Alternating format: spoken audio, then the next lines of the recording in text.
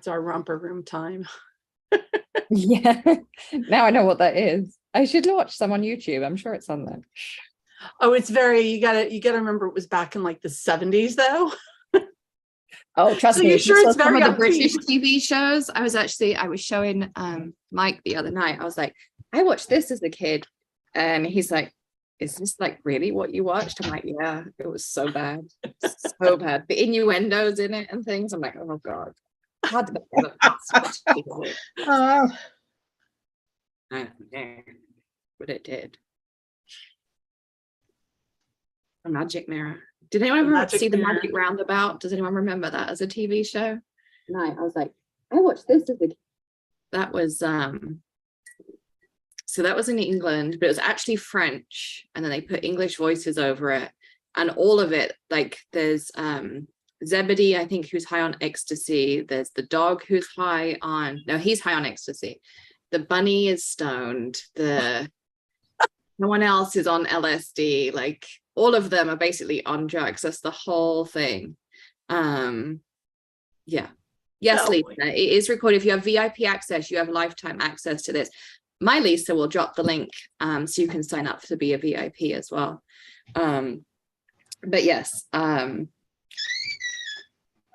every single character was high on it. That was the whole thing. But it was, and that was in the 70s.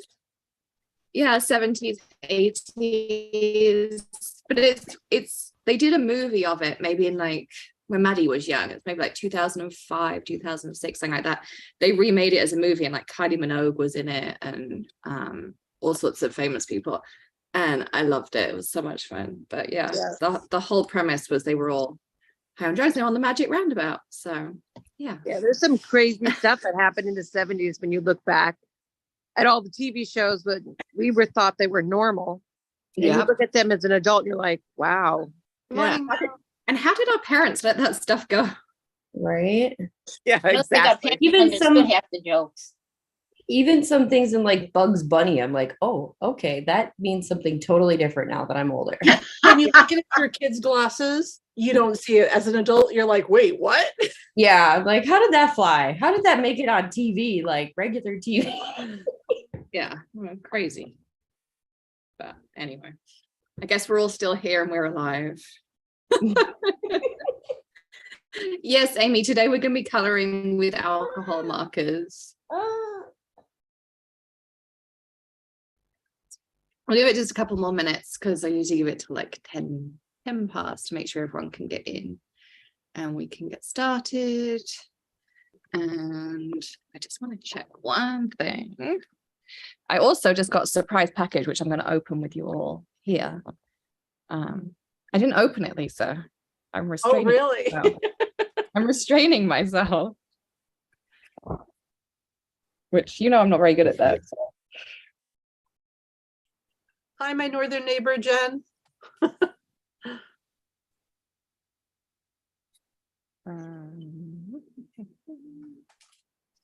can I never work this out? Yeah, usually protocol in text, if you type in all caps, it's deemed as yelling. Yeah, but it means we can see what you've said. Yeah. Yeah, I get upset when like people email me in all caps. I'm like, why? Why are you yelling? It's not appropriate. Good morning, sunshine. You're fine to walk around. Mine just woke up.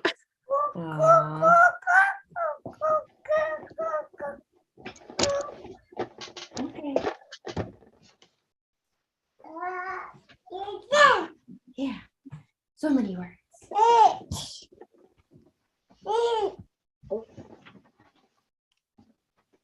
Lisa, I think Zoom is limiting us to 100 people, but I can't find where in Zoom you can open it up. I don't know.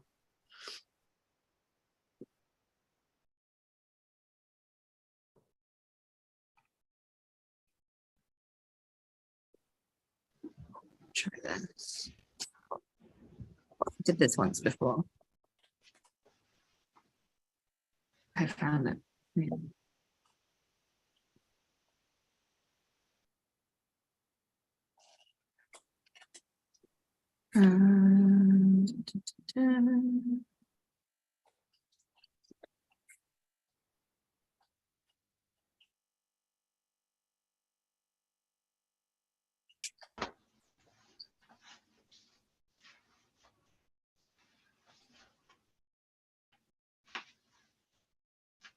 Germany, good morning. I love seeing where everybody's coming in from. I know, I love it. Yay, Carla Christina. made it. I think I'm about to get it fixed. And we have somebody from Australia over on the YouTube, Canada, Wisconsin, Germany. Oklahoma. Hey, Elizabeth. Good morning. I get to speak German very often. No one hears this. Say hi. Say very loud. Who is that? That's Frankie. Frankie got into grandma stuff. I don't want to check him out. And this. All right, so Zoom. So if anyone's on YouTube and you were trying to get in the Zoom, you can now get in the Zoom with the link that I sent. I fixed it. All right. Well, I'm going to mute everyone. Yeah.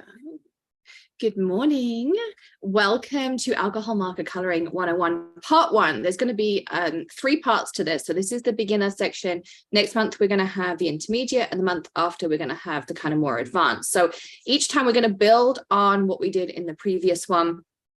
We're going to literally start at what is alcohol markers versus watercolors versus coloring pencils versus all this kind of stuff. And then we're going to look at paper choices. We're going to talk about numberings. We're going to talk about different brands. We're going to talk about papers, all kinds of different things. So we're literally going to start from the beginning. So you may know some of this, you may not know some of this, and then we're just going to build on our skills that way. However, I was just getting on with Lisa and there was a knock at the front door, and I have a package right here, which is our brand new release stamps. They were due last week and they actually turned up first thing this morning. So I thought I would open the package with you all. We can have a sneak peek and we can use them today.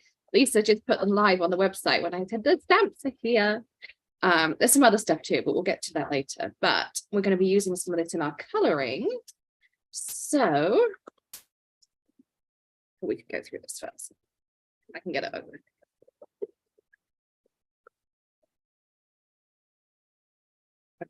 None of them are packaged because they rushed them out to us. And Lisa might have to tell me that some of this, I don't know why Lisa, I think I have a feeling that the Crafter Party one is in here. Lisa, what are the Crafter Party ones called?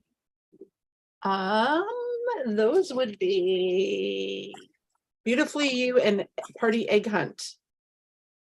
Okay, Egg Hunt is there. Beautifully You is there. Which was the other one?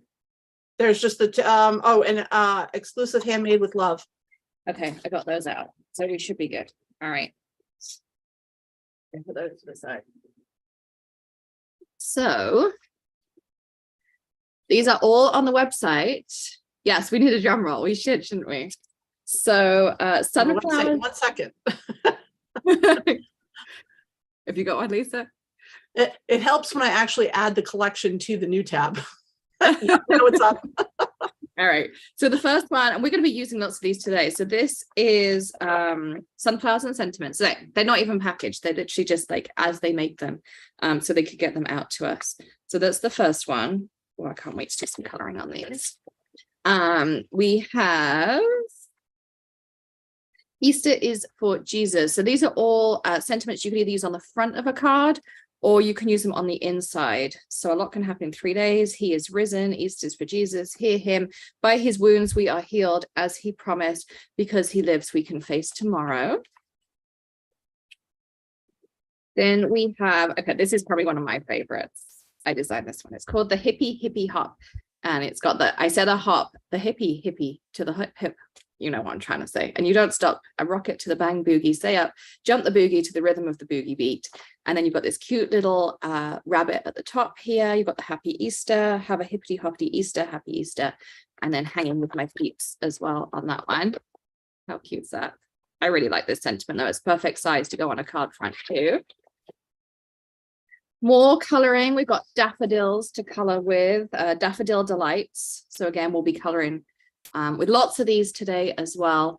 And then this is about fresh starts. And of course, you can use it for Easter as well, spring, all those kinds of things as well.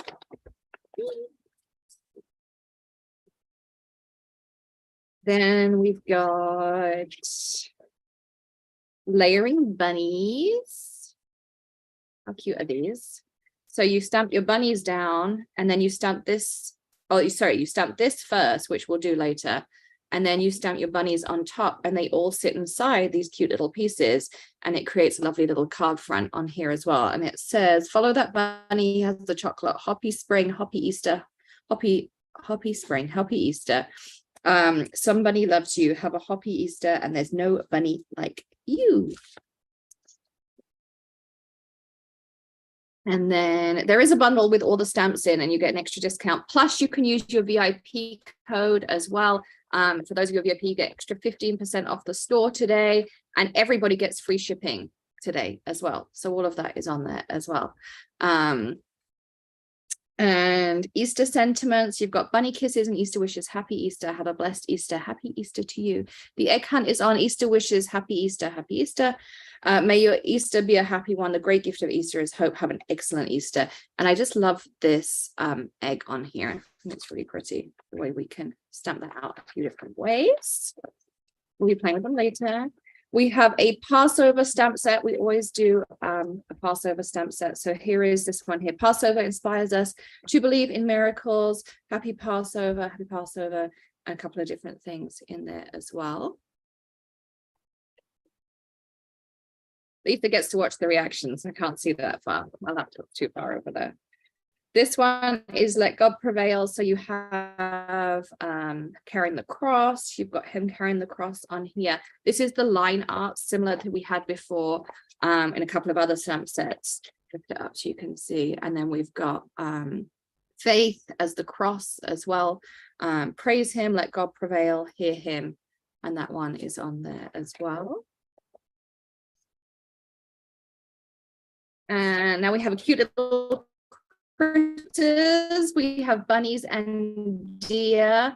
Look how adorable these little bunnies are. So you've got the deer up here. You've got the bunny with, we have one sitting under here like this.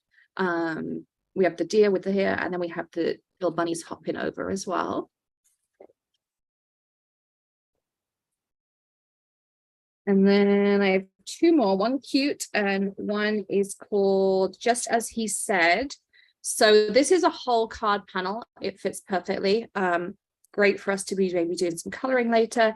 He is not here, he is risen just as he said. Hallelujah, he is risen. Hallelujah, he is risen, he is risen. Some different ways to put that on there as well.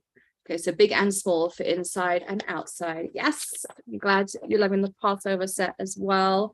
And then we also have Hippity Hop, which has all these cute little eggs in them. And then you've got the bunnies. So you can do little bunnies here. You've got baskets full of eggs. You've got the 3 chicks along the bottom here. And then you have this little pennant. So you can use this with all kinds of different things. This little pennant here with the Happy Easter on it as well. So yay, we've got the stamps to work with today as well. So that's that. All right, just a little bit of housekeeping. So this is a Zoom. It is being simulcast on YouTube. I can't see the YouTube comments as well as the Zoom comments.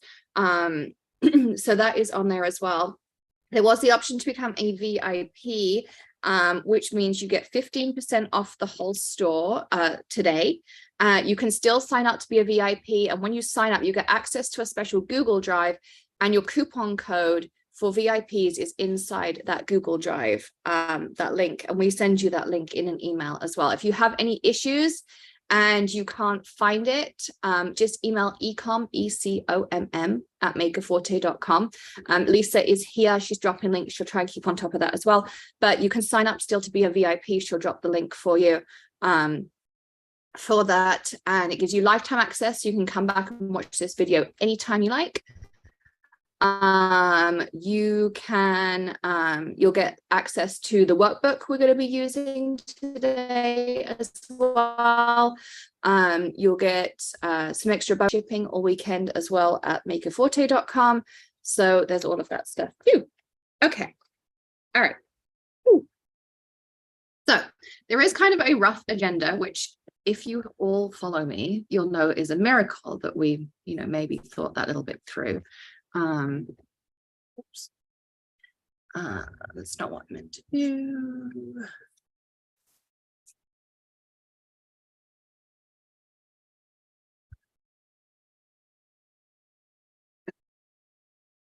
So I want to start off by talking about the differences between alcohol markers, watercolors, color pencils, all those kinds of things. So alcohol markers are really nice for color compared to maybe like a water-based marker. So maybe like a Crayola marker or a watercolor marker or a watercolor pencil, a watercolor paint, anything water-based. And the reason I like it is they blend really nicely together, but once they dry, they're pretty much permanent. Now you can reactivate them by coloring with more alcohol on top, but really they're kind of like that steadfast because it is a solvent. Whereas with watercolor, once you put that watercolor down, you can always add more water and reactivate watercolor. Okay, so it's always going to be there. Unless you seal it or something like that as well, then it's always going to be there. You can always reactivate it. Also to let you know, with colored pencils, you can blend those with Gamsol, so that is a solvent. You can always blend them, and you can also do beautiful blends. They're going to be very vibrant. They're going to be very soft to color with.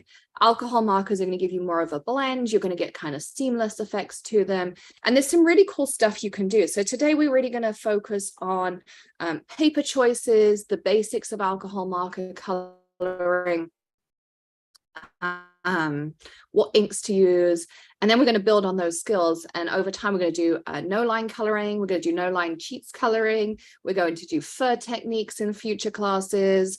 We're going to do monochromes. We're going to do skin. We're going to do all kinds of different things over these 3 days that we're going to have, one each month to do this as well. So, so that's kind of the differences. So your alcohol markers are going to, you can reactivate them with more alcohol markers, but it's not going to be quite the same as, say, watercolors, where you instantly can just put more water down and always reactivate them and things like that as well. So Wendy says, I used color pencils last night and Gamsol. This morning it's all shiny and waxy. Yeah, so that's the wax in the pencil. The Gamsol breaks that down, but it is going to give you a sheen.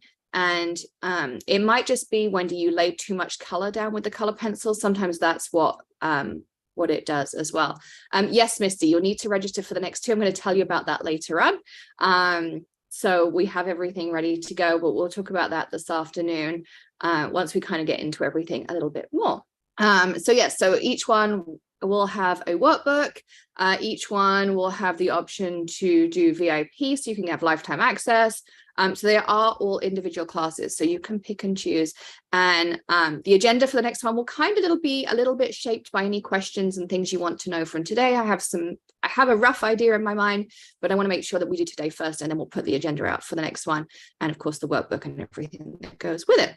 So talking about that, there is a workbook. If you're a VIP, you have the option, you get that in your drive. There is a PDF download, and you did have the option to order a printed copy, and it came with 2 packs of cardstock. Is it going to focus? There we go. It came with 2 packs of cardstock as well, which is the cardstock I'm going to be using today. So it gave you lots of practice cardstock on there. And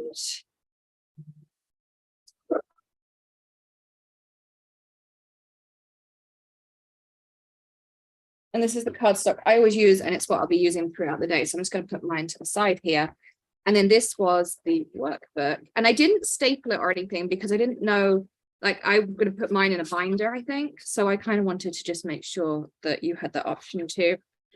So the first thing in your workbook is it talks about inks. So let's talk about that. Like, what inks can you use with alcohol markers? So you can't use something like an archival ink because the one thing with ink pads is its opposites attract. So when you're using alcohol markers, you want to use something water-based or something that's labeled alcohol marker friendly. So we have our Remarkable pad, which I'll get to in a minute. But you're going to want to use something that's water-based because it's an alcohol, it's a solvent. You're going to want to use the opposite. So you're going to want want to use water-based. Okay, you can use pigment, and then the one thing with the pigment is you're going to have to emboss. I would recommend using embossing powder, a clear embossing powder over the top. The only thing is you need to then be careful of the nibs of your alcohol markers. You can kind of mess them up just a little bit if you're not careful with the embossing powder. Now, your distress oxides, it's a dye pigment fusion. So you're going to want to heat set it, or maybe use some embossing powder over the top because of the pigment. But you're going to want to make sure it's really, really dry. You can use alcohol markers with oxides. I don't recommend it per se, because some of that oxide also can contaminate your nib. But if you heat emboss it with some clear, then maybe you can get that as well.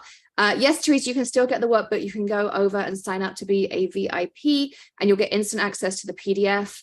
And if you want the cardstock that I'm using, the Maker Forte cardstock, and the printed version of the workbook, you can still get that. Lisa's been dropping the links for you as well. If you're a VIP, Lisa, it's in, Teresa, it's in your Google Drive that we sent you, which has everything in it. It has your coupon code and it has your PDF of your workbook as well. But if you want the printed one, Lisa's been dropping it. There you go. Beginner's coloring kits on there as well. All right. So back to ink. So hybrid inks. Hybrid, again, it's kind of it's not a fusion. It's a hybrid of pigment and dye. So again, you can use your alcohol markers with it. I do recommend, if you're using hybrid, that you heat set it first of all before you go into that. So that's where we are with hybrid inks. Heat set before you use alcohol markers. And then archival inks, that's a no-go because they're solvent based. So the solvent's going to react with the solvent in your alcohol marker, and you're just going to end up with bleeds everywhere. So you do not want to use those at all. Okay. So we do have two inks that I developed especially for alcohol markers. We have our Remarkable ink. So it comes in Eclipse Black, which is a deep, deep black. We'll be using it today. And then we have our Fog, which is for no line coloring, which we'll be doing in future classes as well. But yes, so you have two different things here, and these are instantly alcohol marker friendly. I mean, by the time you've stamped, cleaned, done, so we're talking like 10-15 seconds, these are dry, ready to go. You don't need to heat set them or anything, and you can use your alcohol markers with them as well. So there's that as well. And then also any of our Color Hive inks are also alcohol marker friendly. The only thing I would suggest is either give them a little bit extra time to dry. These are designed to be super fast drying. These take a little bit longer, as you all know, because they're blendable. Or you can just like give it a blast with your heat gun and it'll be dry in a couple of seconds. So just to let you know as well, on that as well. So this paper that I printed your workbook on is our perfect stamping paper. It's halfway between like a printer paper and a cardstock, but it's really good for practicing, just playing around. I'm also going to be showing you about how you should be using something porous underneath. This is perfect for that porous paper as well, because it's not so thin as printer paper. It's more like a thin cardstock. So that's why we printed it on this for you. So again, so Amanda did this awesome workbook for you. So she's put here about the Color Hive inks. So you've got the Remarkable Eclipse Black ink pad. You've got the Fog for no line coloring. And then there's the mini version of the Eclipse Black, which I don't think we have any in the store. But for those of you who got the Elegant Roses bundle, then they came with the mini Eclipse Black. Let's show you.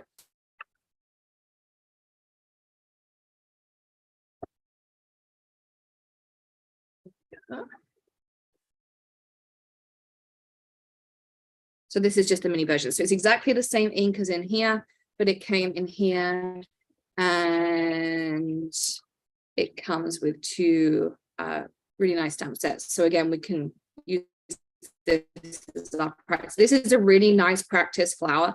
That's why I included the stamp set in the bundle, because this flower is perfect. It's got lots of open areas, and it's a really good one for you to practice with. Okay. That's that. So now I want to get into paper, and paper's an interesting one because there's so many different options with paper and alcohol markers and all that kind of stuff. So we're going to play with a few different things. So as I say, my typical go-to paper is our 110-pound Milled in America super white paper. I also like to play around with, and I grabbed some over to the side here.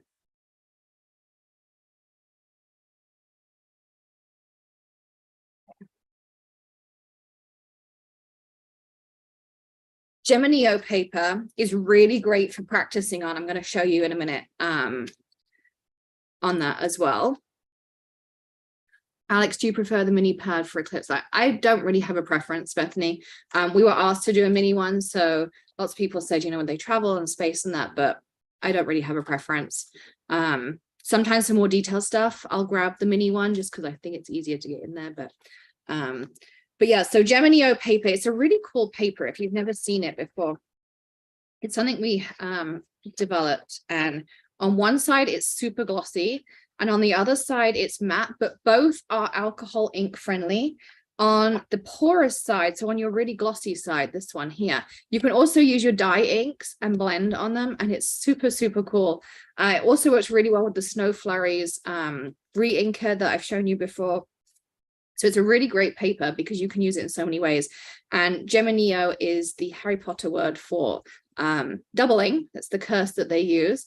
So hence it's a double purpose paper because you can use both sides. This side behaves just like Yupo, and then this side behaves like an alcohol ink cardstock. And it's a really great value as well. So that's that. And then also vellum. Vellum is a really great practice medium because it's not non-porous and it's not porous. It's kind of that in between. And so your ink with your alcohol markers is going to stay wetter just a little bit longer, long enough for you to kind of really practice your blends. And I'll show you that in a minute as well. Now, there are a lot of cardstocks out there. We also have our perfect stamping paper, which is what your workbooks are printed on. I'm going to show you that as well. Again, it's a really great way to just practice and play around and, you know, try stuff out. But also there are things like Copic have something called Express-It paper. Express-It paper is really nice. It's really, really expensive. I have some in the drawer over there. It's an ultra, ultra white bleached paper. If I put it next to any of these, you'd be like, wow, that's all of these papers no longer look white. I mean, we look at this cardstock, we're like, oh, that's a really nice white cardstock. If I showed you the Express-It, I mean, it's like so bleached. I just, you know, personally, I think it's really expensive. It is a nice paper to use, but I think there are equal alternatives out there that are much better value. Go ahead and try it. And as I say, it's a great cardstock, but it is crazy, crazy expensive, and it's really, really bleached. And I have noticed that it's kind of it's a little bit like Geminio, but it's more cardstocky. It's definitely got a coating of some kind on it as well. Wendy says, I have a great question. I was organizing I found 8 packages of white paper. How do I know what they are? Geminio was the only labeled one. So it would just depend if they're coated or not, Wendy. So you'll just have to feel each one. Like our 110-pound white. And then we used to have the perfect blend. Again, you'll feel that. So that's just got like a slight coating on it as well. Yeah, you kind of have to do it by feel more than anything on that. But they should all have stickers on them. Okay. So that's paper choice. I'm going to get into coloring and markers and everything in a minute. I just kind of wanted to go over everything with you. So Amanda made you this tips and tricks page as well. Light source, we're actually going to cover more in the intermediate. Today's going to be more about actually just getting the color down and getting those perfect blends in there. But she did do a few things in here: determine a light source, add highlights, create texture, use color harmony, and get the best blend. And we're going to talk about color harmony in the intermediate class, and about just kind of, you know, complementary colors and all that kind of stuff on there. She also made you a swatch chart, so you can put your medium on here and swatch it out. And she did you a few practice pages. You can kind of have a play around, and we'll be coloring lots of things. And then you've got some blank pages in here as well for more practice. And I added you just a couple of extra pages of the perfect stamping paper in about there. I'm going to grab one of those out because I'm going to need that today. So that's your workbook.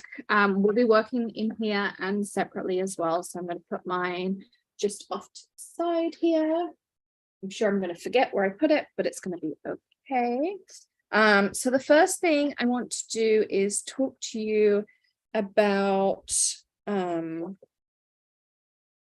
markers themselves. So here I have my Copics. Copics are my personal preference of markers. There are tons of different brands out there. I know there's Altenew have some, and there's the Olos. I have mine here. Okay, grab them.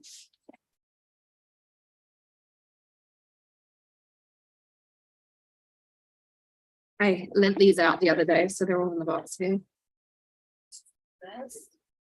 So these are the new Olo markers. We can play around with these today as well. We'll grab one out. There are different versions of Copics. There are the Copic, these are called the Sketch. So they have a brushed nib on one end, don't you dare fall. And it has a chisel nib on the other end. The Olos come like this. So we have a brush nib, and you have, this one's the brush too. Is that right? Oh goodness, look what I've done. There we go. I have to say, I haven't used my Olos as much as I thought. I think just because I have the Copics and I did all the Copic classes, I just tend to reach for them because I know them and I understand them as well. Yeah, so there is that as well. There is the Chow, that is the round version of the Copic. The only difference with the Chow is it has less ink in it. That's the difference between the Sketch and the Chow. I did have the Altenew ones. They used to blend really nicely. I did some tutorials previously with them on YouTube and things like that. There are a couple of resources I was going to share with you. Actually, I'm going to share my screen because you're all talking about Sandy and stuff. So I did bring up, and I wanted to share this with you. So I'll drop the links if I can get to them. Here we go. So there is a Copic chart you can print and download right here. We also have a Copic chart. So this is the color wheel. There's a color matching chart and all this kind of stuff. We also have printed on our 110-pound white. There is a Copic chart that we have that I created. And all it is it lists out the all the Copic colors, and you can put a couple of book rings through it, and it's really nice because you just kind of have like this flip chart sitting there. I don't know where mine's gone. It's not in my drawer where it should be, so I don't know where mine's gone. And then also, as you were mentioning, Sandy has this hex chart, which I love my hex chart. And you can see like what she did is you go and you color in. She's just done one for Olo as well. And you can go and buy this. I think it's like, yeah, $6 as well. So I'll pop the link in here for you. But I really, really love her hex chart. I use it all the time. I have one, and she does it when you buy there's one that she's colored in, which isn't perfect because of printing. And then there's a blank one that you can color in your own colors as well, which I really like as well. Copics only have one shade in each marker. So do the Olos. Okay. And what do I think of Tri-Blend? See, I did a review on Tri-Blend.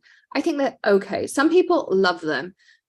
They were not my favorite marker overall. I would just say they were okay. But again, the one thing about markers and coloring and all that kind of stuff is all personal preference. I just didn't find that it saturated the cardstock enough for my liking on the Tri-Blends. Have I used Camellia markers? Yes, I have used Camellia markers. I just couldn't get them to work. And I've spoken to a lot of people, and there are some people who love Camellia markers and they do the most amazing stuff with it. And then I've also spoken to a lot of people who are like me, and they're like, yeah, this really this really doesn't work that well. And I think it's a great idea. I just don't think they maybe executed it in the best possible way. Personally, anyway. That's just my opinion.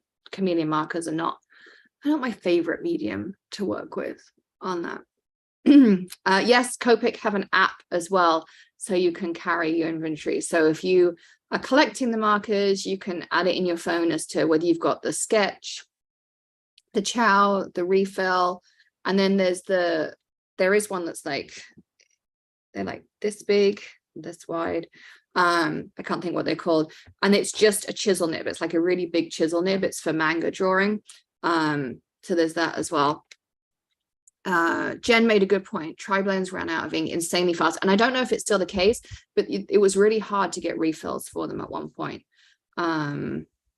Yeah, Karen says I haven't tried the Olos yet, but I do love Copics. See, I do love my Olos. We'll use them today a little bit, but I think just because I had all of the Copics and I'd used them for so long, you just kind of getting that on there.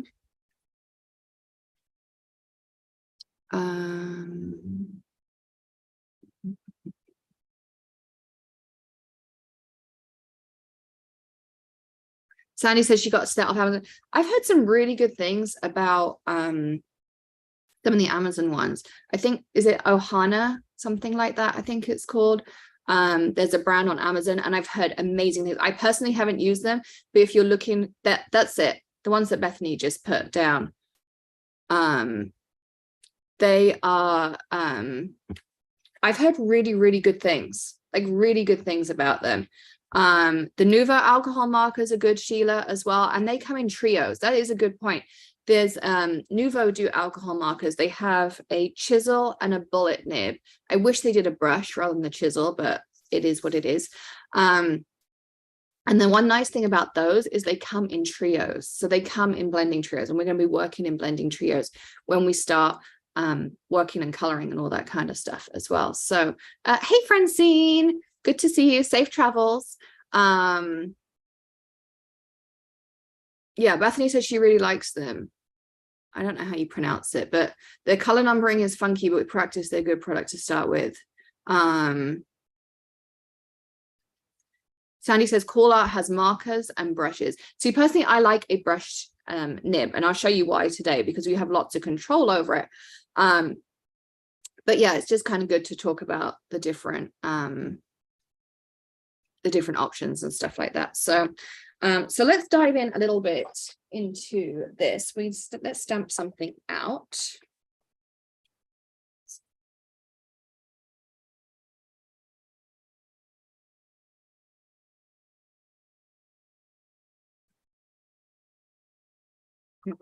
Wait.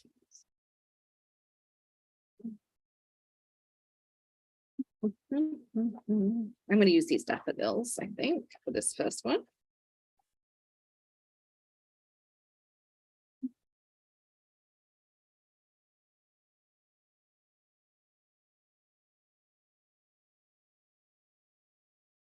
Just do the big flower. So I'm just going to stamp this out. I'm going to use our Remarkable ink. I have played with the Spectra Noirs. Yeah, so the Spectra Noirs are just like the tri-blends. Again, I like them. I just don't find that they blend quite as much as I'd like them to. How did I do it? There we go.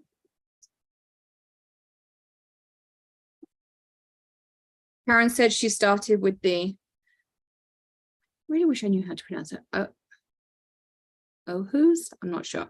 Very reasonably priced. The only thing I struggle with is the cap colors didn't match the ink very well, but doing swatching took care of that. They also can't be refilled.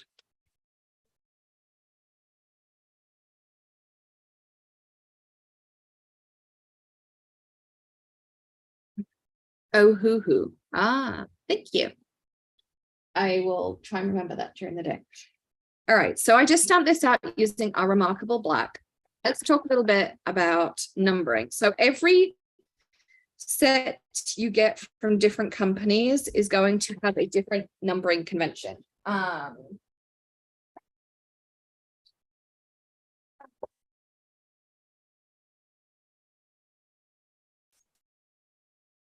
Okay. So I just grabbed out a few Copics here, and on the chart I had Excuse me, open. Alex, Yes. can you zoom in a little? Maybe. I don't know where the button is, Lisa. Okay. Let's see. Hang on.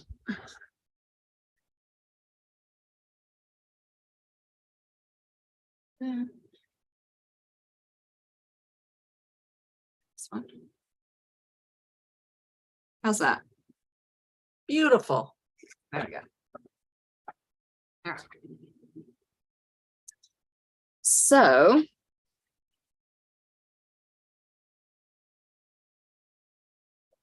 yeah, so on the chart I showed you, it also shows you how the numbers work on Copics. And as I say, every brand you get is going to be different. That's kind of the downside with alcohol markers, is there's no convention between everyone, but essentially your Y is your color family.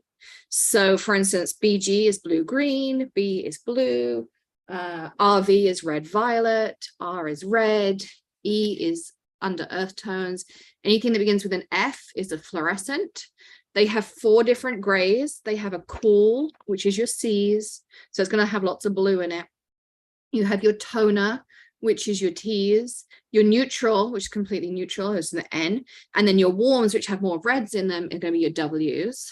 B for blue, BG is blue-green, G for green, YG for yellow-green, Y for yellow, YR is your yellow-reds, R's is your reds, RVs are your red-violets, V is your violets, and BVs are your blue-violets. So they're all of your different ones in the Copics. As I say, sadly, everyone has a different convention, which I know doesn't help. But we're going to work with this convention today, and your markers will have something similar. And typically we like to work in trios. So I'm going to color this one all in yellow just for now. So we're going to start with our lemon yellow. So there's my lightest shade. Okay.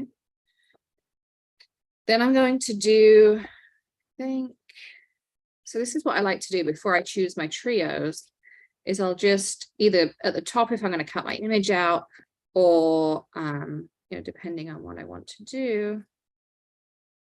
I think that's actually a really nice trio. We're going to do a Y13, a Y15, and a Y17. I'm going to not use the 19. Okay.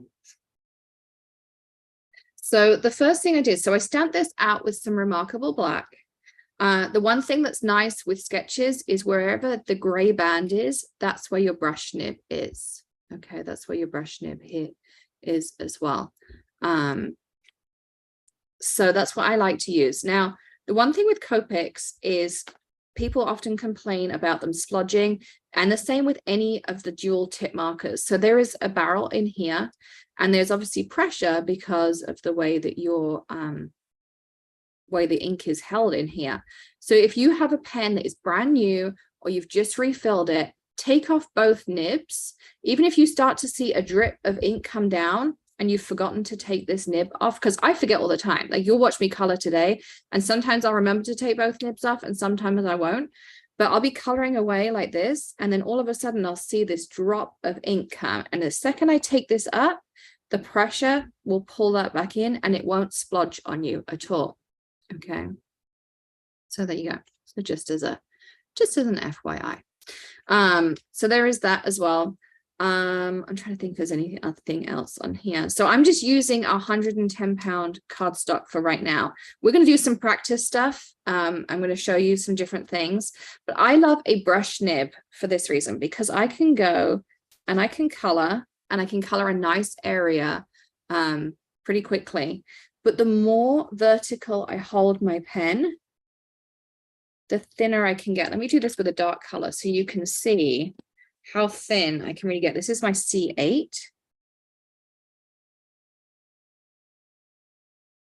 Do you see how thin I can get my lines just by being really vertical?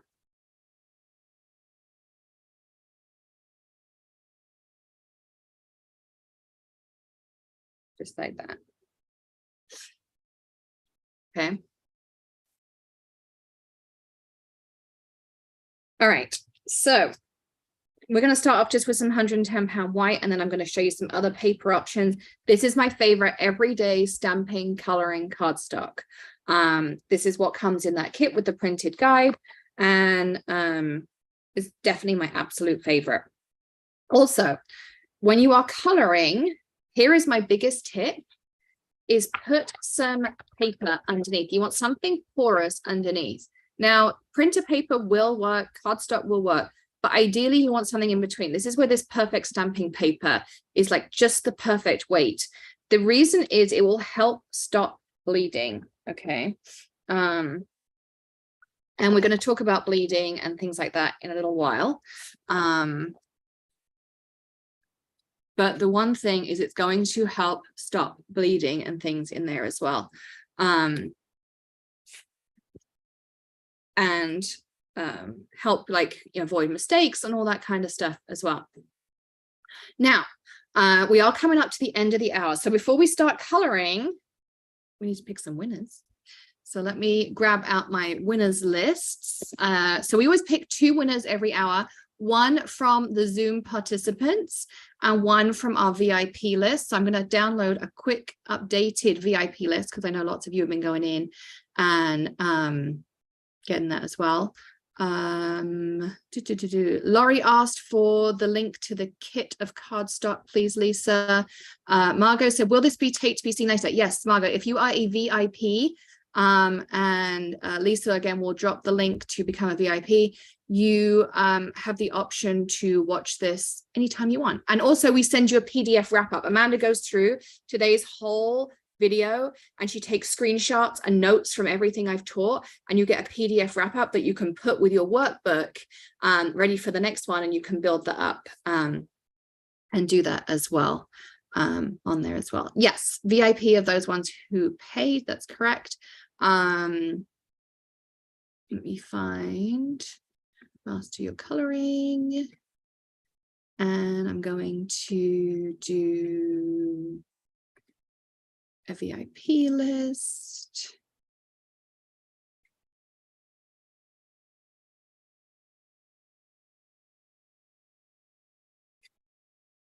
There we go. It's here somewhere. Ah, no.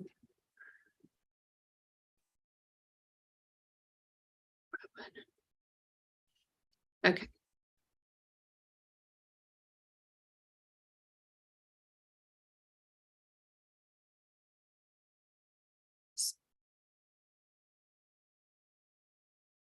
Okay. So, Lisa, we really need to get this drum roll thing going somehow. I don't quite know how we do it, but we need to get that going. Anyway, so our first, so Lisa just dropped the link for you. I think it was Laurie that asked for the beginner coloring kit on there for you. And then if you want to do the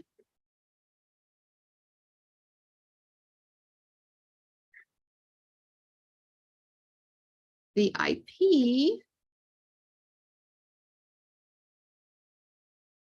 you can go.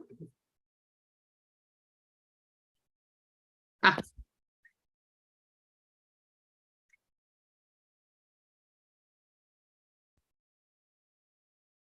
give you the direct link. There is a VIP direct link as well. You can just put in, if my laptop wants, I know why my laptop doesn't want to work today. Send that. I'm going to get out of this.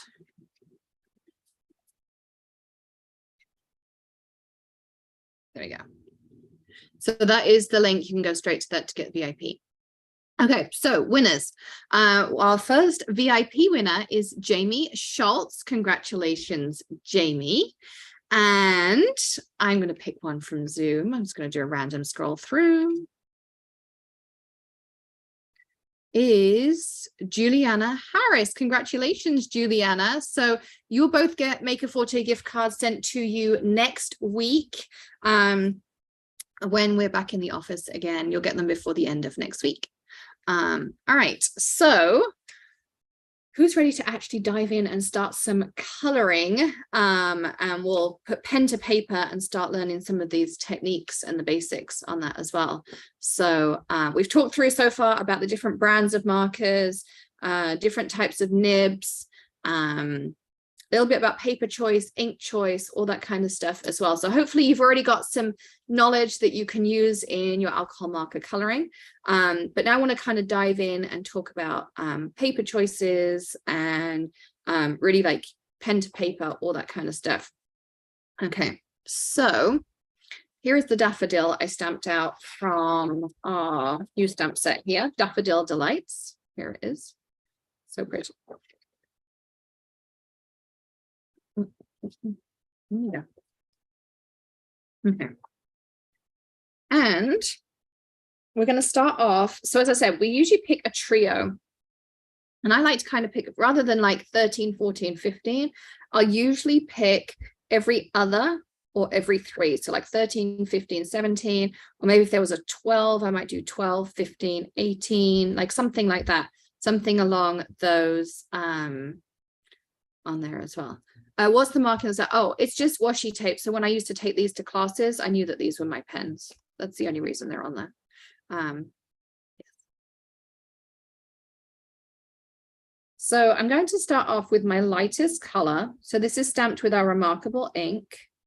So I'm using the side of the marker just because I want to cover a large area. I'm not doing fine detail right now.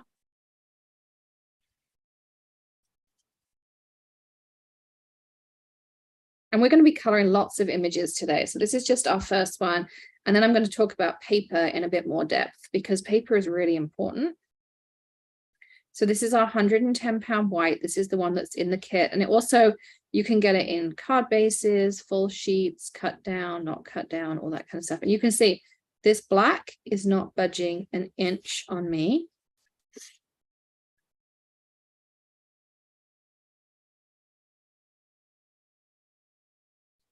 Okay, so I've laid down my basic color. The problem is I can't see my image on the other side. This is your benchmark for your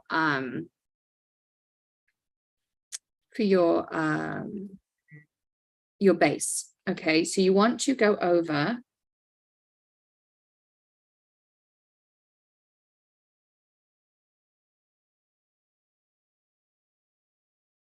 I'm just doing one petal to start with, just to show you. You see how I'm starting to be able to see it on the other side. And the reason is by doing this saturation is it's going to give you, and you'll start to be able to do it without even looking at the reverse side. But you'll notice you go from like a streaky kind of pale base to a nice, strong, solid color base.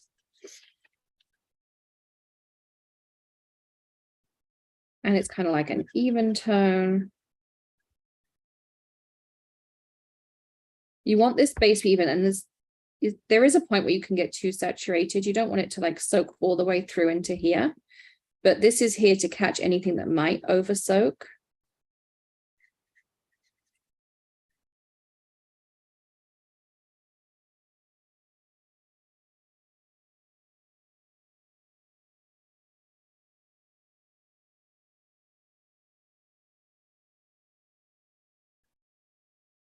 So you can see how this is starting to come through on the reverse side. This is exactly what you want it to look like.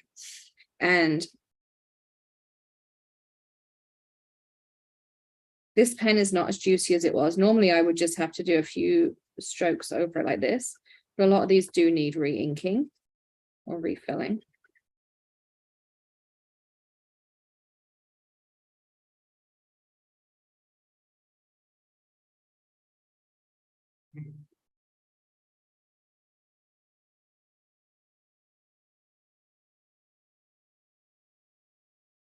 Okay, so you can see how that's starting to come through, and I can see how this is coming. So I'm going to do one more go over this. As I say, normally if your markers are nicely filled, it would take you like a couple of passes and you'd be nicely saturated. But I can also see that I'm no longer streaky and I have a nice base on my cardstock.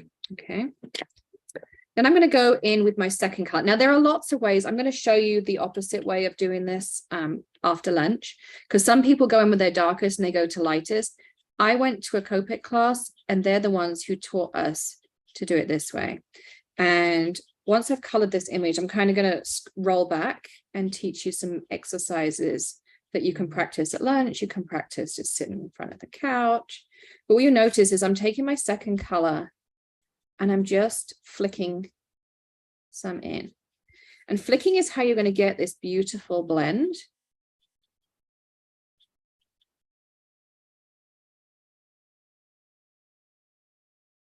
So I just kind of want you to watch my pen and how I'm coloring, first of all. And then we're going to build up to this over the course of the day. Okay. And the one thing about alcohol markers is the more layers you do, the deeper and darker it gets. So if you don't have a color, you can just go over that section a couple of times and build it in. Now I'm going to go in with some 17.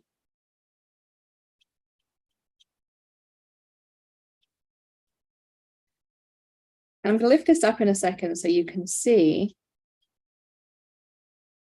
But because my colors are so saturated and I've got that lovely base in here, this is doing all the blending for me.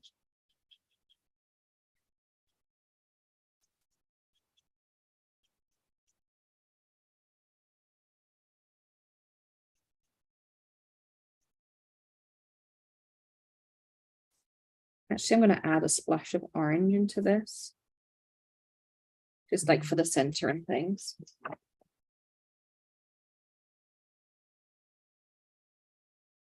See, I can use my little swatch chart up here. Maybe that, because I think this is going to be too much.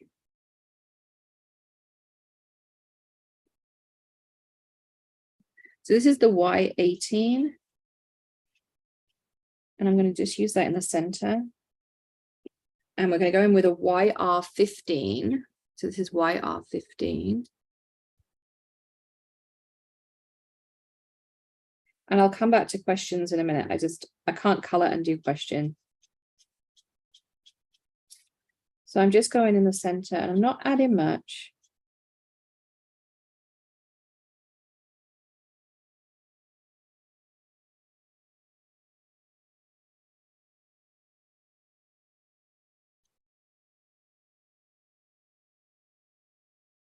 And then I'm going to go back with my lightest color. Blend everything together. Again, I'm still just flicking.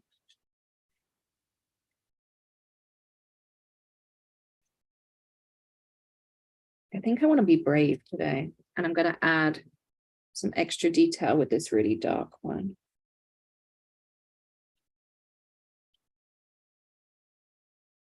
This is a YR16. This is kind of darker than I'd normally go. I kind of feel like this needs it.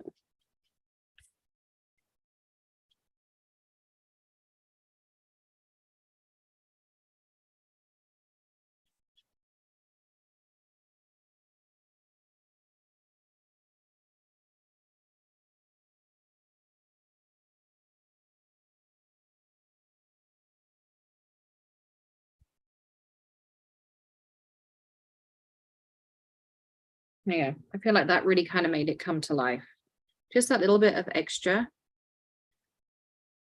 And there's our daffodil in there. And then what you can do if you want to, if you feel like, oh my God, that's way too much, just take your lightest color, go back over the top.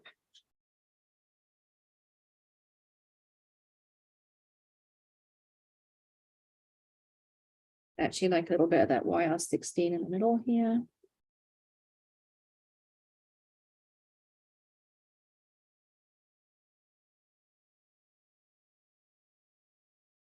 Just like that. Okay. So it just kind of gives you an idea of where we're building up to today. And these are just basic coloring. And then as we get into intermediate, we'll add more texture, we'll add light sources, we'll add all these things to it. But I want to get to a point where you have these perfect blends and you can color like this by the end of today. Okay, so this is a good time for me to have a little bit of a rant about something. So this is your colorless blender. Every brand has a colorless blender. The blender does not blend. The blender bleaches. Okay, let me show you what I mean. So if I take, it's probably a bit dark. This is my C6, and I'm going to color some over here.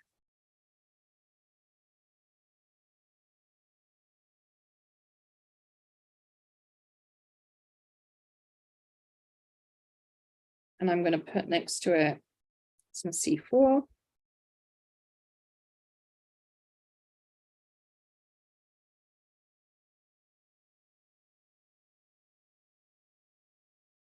So in theory, this should blend these two together. But what you're going to watch is it's actually going to bleed. Lisa knows what's coming. All right. So all this is going to do is bleach. You see? Literally, I can draw a heart in here. And all I'm doing is bleaching out color. So it is not a blender pen. It is a bleaching pen. Okay. But we can use that to our advantage because, for instance, here, I made a little boo-boo and I got a little bleed. So what I'm doing is I'm taking very small strokes and I am pushing the color back inside the lines. I don't do too much because it will bleed back in and then you'll end up with a blotch in your coloring. So I like to do a little bit, leave it for a second, work on another panel, and you can just use it to tidy up your image. So anywhere where maybe you've got like a little fleck or you've got some ink outside your line, I'm literally pushing, you can see the stroke of my pen.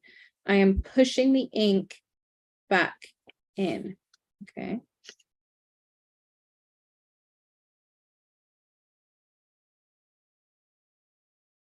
And it will dry colorless. Like when you first put it down, it looks like it's like a little puddle on your paper. That will go away, it evaporates. But we do a little bit and then we come back.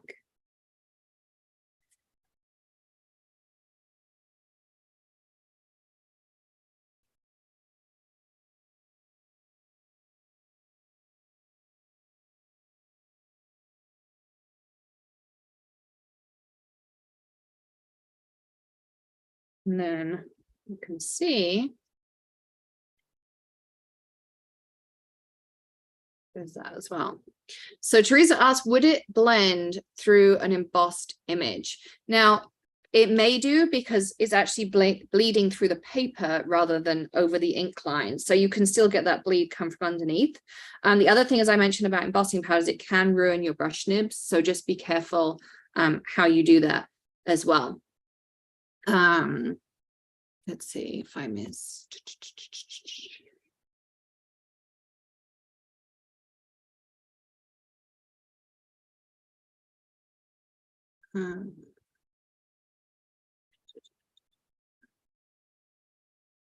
Does the light color get dirty from the other markers you're blending over? No, it does not. It does not pick up color, Jen, on that as well.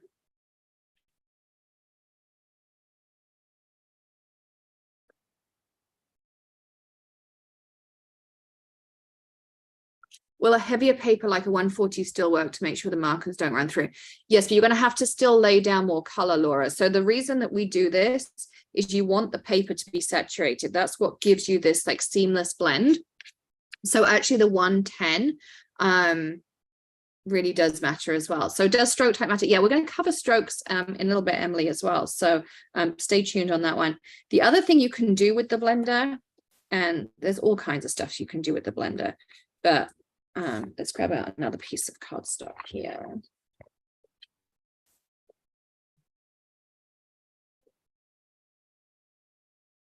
So you can do things like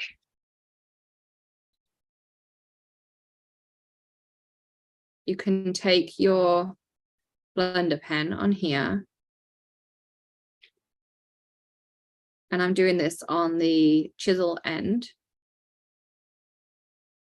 And so if you want a lighter shade of something and you just want to add a little bit of shading, you can pick that color up and then lay it down, and you're going to get a really light version of the shade. Or I just laid my colorless blender in the middle of my chisel. And you can create these kind of like cool techniques. Like if you're doing a stem, this is like the perfect stem right there, because you've got like that little edge, and then it comes down and you've already got it shaded and everything. So it's kind of fun to do. You can also, with alcohol markers,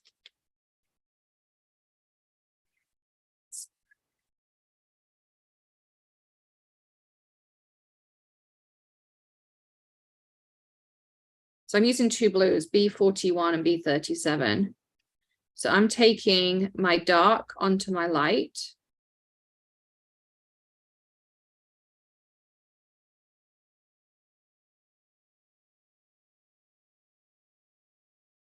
I'm soaking some of that up. And then it starts off.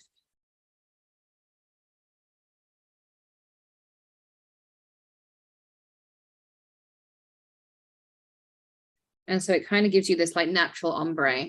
So you start off with a dark stroke, because that's where you had the dark, and then it will fade out naturally with the pen. So you can do like these nib to nib techniques as well. Yes.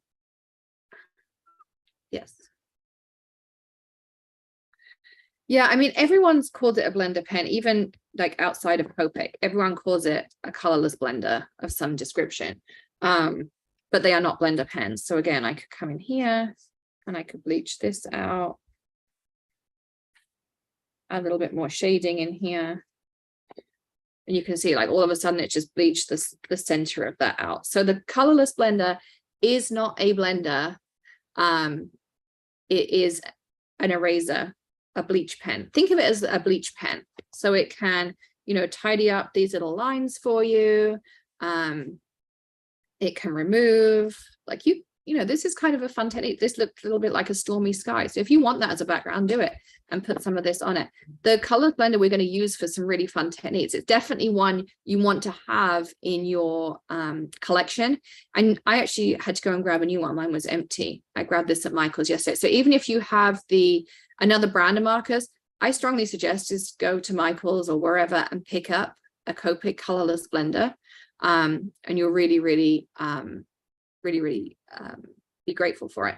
Because when I was taught to Copic color, and I just want to show you, this is how I was taught in the beginning, way before I ever went to a Copic class. Anyway, before any of that.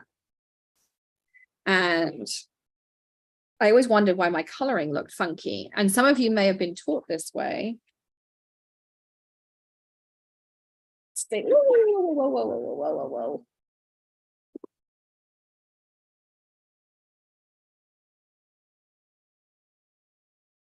Do some sunflowers.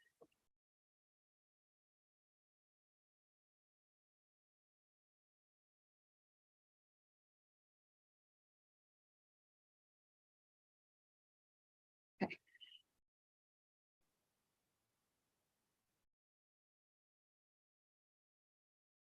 There's a box right there.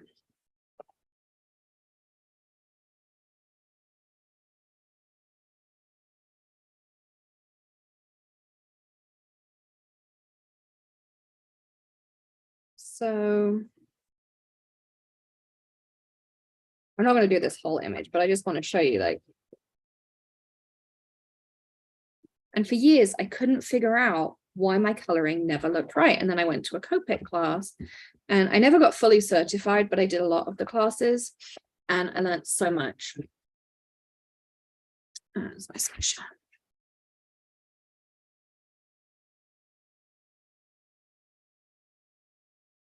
Okay, so there's our sunflower from Sunflowers and Sentiments.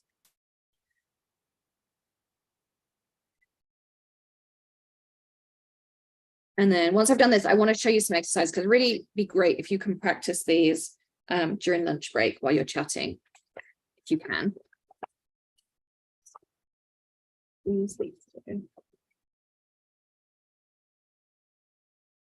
So again, so I have my marker paper. So you see where I was doing the gray under here. I will drop you the link, Susan. There you go. There's the link for you.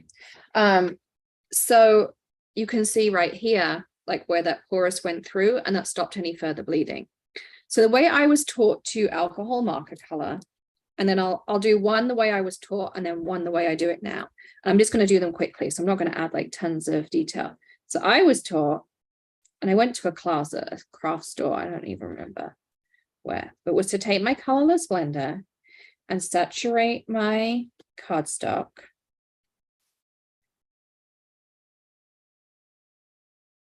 with my blender.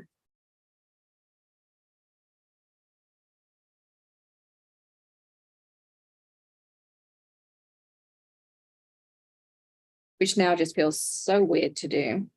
And I'm going to use the same colors on all of them so you can get an idea. So I'm going to start with the Y13 that we had before.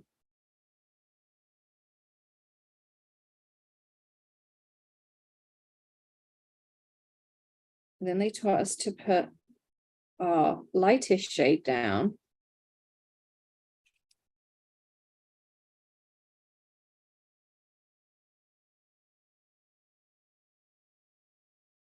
So I do not recommend this technique, but I just want to show you the difference.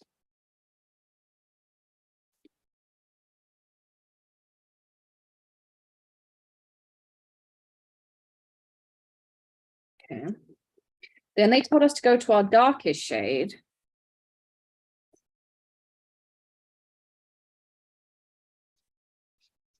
And you see, I'm flicking. These are the techniques I'm going to get you to practice.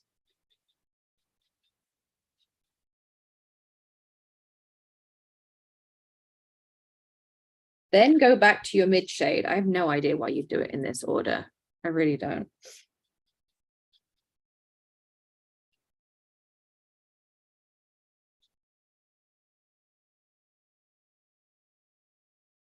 I'm also going to go in with a little bit of the orange just to, that wasn't part of what they taught, but if I was coloring now, that's what I would do.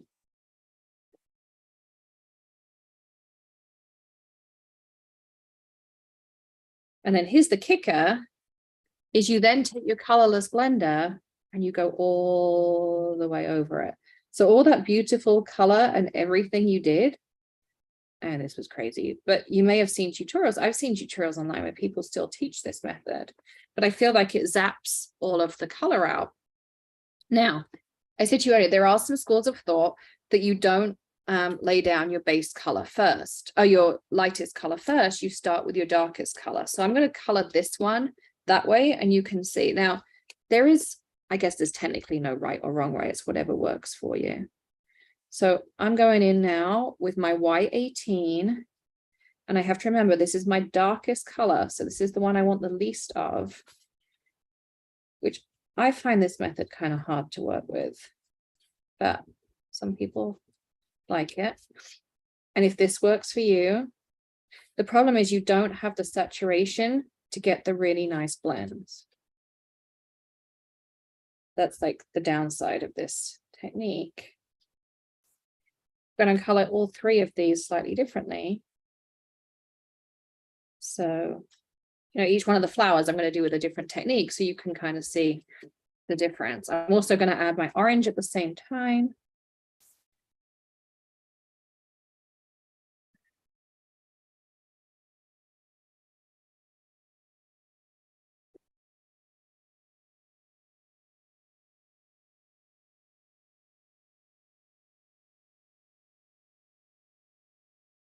So here you can see I haven't saturated my paper.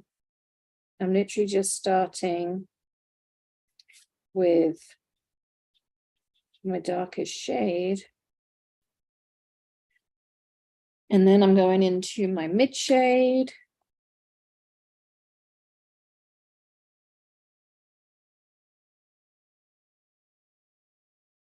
And then I'm going to my lightest shade.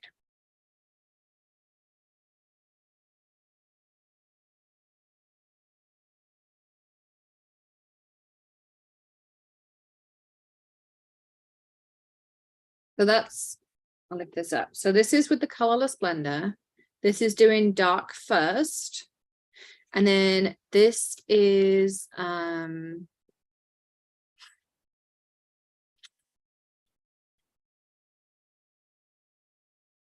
method that I personally prefer. This is the method that Copic teaches. So because these are really fine, you'll see my marker is really vertical.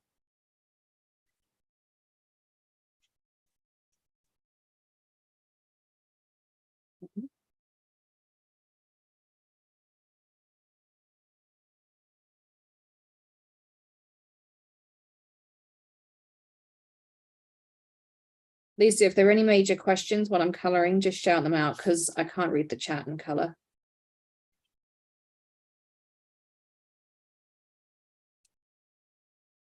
Okay, so I'm saturating. So I went over it once. I'm going to do it a second time.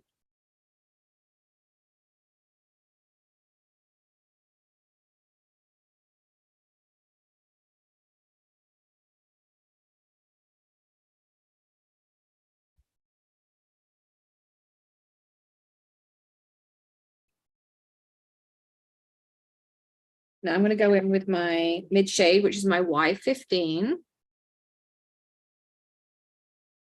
So you can refill those, Wendy. You don't need to get new ones.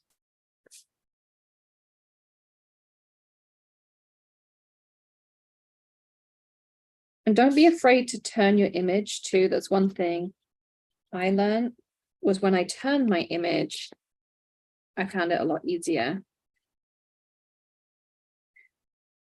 So now I'm going in with my Y18.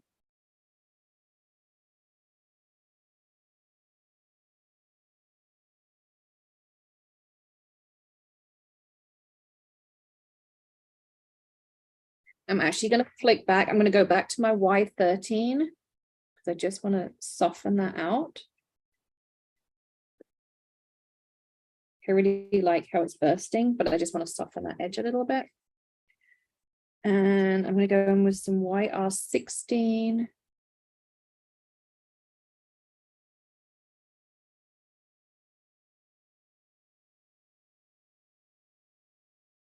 And I want something on the little tips here.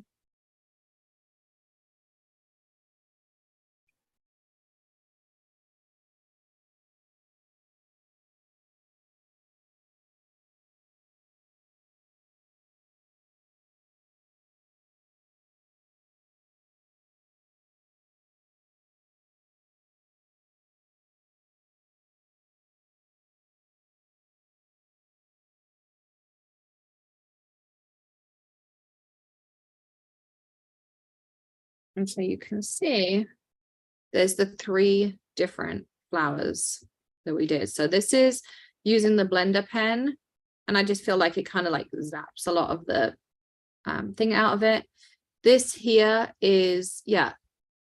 And then here, the light and build, like it looks really 3D. You've got beautiful seamless blends. This one, it's not so seamless because you don't have that foundation to go on as well. So yes.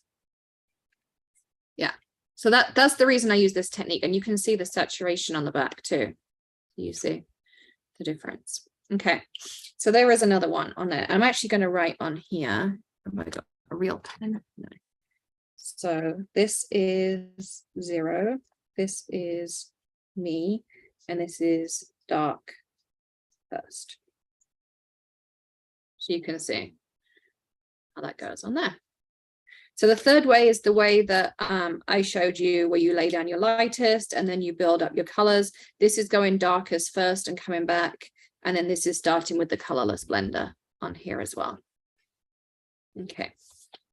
So I'm going to put that to my little swatch cards, and then you can just like put these in your binder or something as well. All right. So let's kind of go back to, I got some Geminio paper. I have some vellum here.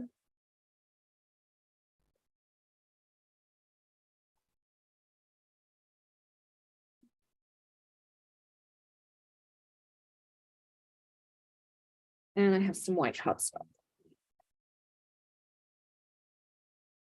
And I'm going to need a red. And I'm going to need a green. I don't know what this green looks like. Up there. And let's do a purple. Now you can pick any colors you want, but it'll make more sense this way. You can use markers on tile because they will dry on non-porous surfaces. It's a little bit harder, but yes, you can. Alex, I texted you a question. Okay. Can I restock? Yes, you can, Lisa.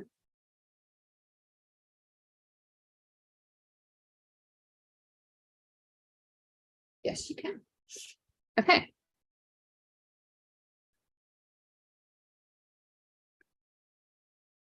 All right, so here I have 3 different types of paper. So there is your standard stamping paper, the one I've been using all morning.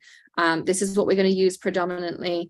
But for practice, Geminio and vellum are really, really great mediums. And also just the coloring on the vellum is so pretty.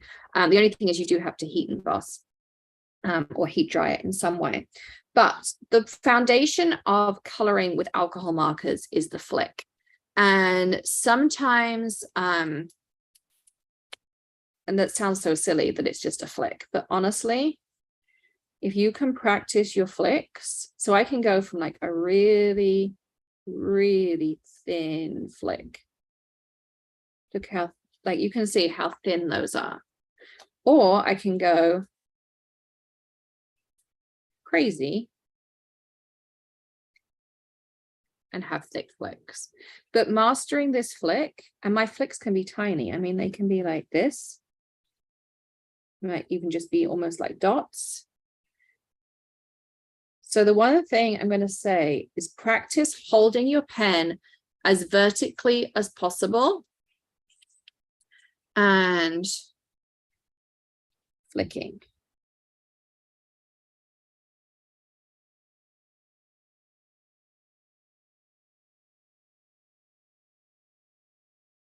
Just like this.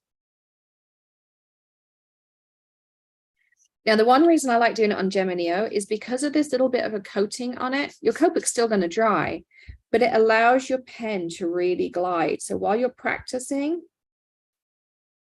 your pen's going to glide. Then you can graduate to doing it on the other side, which has a little bit more resistance, not as much as cardstock, but a little bit more resistance. And again, vellum, because lots of you might have vellum.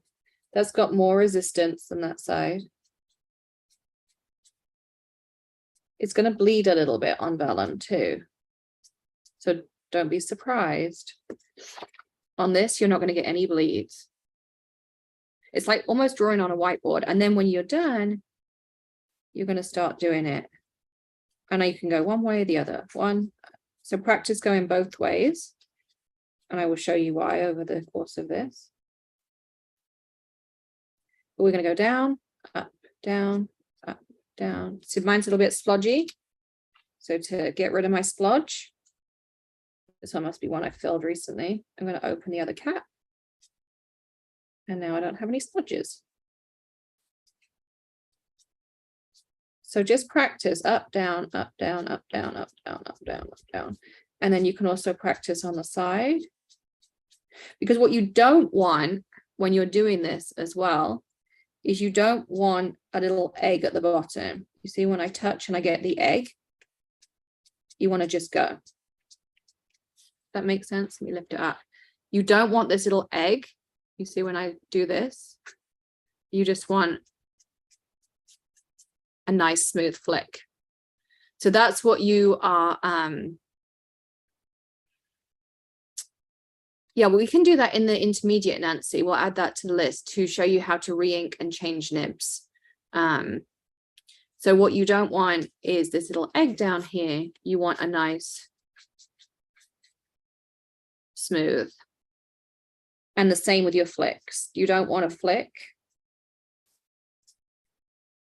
that has this little egg at the top. You want a nice smooth flick. And it sounds silly to say, okay, I want you to go practice your flicking, but honestly, this is harder than you think. This took me a while. Like I did a Copic class and they're like, okay, we're going to practice flicking. And I think we had to practice, I think we did like exercises for an hour. They got all sorts of stuff for us to do. And yeah, it was just, it's harder than it looks. So how do you avoid getting the egg effect? It literally is just practice, Melissa. I wish I could give you like a, so rather than, you see, if you stop, and it's also about how much of the tip you lay down. So literally you want to be fast and light. And you should just take a piece of cardstock like this and go over, up, down, up, down, up, down, up, down, up, down, up, down, up, down. And you'll realize kind of where your pressure is, but you're going to be pretty light. And the more vertical you go, the thinner they're going to be.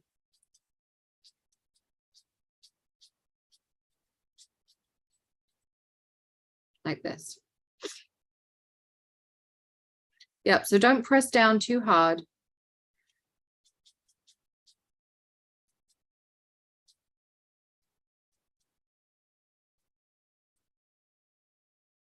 And you'll get to a point where you're like, oh, I got this. Another exercise you can do to practice, let me find two shades that are close together that I got on the table here. I'm going to do 13 and 15 here. Should we do it on here? So this is something else you can do, is take one color, and it's really good on the Gemma Neo because you're going to get a really nice blend, is flick one way. Yes, I know it's a little bit squeaky. And then take your other one and flick the other way. And you see you get this like seamless blend. You flick into each one. And then I can take a darker shade. And that's a really nice way to practice your flicking. And you can see that I get this really nice blend. And anywhere I want to smooth it out, I just take my lightest shade. It is a little bit squeaky.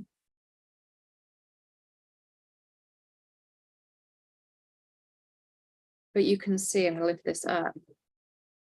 And the camera doesn't always do me favors, but I got a really nice ombre going through here. Actually, it looks streakier on the camera than it does here. Here it looks kind of quite nicely blended together. So I start off light, I go darker, and I go darker. And that's how we're going to build up our colors. So literally you can sit here and practice exactly that. So you flick some 13 into that 13, you're going to flick some 15 in the opposite direction.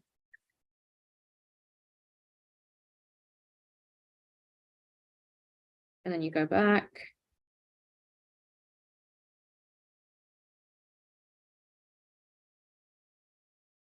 And you flick those two together and you've got a perfect blend. So this is how you can practice your blending with your flicks.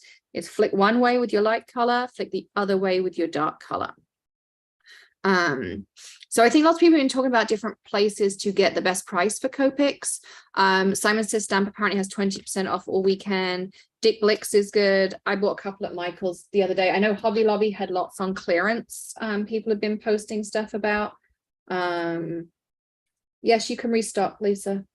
So all that kind of stuff as well.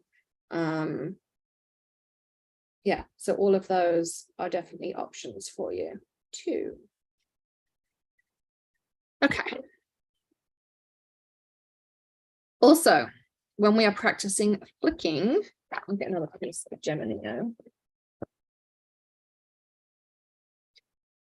There is another reason I want you to practice flicking, and you can do these exercises on vellum. It's just going to bleed a little bit more. It's not quite the same as doing it on the Gemma Neo. The Gemma Neo doesn't on this glossy side, it doesn't bleed. So it gives you a really nice crisp and you can kind of see your progress really well.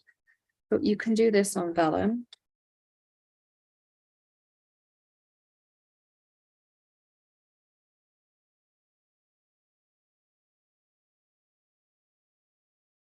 But the one thing is you're going to notice it bleeds.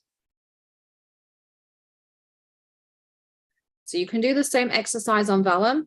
It's not going to behave quite the same as Geminio, but vellum is a great one to kind of play around and practice on. And coloring on vellum on the reverse side and turning it over gives you the most beautiful stained glass effect as well. Bo says, wow, this is not easy. I need lots of practice. So that's the thing. Is it sounds so simple, like just flick. But I can tell you from experience, from having had to learn, and the only way to learn, I assure you here, is practice. Yeah, definitely just try that as well. And if you need to, Lisa, you can restock Geminio as well. I have got some more of that too. So yeah, so there's that. And then, oh yeah, I wanted Geminio. Here's some ways you can practice your flicking, and we're going to be using these later this afternoon in our coloring. Okay.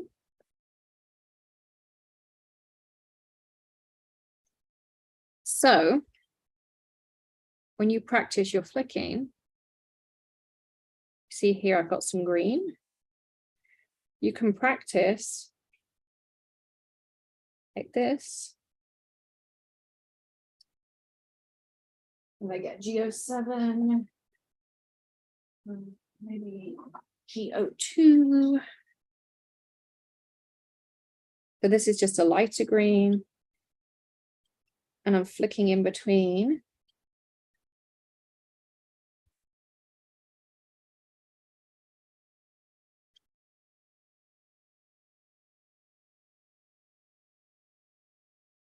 You see how this looks like a little meadow, exactly grass for your bunny stamps. So you can kind of start creating this, and then we can go a step further.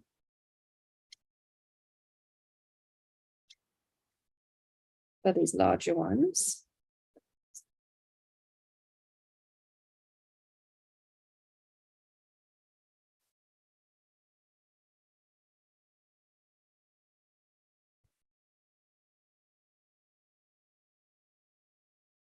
So I'm starting at a point and I'm just laying down my nib.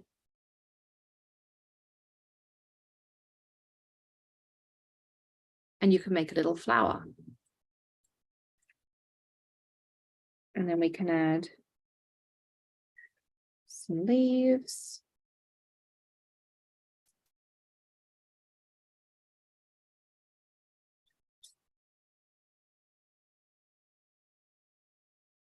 And you can kind of create some fun stuff on there. You can also do a tulip.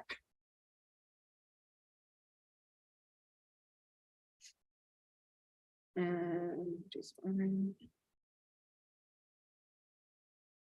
Just with two.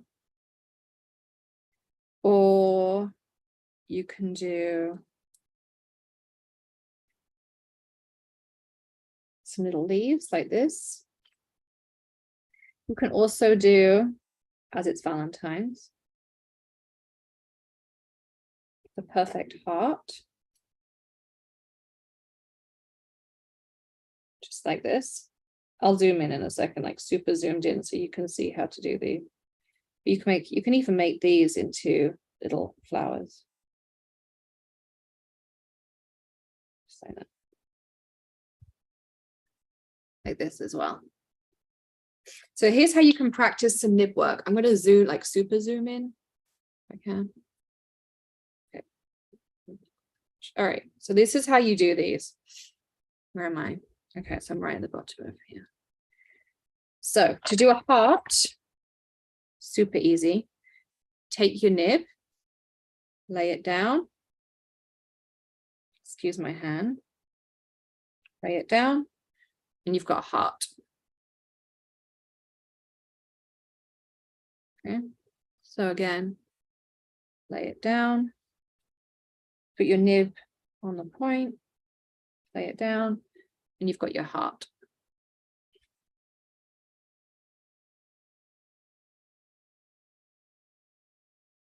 Super easy. Then if you want to do a tulip,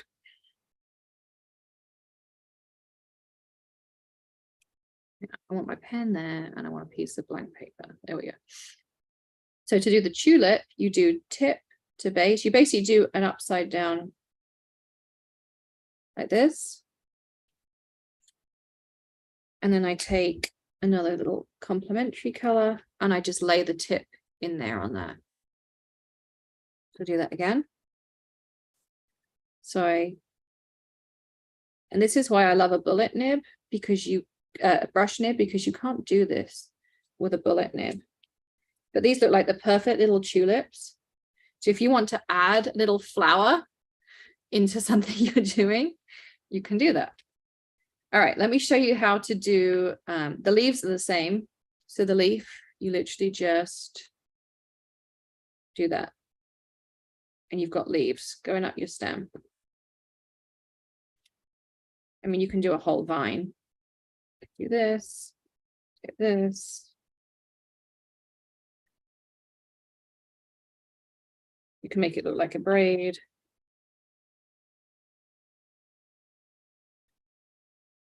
I don't know, I kind of messed that up. But you can also do a stem and leaves coming out of it. You're off camera, Alex. Sorry. There you go. There you go. I forgot how zoomed in we were.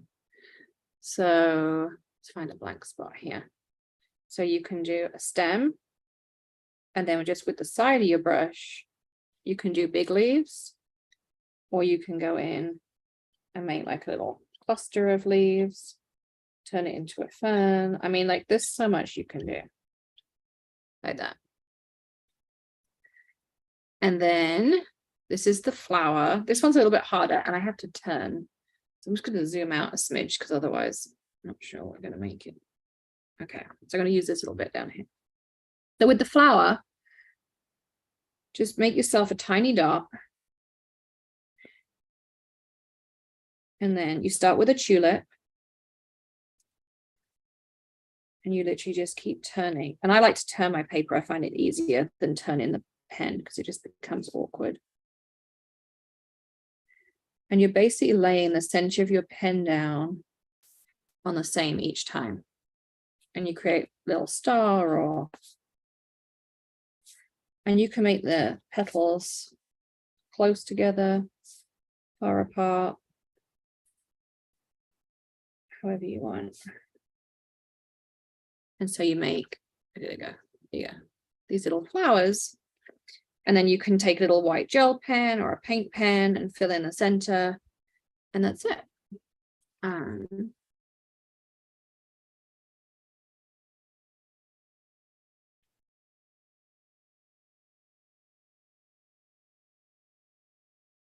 There's someone at our front door. I need to just, Lisa, can you just hold the fort for 10 seconds? I need to see who it is.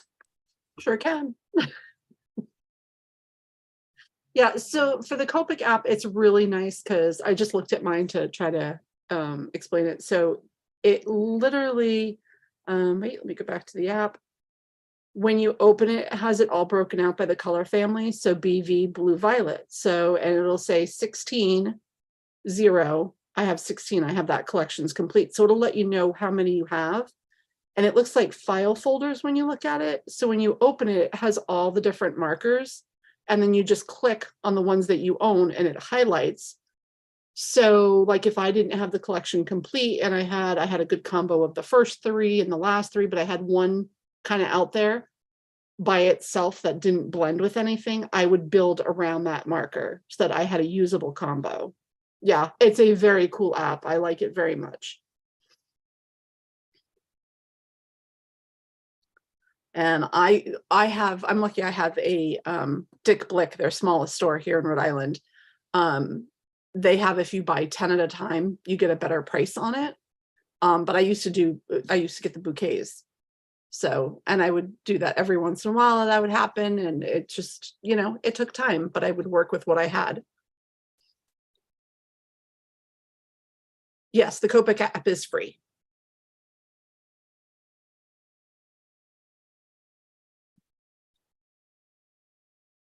And you can even pick, like when I first started with Copic, I didn't know about all the different ones. So I have a few of the square ones, which I'll eventually replace, but you can pick which marker you have, whether it's the sketch or the chow or the whatever the square one's called. I don't remember anymore.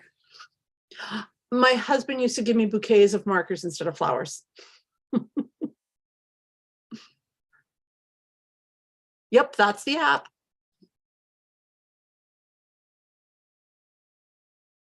So it'll even show you the marker, which one you have in the style that it is. So it's kind of cool.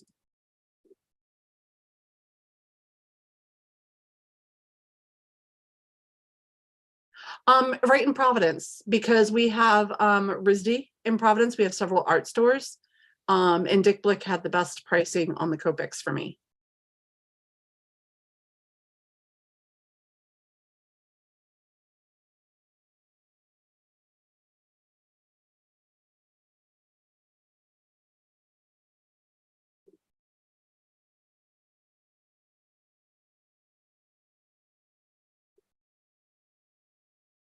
Oh, that's awesome, Melissa. Yeah, I'm like 15 minutes from Providence, depending on traffic. Zulily, I believe, is an online shopping place. I haven't ordered. Yep, I can. And Alex is back. You have no sound, Alex. I'm back. I'm back. There you go. Did you see my text, Lisa?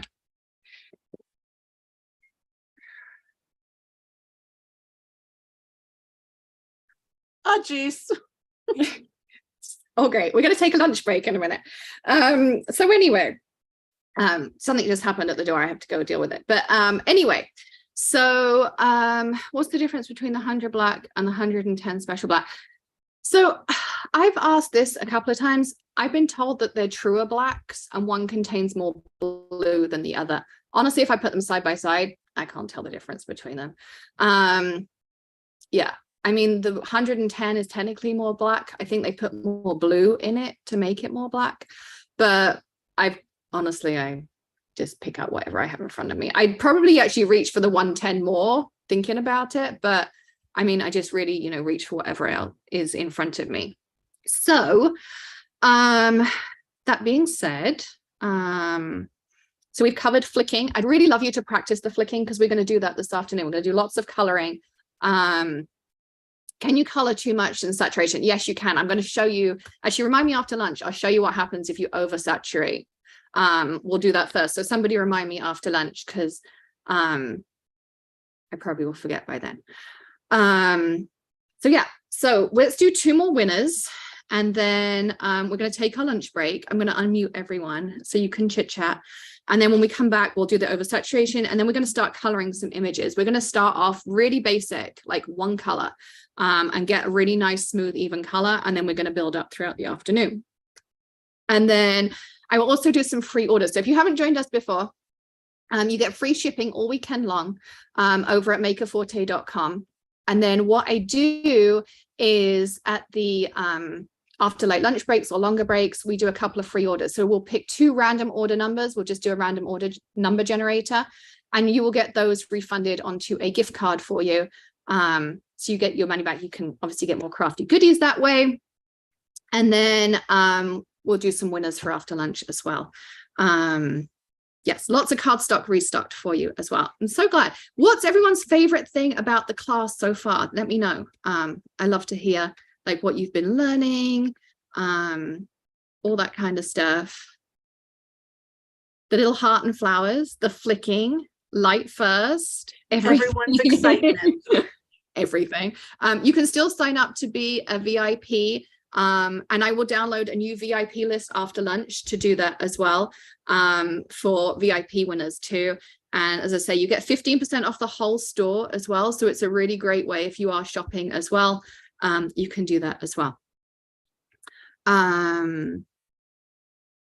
Yeah, there are some I probably never pick up. Yeah. So our VIP winner is Marie Adamski. Hopefully I said that right, Marie. The worst part is always words. So yes, Marie Adamski. And then our Zoom winner, let me go back to Zoom, is, I'm just going to scroll, is Mary Whitcomb. Congratulations, Mary. So you'll get Make a Forte gift cards sent to you next week from Lisa. So anyway, so all of that's going on. And I'm trying to think if there's anything else I need to cover for. So you still got a chance today to sign up for VIP. That gives you lifetime access to this video right now that's streaming out. It also gives you access to the workbook, which we'll touch on again afterwards. And it gives you lots of practice. I knew I'd put mine somewhere. Put it on my desk for after lunch. And then also it gives you a PDF wrap up that Amanda will do over the next 10 days. She goes through today's entire video, takes screenshots, notes, everything of what I'm teaching you and telling you and all that kind of stuff. And you get that in a PDF. So you can take this beginner's guide to coloring, put your holes in it. Then you can also do the same thing with the PDF wrap up. Any swatches you do today, put those in the binder. And then you can do over when we do the intermediate, you can do the same thing again, the same thing again, the same thing again. So all of that is available to you as well. Who wants to sign up for the next one before we even like get any further as well? Yes, it is, Sheila. I can't remember what it's called. Lisa, can you remember what that cotton candy image is called in the workbook? This one? What stamp set that is? I don't know off the top of my head, but I'll find it. Thank you. I know they're in the warehouse somewhere. I remember seeing them the other day. So if you want to sign up, there is an early bird bonus of a $5 gift card. Oh, of course it signed me up. Of course it did.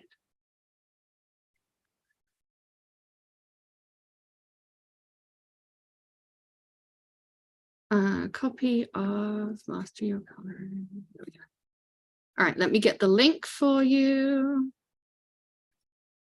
You can sign up to the next one. And again, there is the option to do VIP that gives you the workbook and the PDF wrap up and a $5 gift card if you sign up today, and lifetime access and all that kind of stuff as well. So you can do that. The stamp is Candy Floss Dreams. Lisa just popped it down for you. I need to run and sort out the issue at the front door. So we're going to take our lunch break a couple of minutes early, but I will be back here at 1 p.m. and we're going to cover oversaturation, and then we're going to start coloring some images together. So grab your markers, grab your Remarkable ink, grab your workbooks, grab some cardstock, and we will start coloring. So we'll see you in a little bit. I'm going to do it so you can all unmute yourselves and you can have some chit chat. See you in a bit. Woohoo!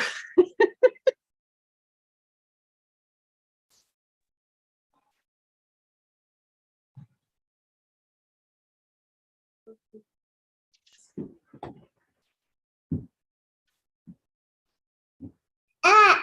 Hi. Yeah, it's hot. That's a little. That's a little. He's got his Spider-Man robe on Oh, but of course. because it's cold. Although it's supposed to be in the 40s today, but it's still cold to me. It was 60 here yesterday. It's like, is it now Okay. today? 40? We were gonna hit 45 supposedly, but it is freezing right now. I was going to pick up M yesterday and some guy's walking through his neighborhood with no shirt on. I'm like, dude, it might be 60, but it's still winter. Oh, in Wisconsin, people like will plow their snow in shorts. So, you know, that's just the thing. I'm in Massachusetts. It's 40 degrees. I'm boiling maple syrup. I'm boiling sap to make maple syrup, and I'm coloring. You're boiling maple syrup? Like, do you make it and bottle it? Yes, I'm boiling sap. We're just backyard. We have like 12 trees. But we made last year. Nice. Yeah, last year we made 5 gallons. So I'm sitting outside boiling sap and Oh, coloring. can I ask whereabouts in Massachusetts? In Clinton, near Worcester. Oh, okay. We're like an hour away from you then. Where are you? I'm down in Rhode Island, outside of Providence. Oh yeah. Oh, I have very fond memories of maple syrup. When I was a kid, we spent a little bit of time in Vermont, and I remember, gosh, I was only like 4. It's Oh yeah. And I remember a school trip going to a maple sugar syrup farm and seeing the sap being boiled, like probably totally different than today. And we used to do the maple syrup over fresh snow. Oh yeah. Yes, I have That's very so fun. fond memories. There is no Mrs. Butterworth's or Aunt Jemima or any of that in my house. It's pure maple syrup. Exactly. I grew up in Kansas City, and so I didn't know anything about it until I always thought maple syrup was in big factories, right? Like big farms, not just on your block. Until I moved here and I saw buckets hanging from trees 4 years ago, and I was like, what? So ever since then, I was like, oh, I'm getting my buckets. We're gonna try this. It's such a special memory for me. Like I just have this iconic embedded in my fibers, like maple syrup. Like it's kind of funny. It's really amazing.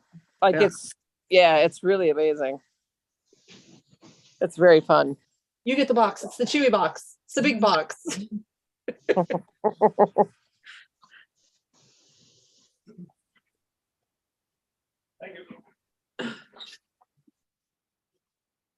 So does anybody have any questions I can answer?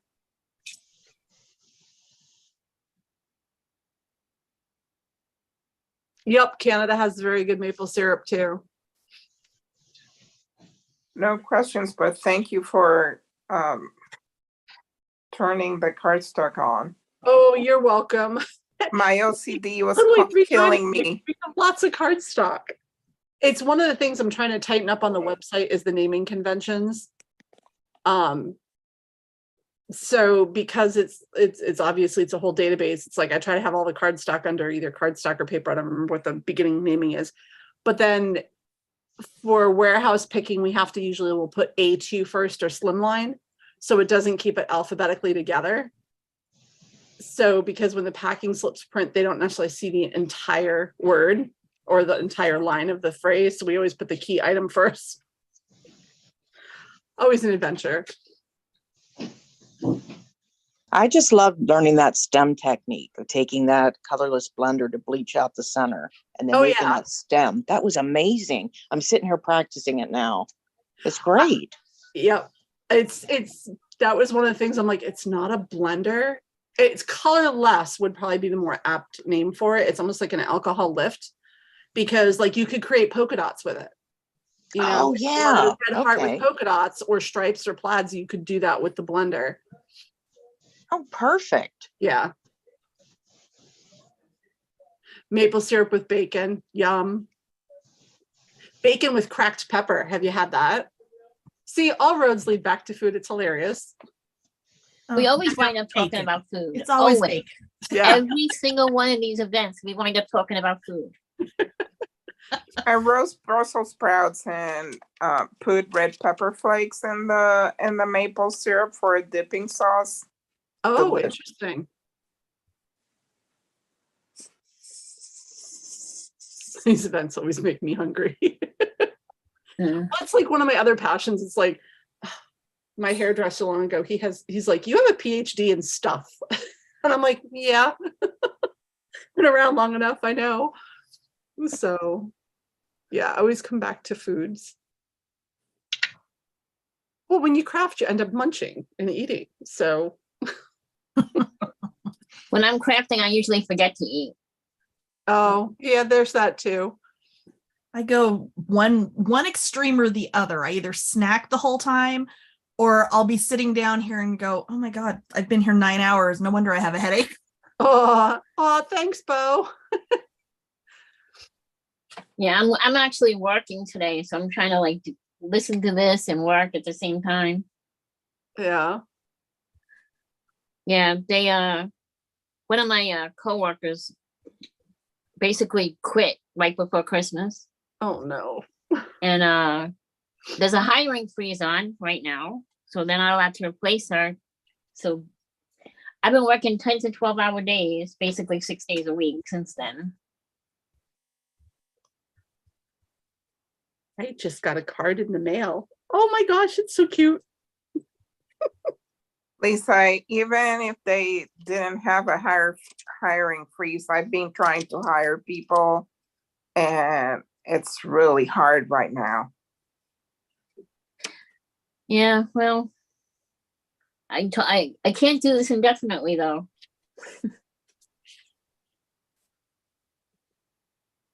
It's starting to wear on me. I'm also working insane hours, but I took this weekend off. I'm not supposed to work on the weekend, but The 12-hour days are killing me. Aw. So I can relate. I told my manager I'm too old for this. Fill in the Me blank. too.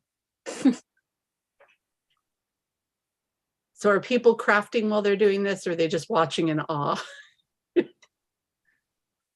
I'm making Valentine's cards for my husband and my son because I hadn't gotten around to it yet. Aw. I'm doing that tomorrow.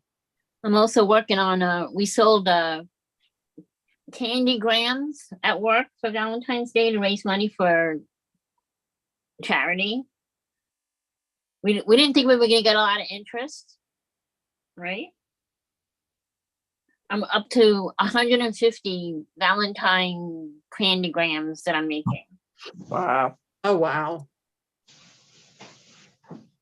Next year, I gotta keep my big mouth shut. Don't volunteer for this nonsense. Let's see. I have my chat window open, text window with Alex. I've got YouTube open. I've got Zoom open. I've got the store front open. I've got the back end of the store open. I've got all the links to the coloring things. Emails open. I was a little late today. Are there any new colors? No, not yet.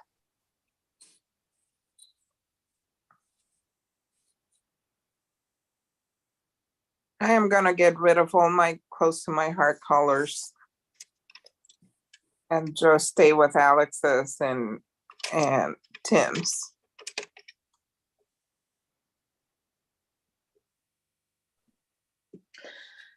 Yeah, I like my distress.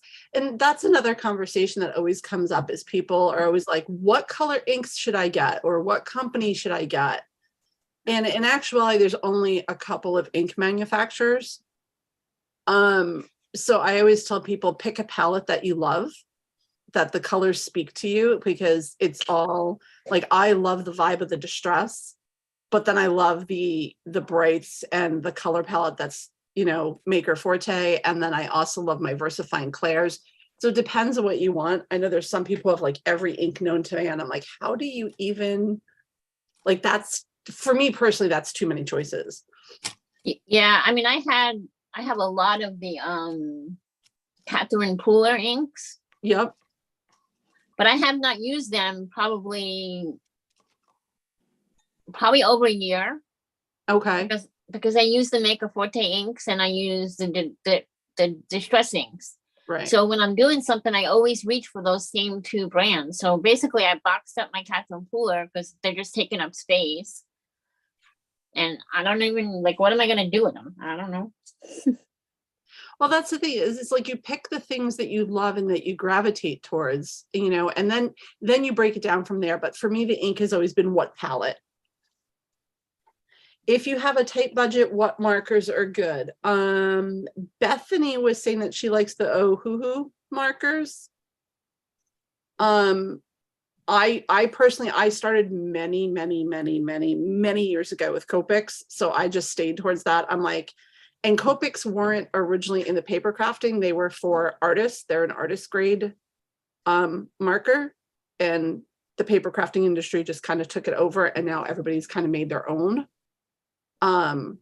So it depends. The thing I always caveat the Copics to is that you can refill them.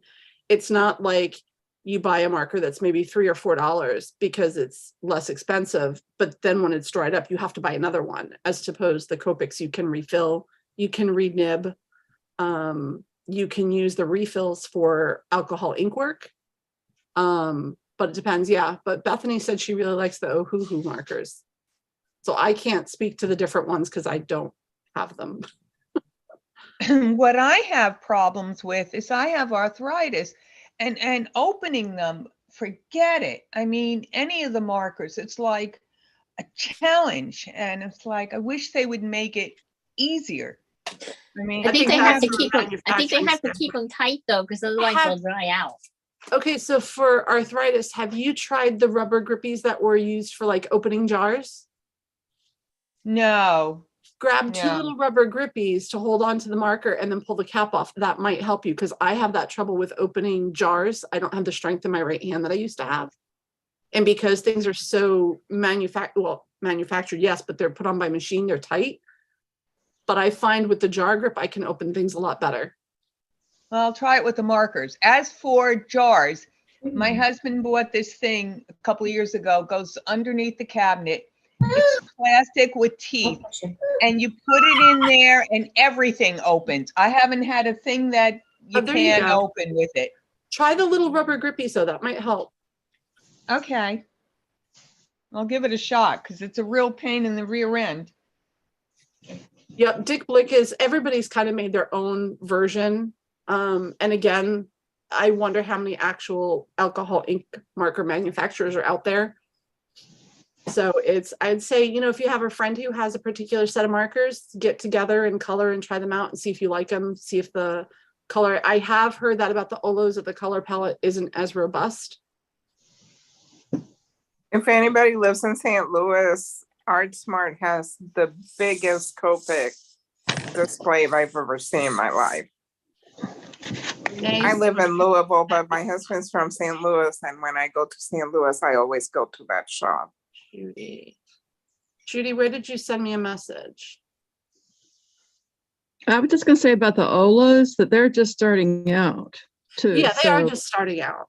I mean, they'll have more, I'm sure. But I tried to ask them one time when I was watching something with Nicole Spohr, and she had the rep on there, and I was trying to ask them a question about like what's their anticipated number, like in the end kind of thing, because I wanted to buy an appropriate carry, storage thing for them and not have to keep getting more and more and more. I didn't get an answer. I mean, I thought the design was pretty cool where you could have two colors. You could build whatever colors you use the most. But for me, I was like, okay, how is it really different for me? Because I do have the Copic collection. I really don't want to invest in another marker company. It's not like if money was no issue, sure, they'd be fun to play with. But I'd rather take that. And I bought like an additional new set of Zig watercolor markers. Because I like to watercolor. Yeah.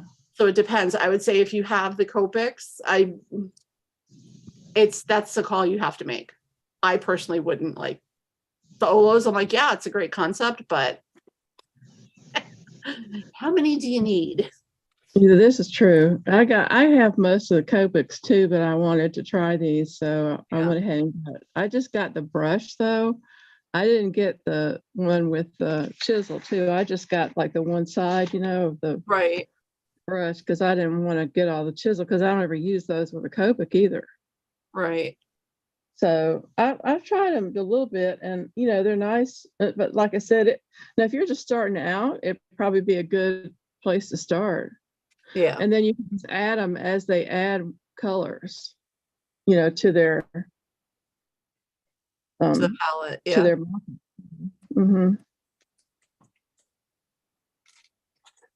Does anybody know what we need to have ready for this afternoon? I do not know. I know Alex's loose schedule is 1 to 2 is basic blending and coloring. 2 to 3 is coloring flowers, and 3 to 4 is bringing an image to life. I don't know what she has planned. Like the box unboxing was unexpected this morning. Well, I think she said to have, stamp something. So I think from what you said, I'm going to stamp some flowers. Yeah, I would Just stamp have- some flowers if you want to have that, and have, if you have blends, trios or something like that. Okay. For me, whenever I've gone to a class, I'm always about watching what's going on.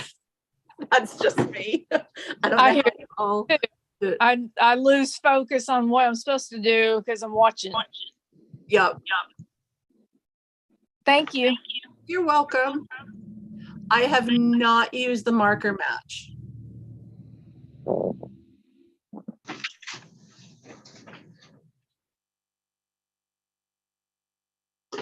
Rather misty. Now, do you all think, if you're in the Facebook group, do you think it'd be a good file to have, like, the different types of markers if somebody's owned them and their thoughts on it? Oh, I do. Okay. I'm trying to think of how to build that. Because I only know from Copics. So for the others who have the reviews, if you have and you want to put an input in, if you want to drop it to me at lisa@makerforte.com, I will see if I can cull it together into one cohesive document and add it to the files. So Bethany, I know, like, you use the Ohuhus.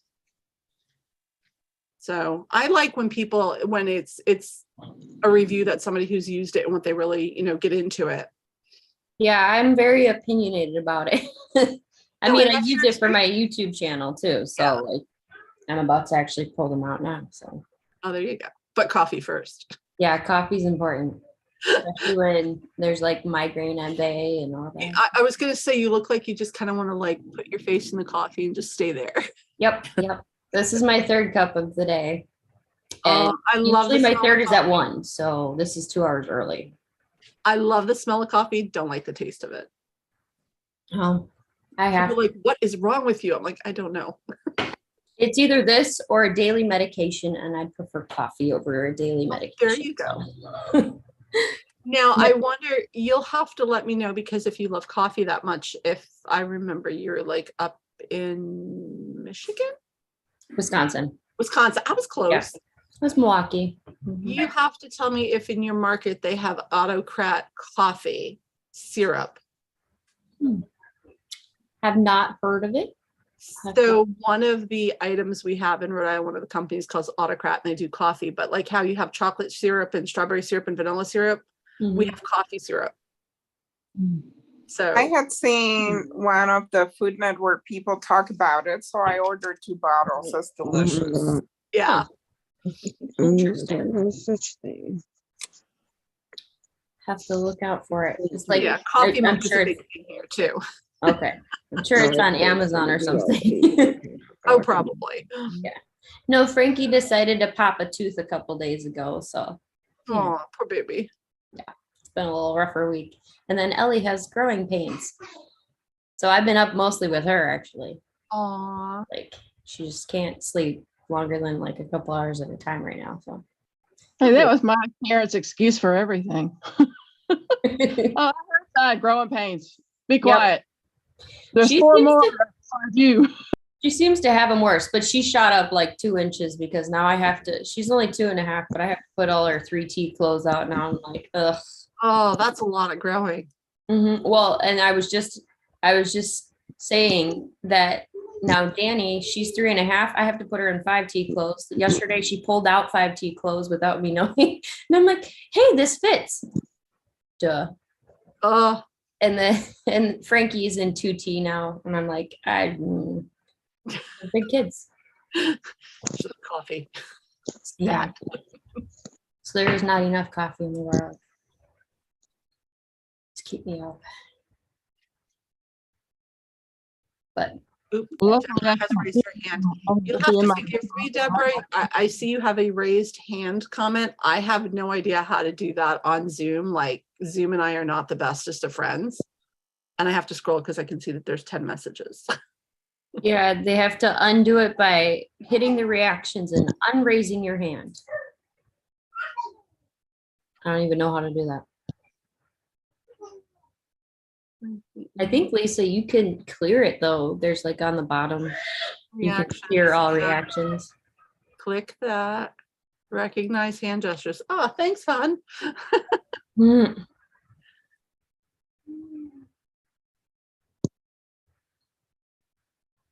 Bo, if you can hear me, if you send me an email on that, I can get that part refunded for you. And the link for the did Alex give out the link for the intermediate yet? She did, but when I signed up, it gave me the date of today. Ooh, that shouldn't. Yes. So I don't know. Let me go look. Which screen do I have to do that in? This screen. Mine said March 11th, Hmm. which because February and March this year have the same dates because it's not a leap year. I got mine for today as well.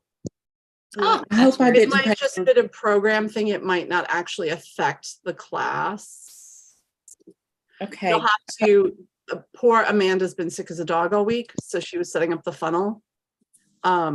So I think she may or may not have missed it. I've got to see where it's March 11th. That says March 11th. That says March 11th.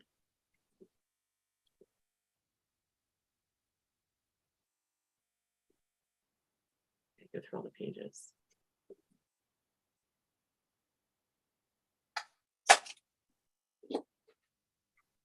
That looks correct. I went ahead and signed up for the VIP, so I'm just hoping I didn't pay for this one twice. No, well, there are different links for the different things. It may be a spot where she missed the stuff, and we can always straighten out if there's something. Okay, no worries. March 11th. That all says March 11th to me. Which, do you know which page it was on? Or I was it used- the confirmation at the end? It was the confirmation at the end that told me February 11th again. I used the link that was given in the chat earlier Same to here. go sign up. Okay, hold on. Let me. I'm glad I'm not alone. When you opened up the sign up page, did it say the intermediate? Yes. Then you should be fine. Because I'm looking at it and everything I'm seeing says March without having to sign up with it for the 4th time. Because they're set up as they're totally different funnels from each other. Yeah, I just looked at my confirmation page and it does say February 11th. Where does it say February? That's why I'm trying to see on the last page, VIP order confirmation. Well, I saved the Access Zoom link and it all says February on it. That's weird because I'm looking at the page. I'll take a screenshot. If you send a of it for you. screenshot to me, yeah, but you're signed up under that funnel, so you should be fine. I'm not sure why it's doing what it's doing. There it is. I stepped away. What was the date for the next one? March 11th is the next one. And tentatively, I believe that'll be April 15th will be the 3rd one. Just for anybody who needs to like plan out, I think that's what it's going, the date that we have set for it. Is the sign on the chat, Lisa? What's that? Or is it on the Zoom email? You got garbled. Try that one more time. Is the sign up in the chat? The sign up, yeah, I'll post the link when Alex gets back, just because I'm trying to catch up on messages. Give me one moment. I was just wondering where it was. That's all. Yeah, I think she popped it in there. Okay. I added the link that I had seen her put in the chat, Zoom chat. Okay, hold on a second. Do you drop the link for the email? Yes, I can. March 11th. Are you comfortable, honey? You're laying like in where the. You want on more of my lap?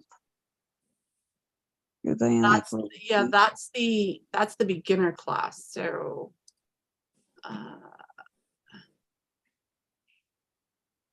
Yep, that's my class. That was the link that she had put in the Zoom chat earlier. Some book for the beginner class. I hope it has different ones in the intermediate class. I think the Google Drive link sent it to today's link.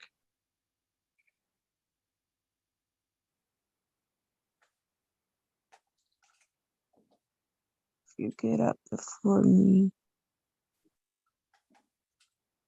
That means my TV's still on in there, but the remote, I think, is That should be the page you see when you go to sign up for the intermediate.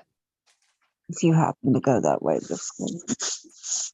I left it on because I had like rain sounds and I didn't want it to. And again, if anyone has an issue or think they have one, drop me an email either at Lisa at Maker Forte or the Ecom, and I can get you sorted out if we need to.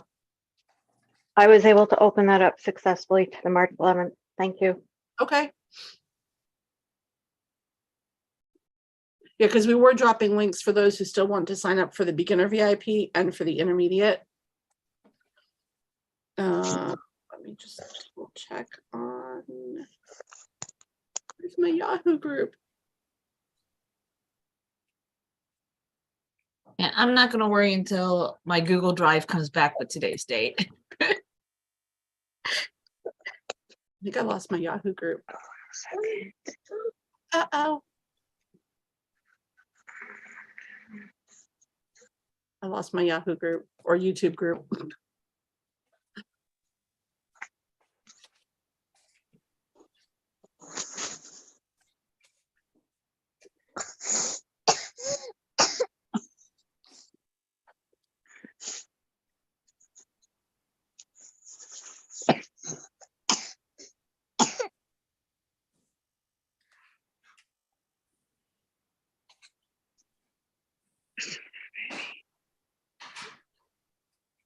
Got a hand up. I'm trying to take it down.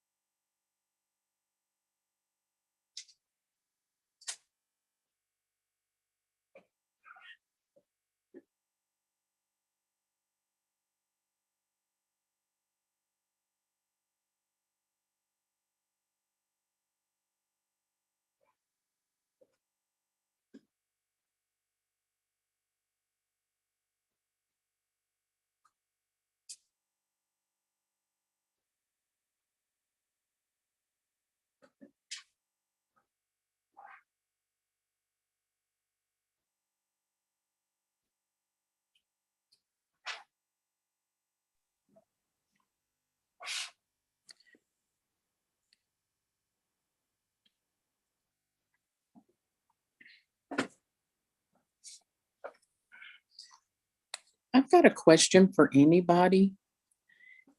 I'm new to Zoom. On your chat, does your chat box come up over the image?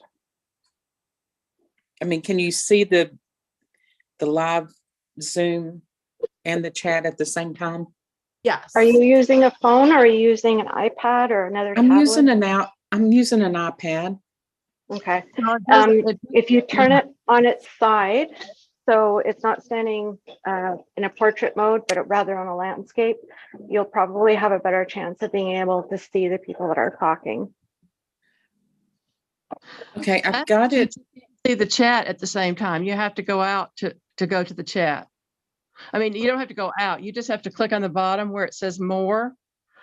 And Yeah. then click on chat, and then you'll be in the chat, but you won't see the pictures. Then you just have to close to get out of the chat. Can you And get go me my iPad from upstairs in my office, my bedroom? That's my question. Thank you, because it covers up the image. Yeah, you can't do it on an iPad or a Kindle. You have to go, if you want to see them both at the same time, you need to go to your regular computer. Oh, Yeah. okay. Thank you. I'm on a cell phone and I can't see it either. So But if I go to my regular computer, I have no camera. So I just usually, sometimes I do both and just cancel the sound on one of them. But today I'm just doing my Kindle, so I have to go back and forth. Thank you. Is there a way not to see the chat at all while you're watching her Yeah, you craft? close it. I think there's a tab on the That's bottom. up there in the corner. What do you do? There should be an X up in the corner. Yeah, it's either an X or an arrow or something that collapses. Okay, in the chat thing, it Yep, won't up make at the me lose top, my maybe. picture. Mine is at the top, but I'm on my laptop. I think on my iPad, it's on the bottom. On the iPad, mine's on the top too. Okay. Oh, okay. I can't remember. Are you on full screen? If you're on full screen, you should be seeing it at the bottom where you can just click if you want it. Okay, I'm on my cell phone and it's like, I can't do cell phones. okay. Yeah, because Small. I'm not finding the option to get the chat off there. And I have to keep swiping it to the right to get the chat off the screen so I can see what she's doing. I don't see I'm doing it on my cell phone and I don't see a place where I can just get rid of the chat either. So it may be a cell phone issue. Okay, okay. You have I it just- in landscape or portrait on your cell phone. Yeah, I have it in portrait, yeah. Okay. Or not portrait, I try- have it in landscape. Okay. And the chat's still coming up? Yeah, I can't get like when she's crafting, the chat just keeps coming up. So I just keep swiping it to the right to get it off the screen. Yeah, I don't know. I just can't see. I can't see that thing that small anymore. I actually went and got a new cell phone. It's a little bigger, but still too small. Yeah. It's okay. I can still see what I need to look at. I'm good.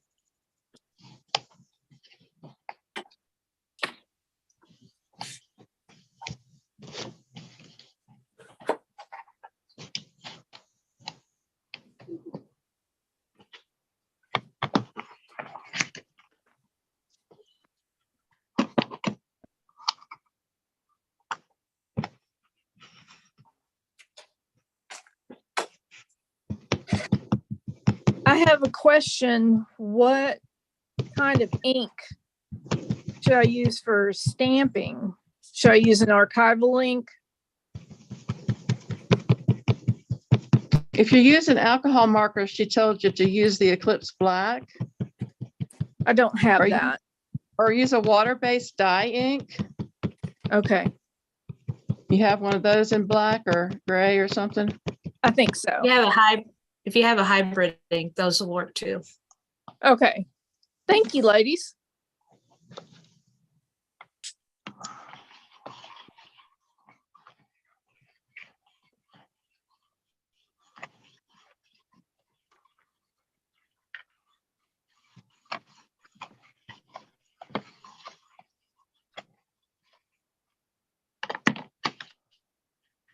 Oh, I answered in the chat, but yes, Bo, you can use the other colors. I use the other colors, and because I am impatient and don't wait for it to dry, and I want to use my alcohol markers right away, I usually do a clear heat emboss or a similar color heat emboss powder right on it, so that I'm not smudging it. Because you do need to make sure that whatever you stamp does have time to dry, because otherwise the alcohol will get mixed in a little. Sometimes you might Yeah, it did blend. that to me a little bit ago. I didn't wait long enough. Uh-huh. That's why I'm trying to do it now, so it'll have time to dry before she gets back. Yeah. Yeah, I have like a set I'm gonna do here in a minute.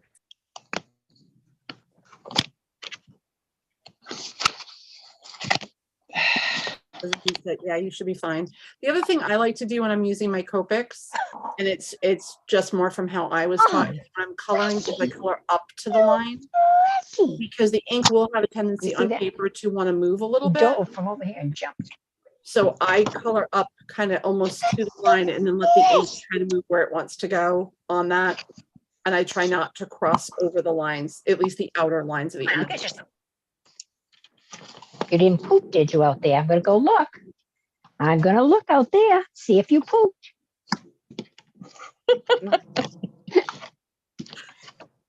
Cats.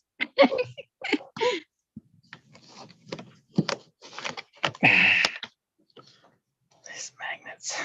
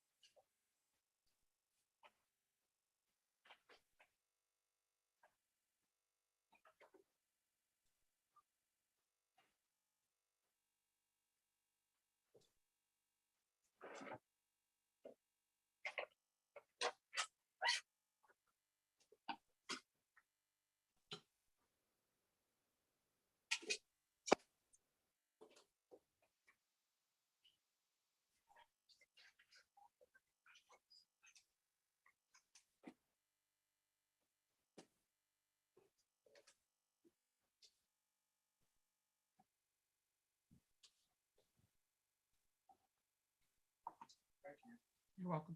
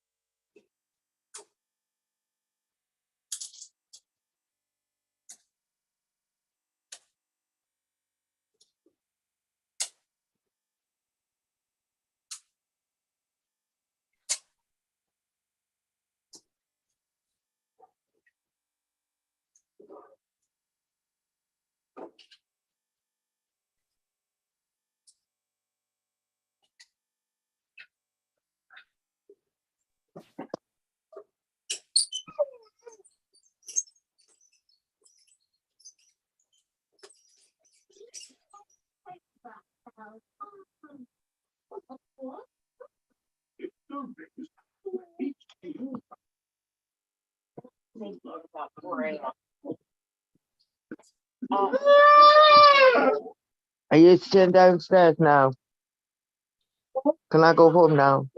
Thank you. Just got something I'm supposed to be watching at 6. Right, give the kiss. See you on Monday. Love you.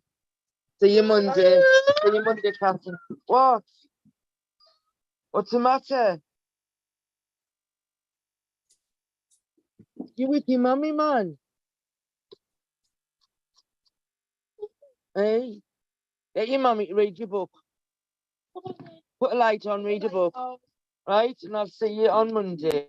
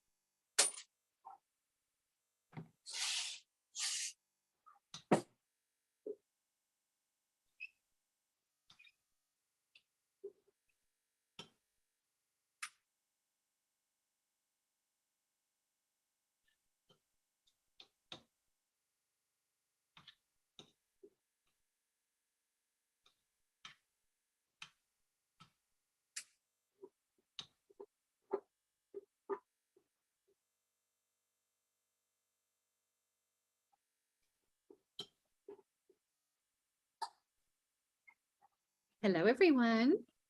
How was lunch? Welcome back, Alex. Hello. It was good. I think they were either all crafting or eating. Cut up on a few things. Yeah, I haven't eaten yet. I've just been stamping, so I'd be ahead of the game. There is one issue with the intermediate funnel. It's linking them to the confirmation page for today's. It won't make any difference. We'll send you out the Google Drive again. Because Amanda has to upload the workbook anyway. So you'll get an updated Google Drive. So even if you get a confirmation for today's, we'll send you a new confirmation once Amanda gets it figured out next week with the content for the next one. That's what I figured, because it's a separate sign up. Yeah. Okay. It's okay. That's so as long as everyone can get registered, they can get their gift card and whatnot. So yeah. Okay. Oh, I have to do winners and free orders. I'm a bit windswept. I was just sitting outside. Okay, so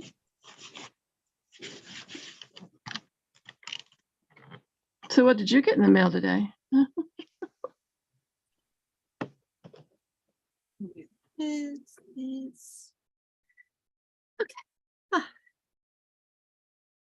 Great. Thank you, Carmen. Can you tell that something just happened? Whew. We just had a sheriff knock at the door. That's never a fun time, but it's all okay. Everything's fine. It's all fine. So it's all good. Everyone's alive. Okay, so I have free orders. So the first one is 24972, which is Laurie Brock. Okay, Laurie Brock. It was nothing actually to do with me. It was something to do with Greg, so it's okay. And then second one is 24983, and that's Angie Wagner. Hopefully I said that right, Angie. So congratulations. And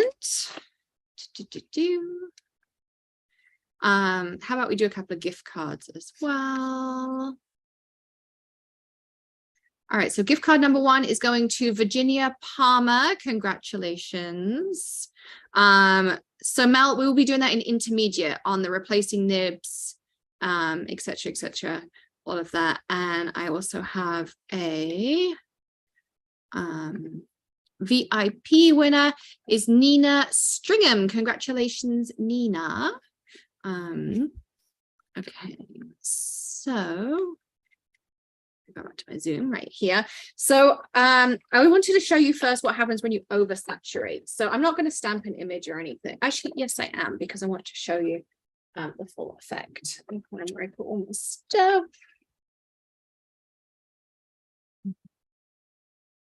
Let's try another new stamp set.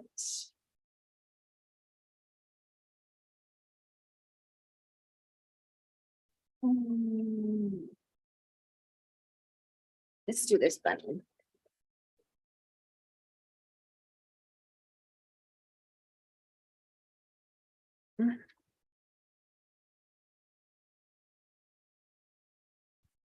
So I'm going to zoom out a little bit again.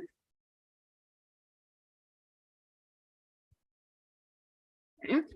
So I'm using the bunny from the Hippie Hop right here. I'm using this bunny here.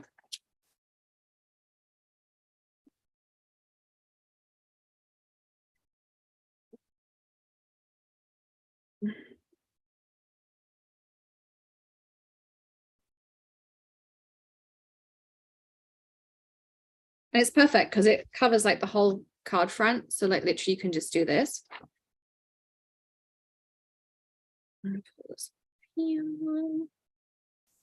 It's so strange not having them in the packaging, like they feel different.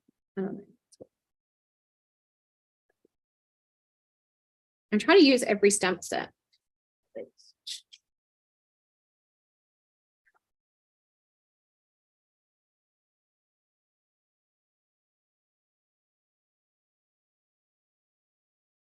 Okay. And then grab some browns.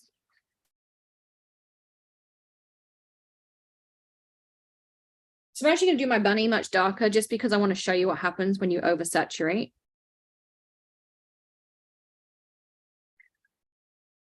Whereas normally I'd start off lighter than this, but because it's a demonstration, I want it to be more obvious. Yeah. Look at us getting all zoomy here. It's almost like we're becoming pros at this.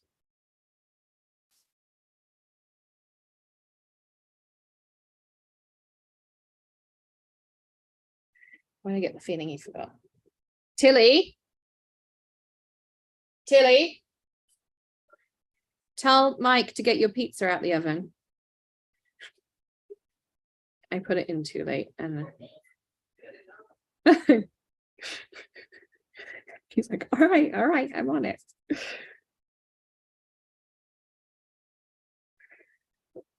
So I'm really saturating this.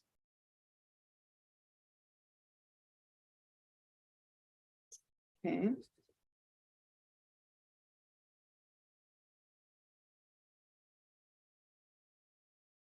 Like, I mean, I'm like really saturating this. So you can start to see, like, I really have a lot of color down. Okay. Now, the one thing about using a high quality cardstock is it's a lot harder to oversaturate. But what it will start to do, I don't know if you can really see, but it starts to kind of go blotchy. It's going to start bleeding, as you can see here, outside the lines.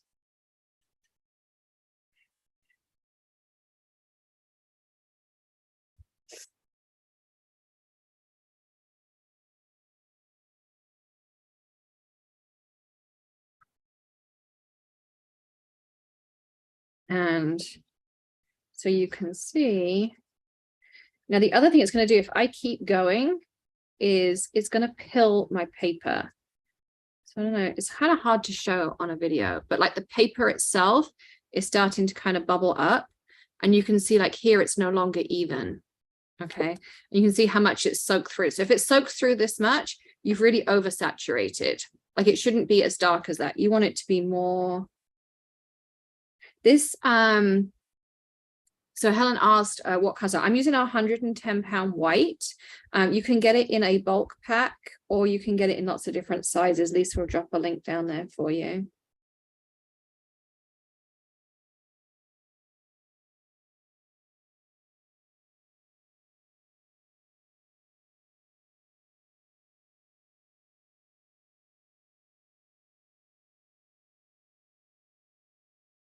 So you want it to kind of saturate, but you don't want it so dark that it starts bleeding out. You can see how he's bleeding out here. So that's like a good saturation. Okay. So if I just do it once, you see how light it is. I just did it once, and there's a little bit on the back. This one's a nice juicy pen. So you can see a second time. And so probably a third time, it'd be nice and smooth on this side.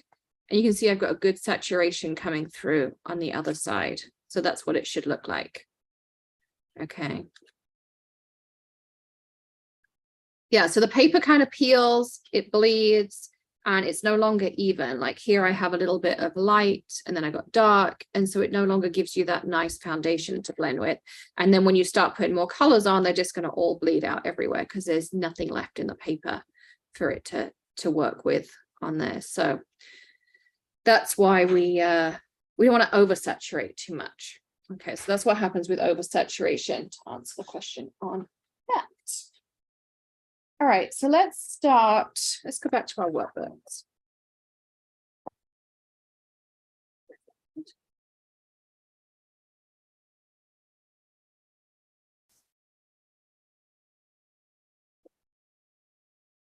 So on here, you can also practice with your swatching. I want to mention, where's my scrap piece though? And I did this single-sided so you can saturate your paper. So I would suggest when you do your swatches, you can practice your flicking. I mean, you could do some coloring at the top too, but I would color them in by flicking. So I just do a line to tidy it up, and then I'm practicing my flicks. And I get a nicely colored inbox. And then the same. And you don't necessarily, I mean, it's good practice to color inside the lines, but if you go over it, it's not the end of the world. But it's a good opportunity. You can just practice your flicking that way as well. Okay. How do you work with dark colors and not use the detail of the image? So Mel, in, I need to get a pen and write these down. Well, Lisa, can you write down these as we go? Oh no, here's a pen, I found one. I mean, it's only a craft room. Why would I have a pen? So dark colors, changing nibs, refilling. So if you have questions, this helps us shape the agenda because we want to make sure the agenda going forward covers everything. Today, I'm just kind of covering basics and then seeing where everyone is. And then we're going to craft each other. This stuff I definitely want you all to learn. But ultimately, we want to craft it to what you want to learn. So we're going to do this apple. We're going to start with the apple over here. Okay. And my apple might be pink just because of the shades I've got here. That's okay.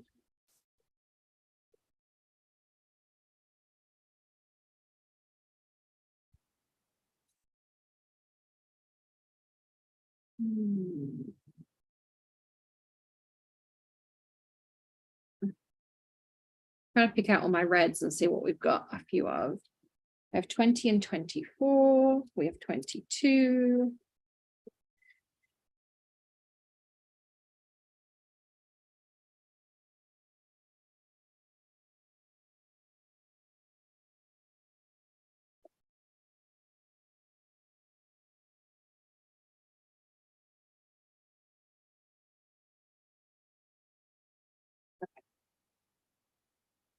I got all my Copics out, and of course, nothing's back actually.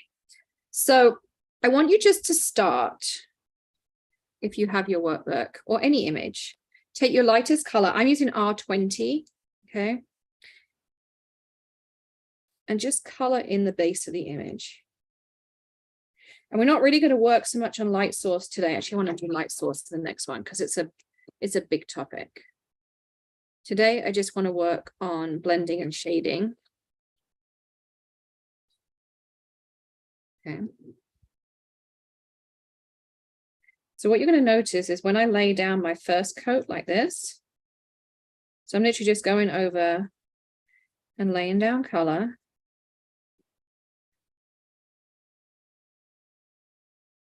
But you'll notice how uneven that color is. That's why we saturate, because as we saturate, you see how this color is evening out over here?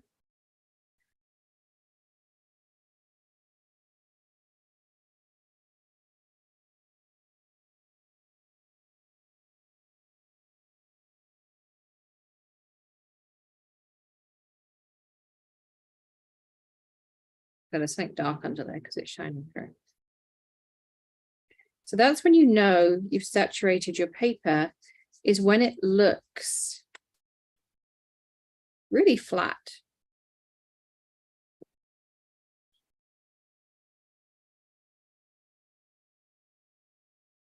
You see how that kind of looks pretty flat color? It's funny because I'm looking at it here and it all looks flat, and then I look at it on the camera and it doesn't look so flat anymore. So you can see on there. Now, the lightest area is going to be closest to the light source. Again, we're not going to cover light source that much today. I more just want you to practice putting in some more colors. So I'm going to go with an R22, which is my next shade. And so I'm going from the bottom here, and I want you to practice those flicks. You see how I'm just flicking? And then I'm going to go from the top, and I'm going to flick. And I'm not flicking straight. I'm flicking like the curve of the apple. And then this side, there's not going to be as much. We're just going to flick up the side a little bit.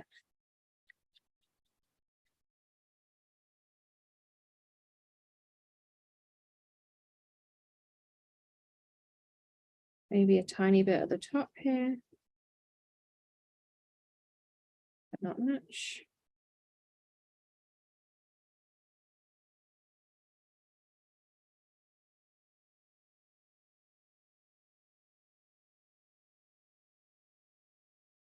So you can kind of see how that shape's starting to come together. I'm currently using Sandy the Copics, but you can do that, but you can use any color. So you're going to do your light shade, then you're going to do your next shade in. So you can already see how this is starting to come together. Okay. Then we're going to take our next shade, which for me is an R24. Okay. And again, I'm going to flick more vertical with my pen. So much smaller flicks and much less of them this time.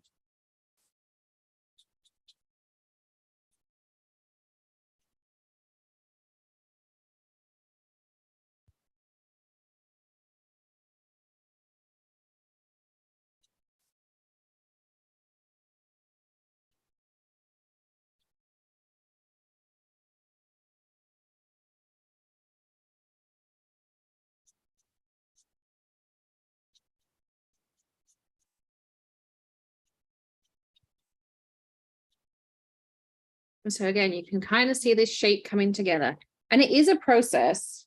So I'm going to go back to my mid shade. And I feel like I need a bit more here. And a bit more in here. Not too much, but I feel like it's a little bit bland. I did grab my R27. And this is like my super dark area. So I'm just going to add a smidge.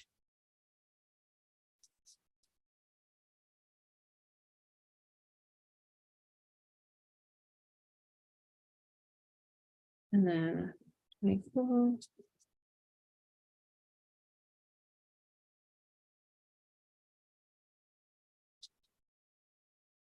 And it is a refinement. So I'm going from dark to light, light to dark, dark to light. And then I'm just going back through all my colors.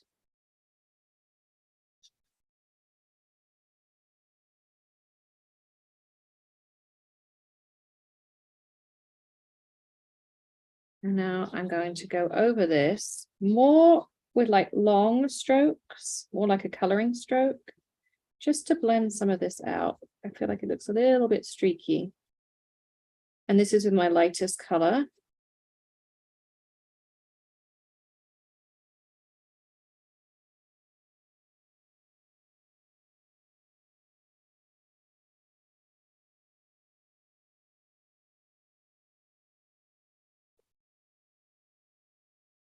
You can see how that starts to come together. So we're not adding tons of shading or texture or anything else in there right now. And I probably would work on this a little bit more. But I just want to get you familiar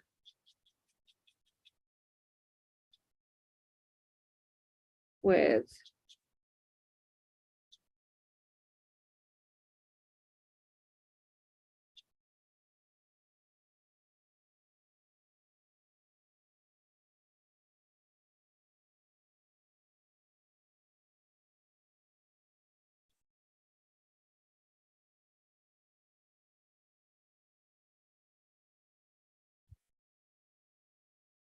so you can see, you can kind of just keep working on it as you want to.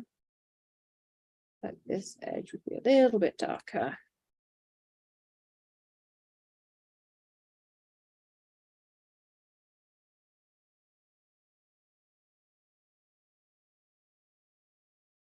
You can see how that starts to come together. And then you can start adding highlights. Highlights are another thing we're going to do. So I'm going to do white pen highlights.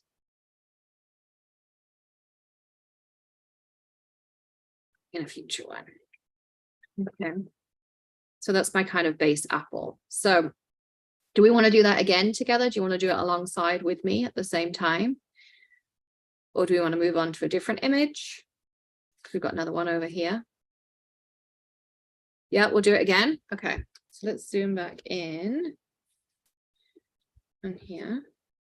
All right, so take your lightest color. So really you want 3 to 4 shades. This is quite a big image, so that's why I picked 4 colors rather than just 3. Normally I would do a trio, but this is a big image and it's all the same color.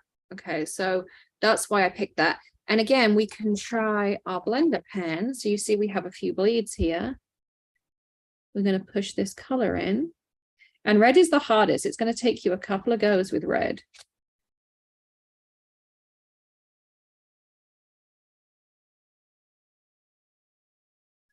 And this is thinner paper. So this is like, as I say, it's like an 80-pound rather than the 110, but it's good practice paper.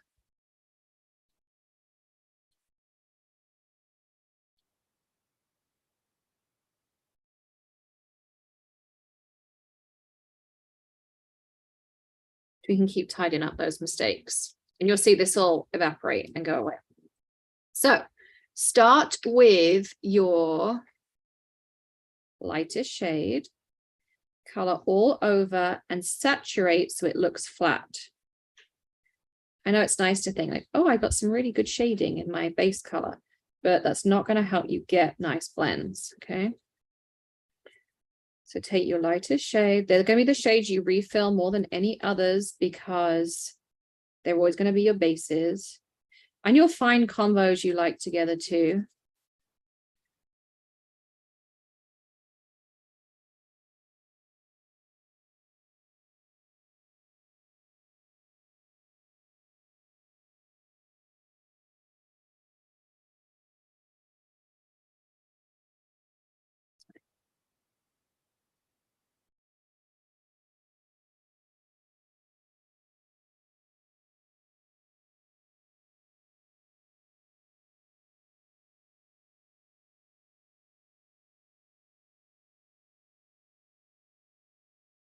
You see mine looks pretty flat. I'll give you a second to get that file. So I'm using an R20, an R22, an R24, and an R27.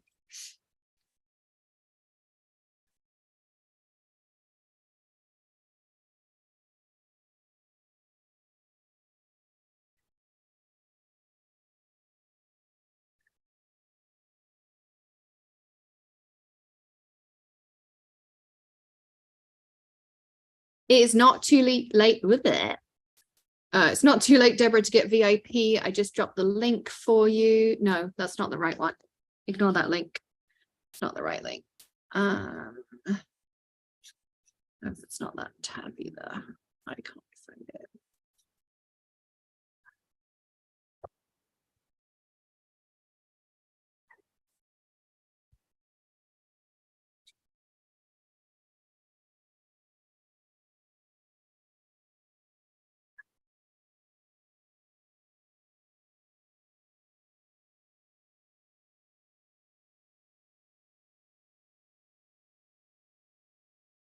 Yeah, I'm getting you the VIP link right now. There you go. So no, it's not too late, Deborah. Is it best to color mistakes, to let the color mistakes dry before using? Yes. Not too dry, but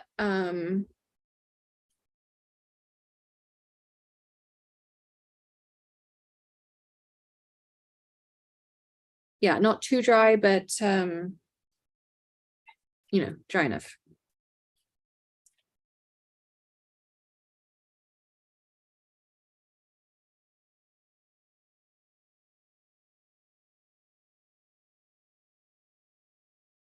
All right, has everyone got their base color down?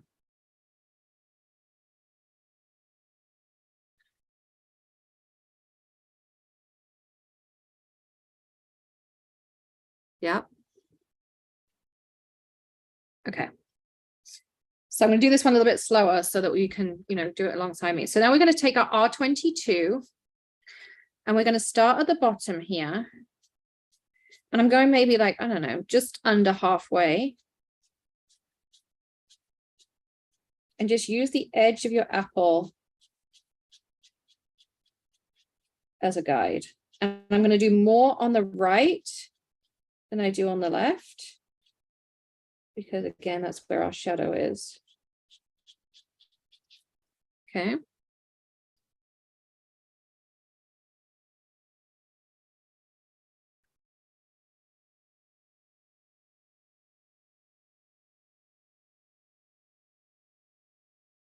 So if you can't finish in that base color, you could just go to the next color, Wendy, and then just add a darker one on top. And then I'm going to start at the core of my apple. And I'm going to blend downwards. Now you could also just turn it the other way up if you want to. So you could just go this way. Sometimes you'll find it's easier to flick one way. I'm going around the core here. Definitely a little bit darker in here.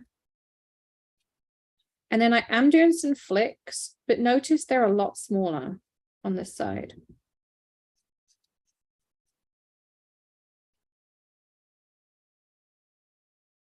Like this. Yeah.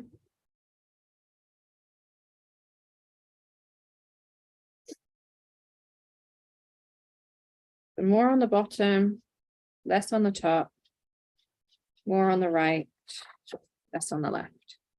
So that's my base right there. Okay.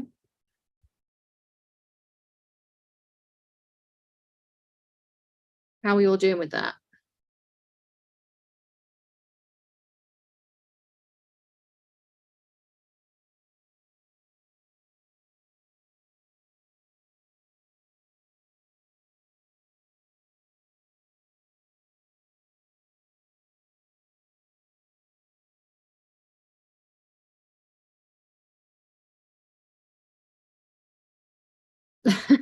Bo says mine looks like a sad peach. All right, so now we're going to go in with our next shade. For me, that's an R24. Again, I'm starting at the bottom of my apple. And I'm going about, I don't know, halfway up. And some flicks are going to be longer than others. My lighter color. So you already see how on the bottom, that makes such a difference just to add in your next color.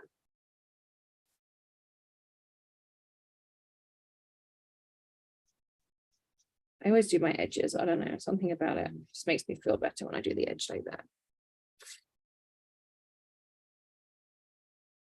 I'm going to turn it around. Just, I think it's easier to do it this way, but over time,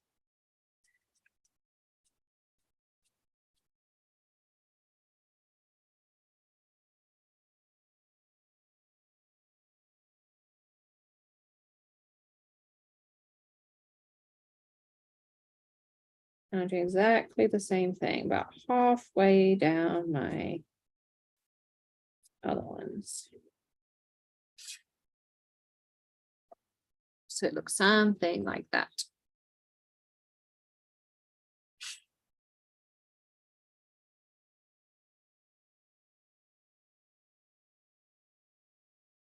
Yeah, Wendy, so your R is your color family. And then your, we get this the right way around because I always get the hue. I think the hue is the second one. The intensity is the third one. We just double check though. I want to make sure I give you the right information. Yeah. So your blending group is going to be a 2. So we always like 24, 25, 26, 27. So we'll stay in the 2s. And then your actual value is the 4. The lower it is in Copics, at least, the lighter it is. The further along the number, the darker it gets. So that's why I started with 20, then I think 22, then 24, and then we're going to move to 27. But we're sticking with the R and the 2 being the same, and then we just change the last number typically. Carmen said, you made me do it. I bought a set. All right, are we ready to move into our final color? Oh, don't say that, Bo. So now we're just going to take this and I'm only going to add some very small flicks at the bottom. I'm going to tidy up my edge here because it's looking a little bit rogue. Some tiny flicks here at the top.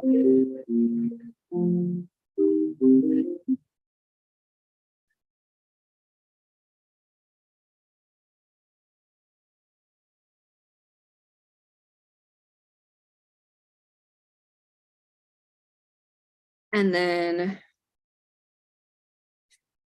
what I actually like to do is just kind of add a few, and I don't know that this is like a approved idea, but I add a few longer ones with my darkest color, just to kind of like, I don't know, tone it all together maybe. Then I'm going to go back to my mid shade.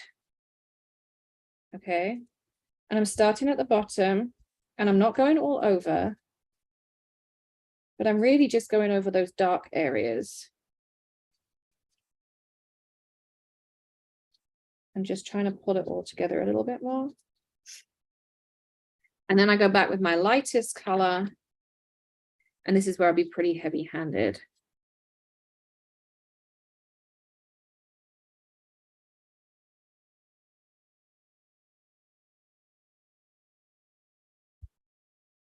Because that lightest color is your base, and it's going to start bringing all that blending together.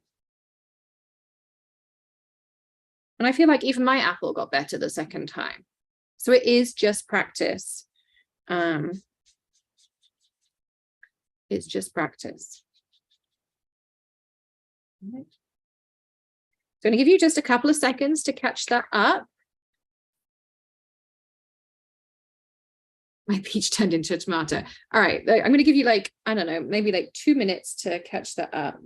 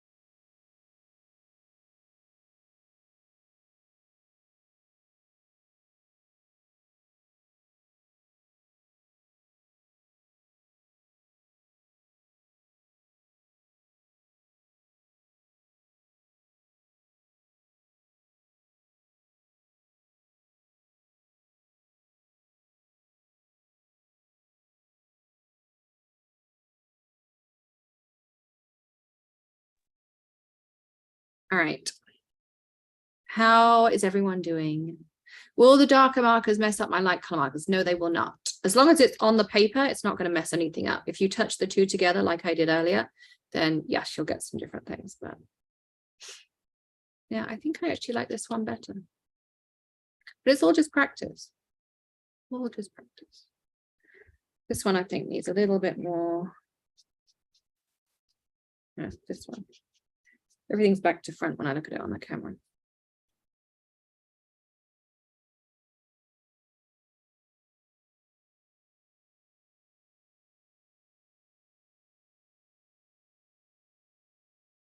Yeah.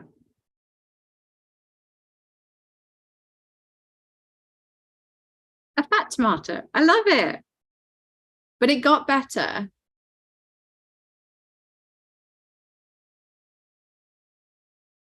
Jay, you saying yours looks like a mutant cherry?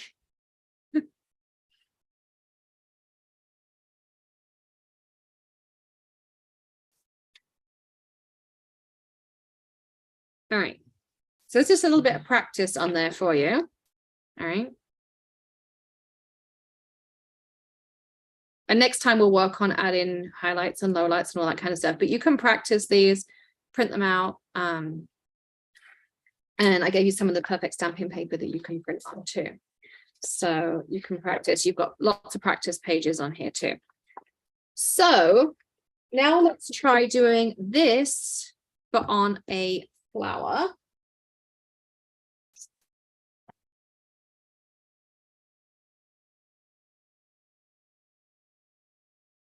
So I'm going to use the Elegant Roses.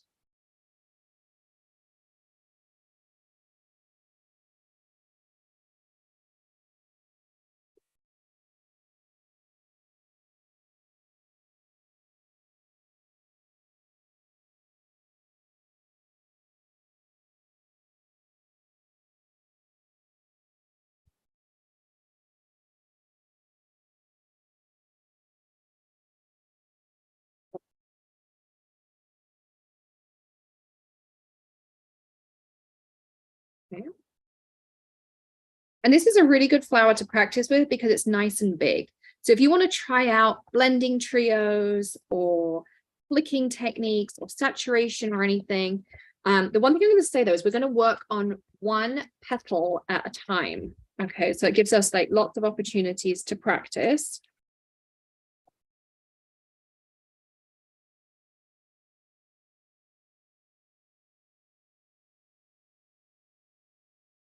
What stroke or movement is there besides flicking? Should there ever be a circle? See, unless I'm actually coloring a base smell, like when I'm doing my base color, I never do anything other than a flicking.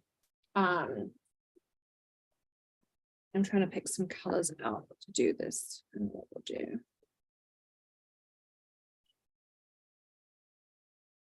I think one of the kids has a job to put on my Copics where they belong. So you have a V20, a V25, V22,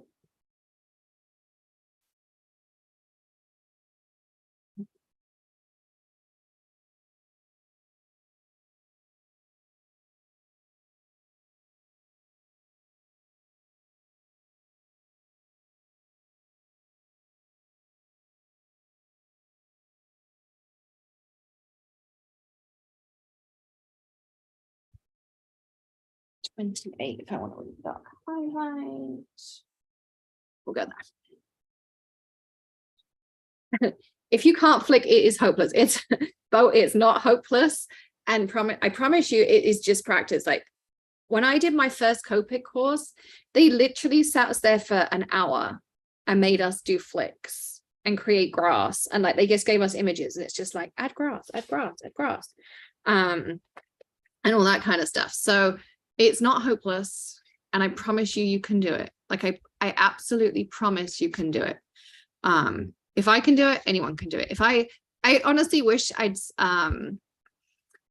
you know, kept like some of my older images and stuff like that, because, you know, I could show you how far I've come, but I don't think I have anything anymore. If I ever find them, I'll show them to you. I don't know. So anyway, so we're going to start with this. You can try any flower in here. I'm still trying to flip with my spectrums. I haven't done back with my coloring, not great, but working out. Yeah, so just practice. Honestly, I promise you. Yeah, so if you have something that has a sketch, I don't think I have anything that has a bullet nib.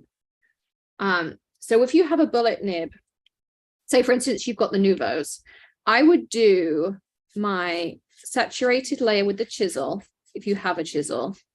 So I know like the Nouveaux do, I think Spectrums, are they a chisel and a bullet? Is that right? Someone let me know. I'm going to try and show you kind of a version of it.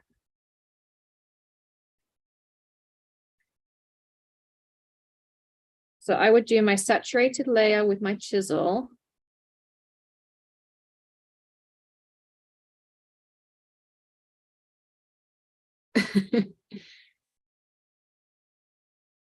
Bullet and chisel, yeah. So I would do the chisel like this, because it's going to lay down more color faster.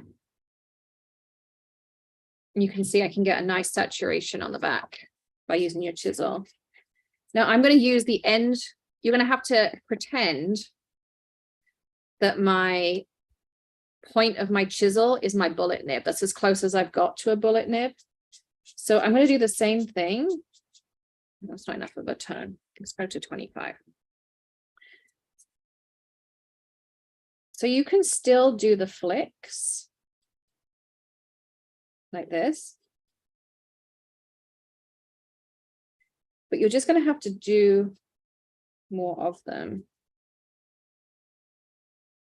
Okay, this is way harder than I thought it was going to be. You see how this is coming together? So I'm still flicking, even though this is my makeshift bullet nib. And I'm going to go in, this is a V28. This might be a bit dark, but we'll see. No, it's good.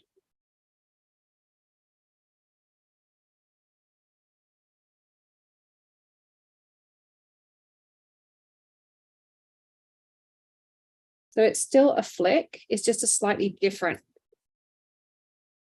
because you're not going to have that soft point. So you're going to have to just do a little bit more work to soften it out. And then go in with your last color. And I'm just going to blend that middle section together. So that's my makeshift bullet point version. I even would like a darker purple to just kind of add some highlights, but I'm not sure.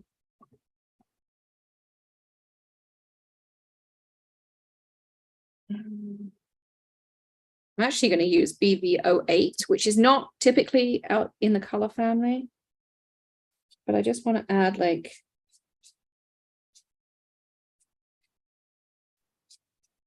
some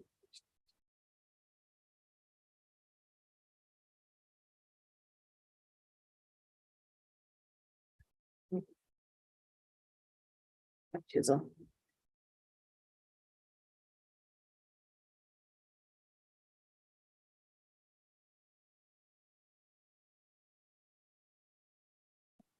I'm so used to doing the gray end. I'm having to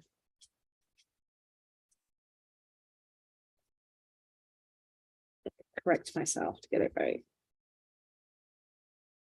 But yeah, same deal. So you see it's still flicking. And so you still get that same. Yeah, so I use the chisel end usually for coloring large areas, like if you don't want to do the whole, make sure I pick out the right base. Yeah, B20. So if you don't want to do this all over and you've got a large area, you can just take the chisel and color in your petal. So now we're going to do one with the brush nib. So you're going to do, even if you have the bullet, you're going to do the same thing. You're just going to have to do more flicks because your flicks are going to be fine and they're not going to have the same taper exactly, but you're still going to do exactly what I did here. If you oversaturate the paper, all you can do is try and let that base coat dry a little bit but you may find that you're going to get just extra bleeds. But if you leave it to dry for a second or two, maybe a bit longer than a second or two, then you might be okay.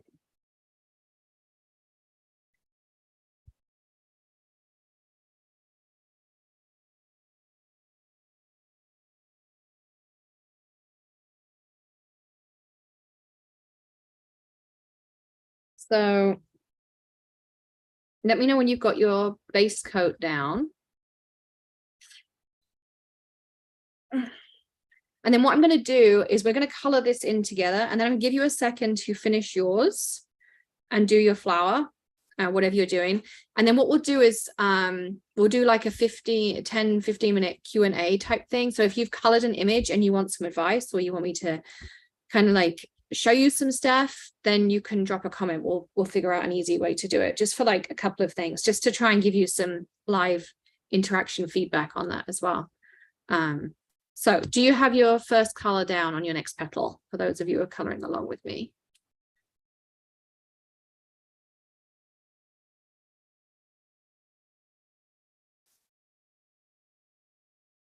Yes. Okay. So let's go to our next color. So I decided to skip. So I'm going to go to V25 and we're going to flick from the center out like that.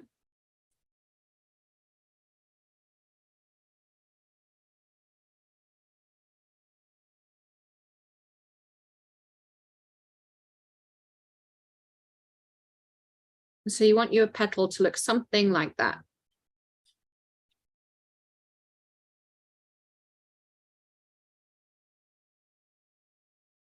So you've got like this white space in the middle, but it's not even because you did the flicks. Let me know when you get there.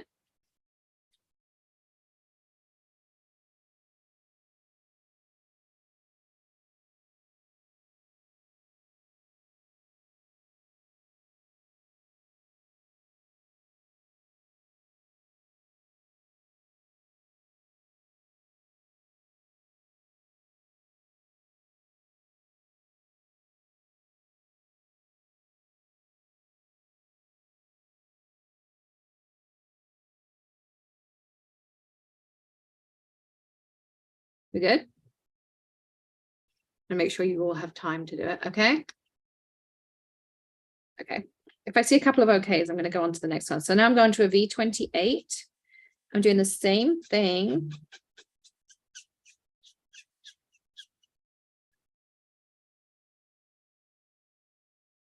But I'm doing less.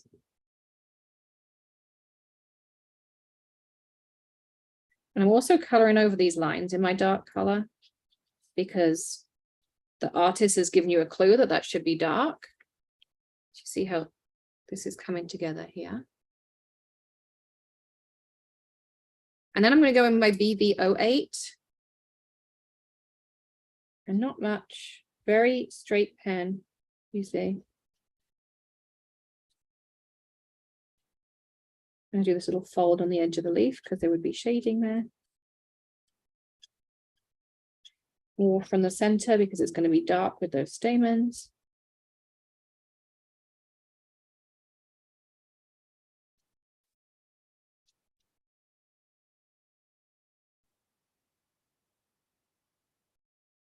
There we go. How are we doing?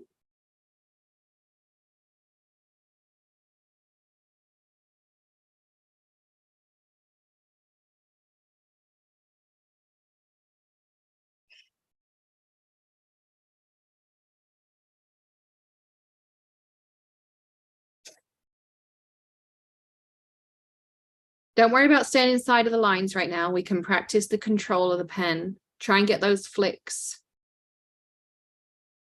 Okay. Now I'm going to go to my second shade. So this is my V25. And I'm just going to go literally like over these dark colors and just soften them a little bit. Okay. Like that. And then I'm going to go with my lightest shade. And you see, I'm just like flicking backwards and forwards.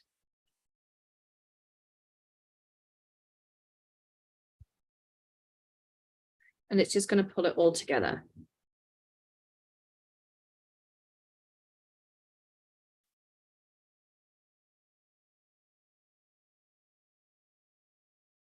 Yep, VIPs, you will get a link to this video. We re-upload it to a new link.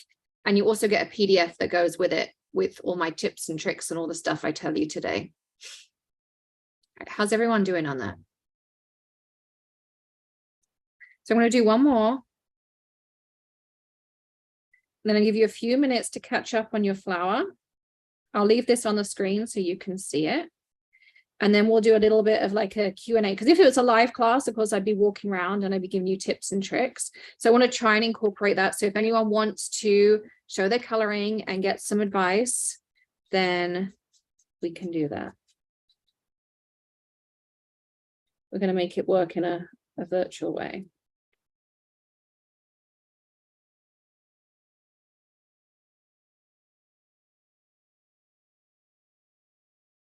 I'm doing exactly the same. I'm just doing it much faster. So you've got a couple of leaves to look at.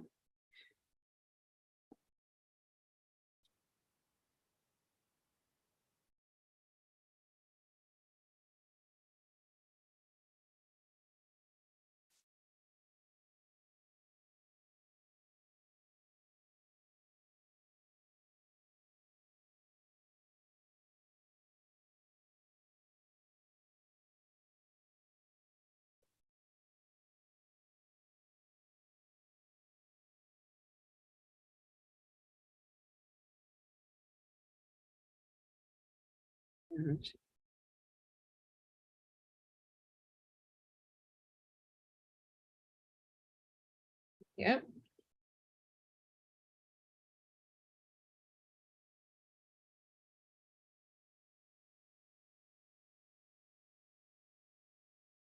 I'm going to do these two super fast, and then I'll give you a couple of minutes to catch up or grab a coffee or need to go grab a bottle of water. And then we'll do the Q&A, and then we'll work on another image. Because we're going to practice our flicking again in a different way. Because I want to show you that less can sometimes be more.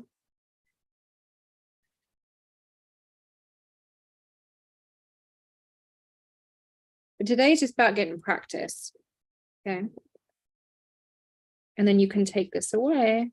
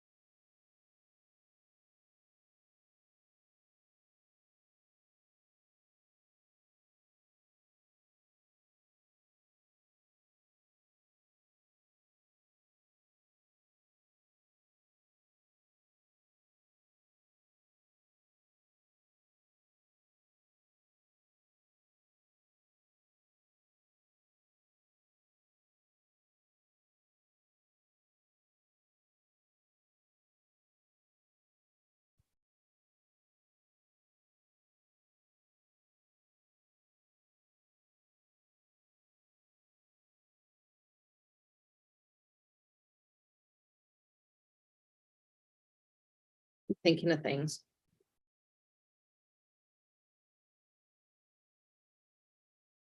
But I don't want to give you too much on day one. That's why we're doing this over 3 classes.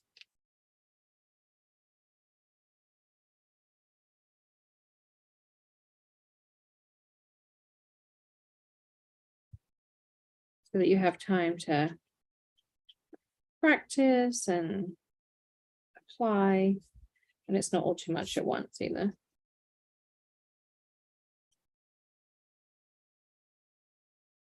And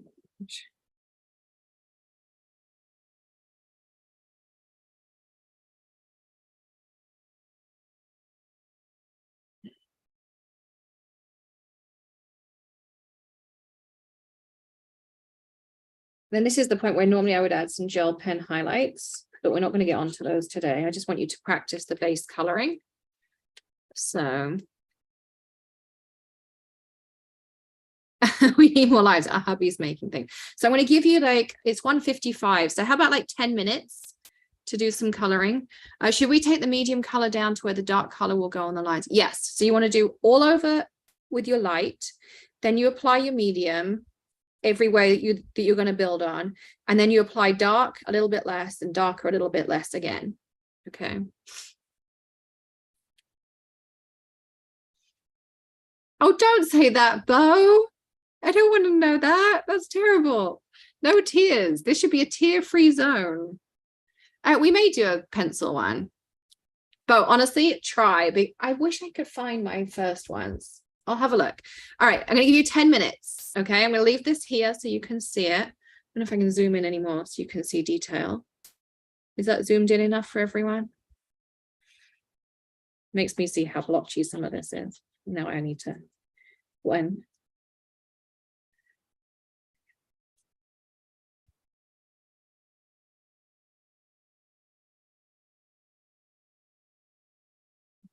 Don't zoom in too far. You'll see all your mistakes like I just did. But yes, I'm going to leave that up there. Okay.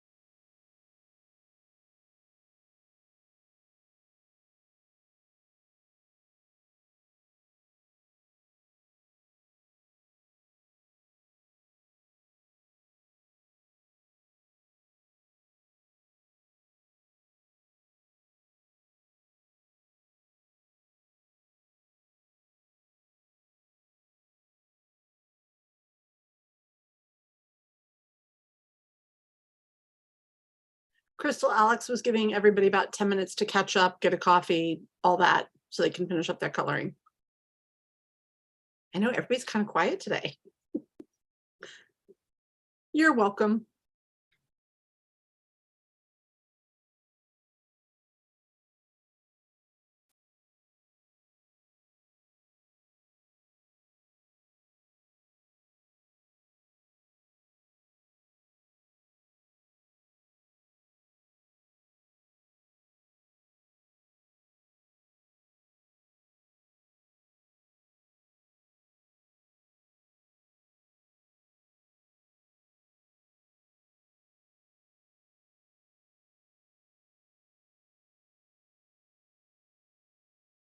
Yes, there is a second class.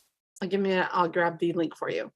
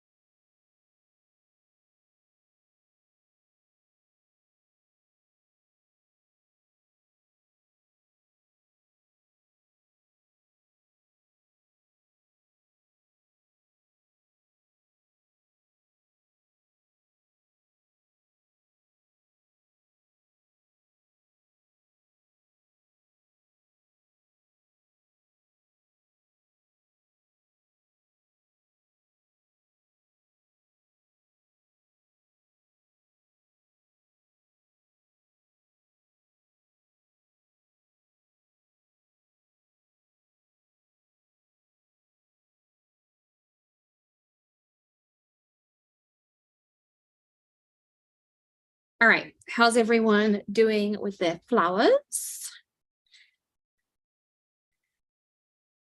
How's everyone doing?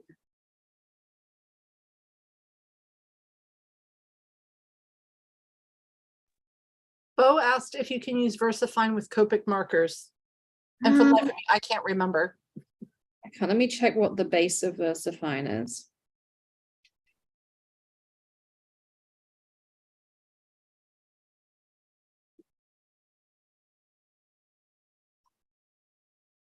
VersaFine is a pigment, so you would have to severely heat dry it, or I would recommend clear embossing.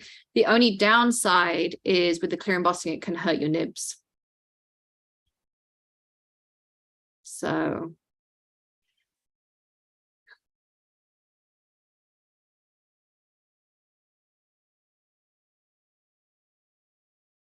that's why we developed the Remarkable, because you just had to have one. So it's instantly alcohol marker friendly. You can heat emboss it if you're fast. And if you heat set it, it'll work with water-based stuff too.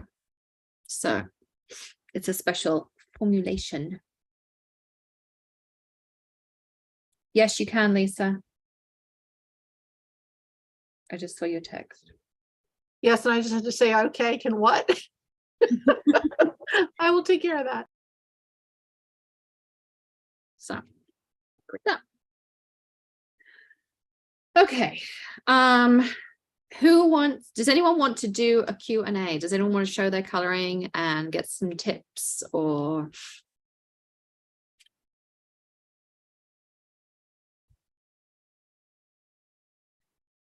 Don't all jump at once. Shah says sure. Right, let me find you, Shah.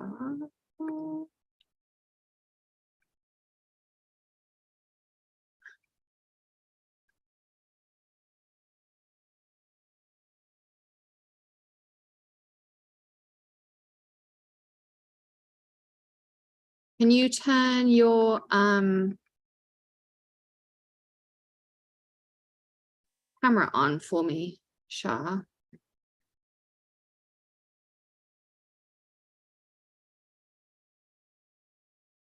It'd be easier to find you.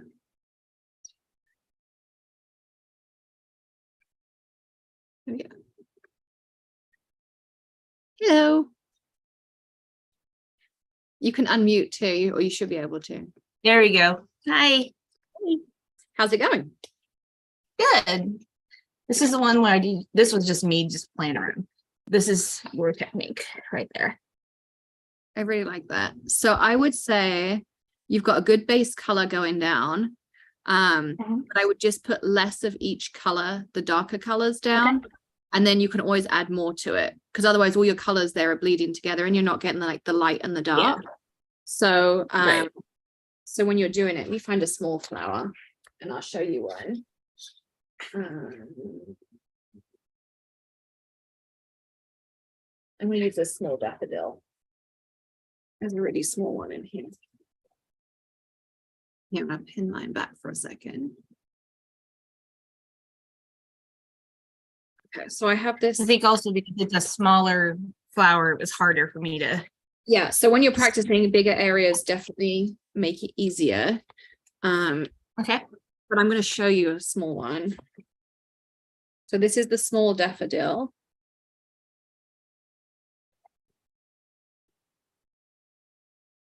Oh. You can see that's pretty tiny. Uh-huh.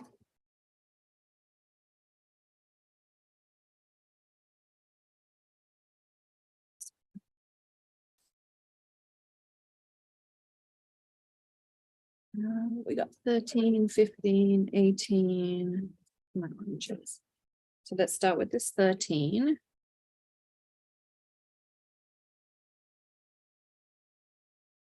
So again, I'm doing the same thing, base color. I'm just going to color the whole image with the same base.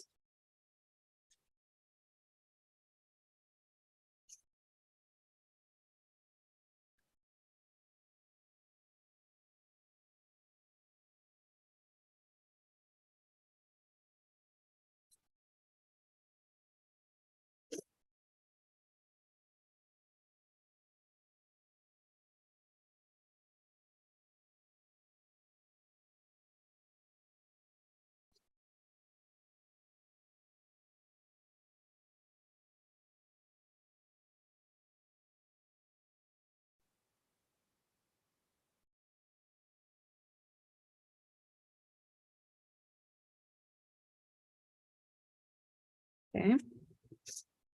Then I'm going to take my 15 and you want to hold your pen really vertically. So it's like almost completely straight. Okay. And I'm just adding tiny bits. Now, if your image is really, really small, sometimes doing dots is easier than doing flicks. I'm not doing very well inside the lines here because I'm going quick, but it's going to be darker. And then again.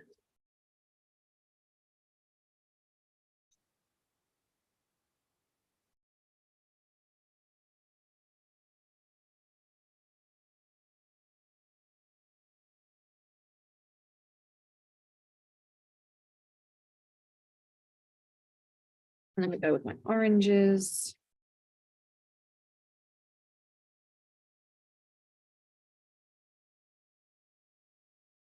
The other thing I would suggest on a small image is go with more contrast between your colors. So skip more numbers between your colors because it'll make it easier to see those lights and darks. You'll have to put less color down. And you might even just want 2 colors rather than 3. You can see with that orange, you've got the really stark contrast in there. For some reason, it looks more, here it looks more yellow, but I'm going to soften that out. But just the yellow and orange can be enough to kind of give you that light and dark in there.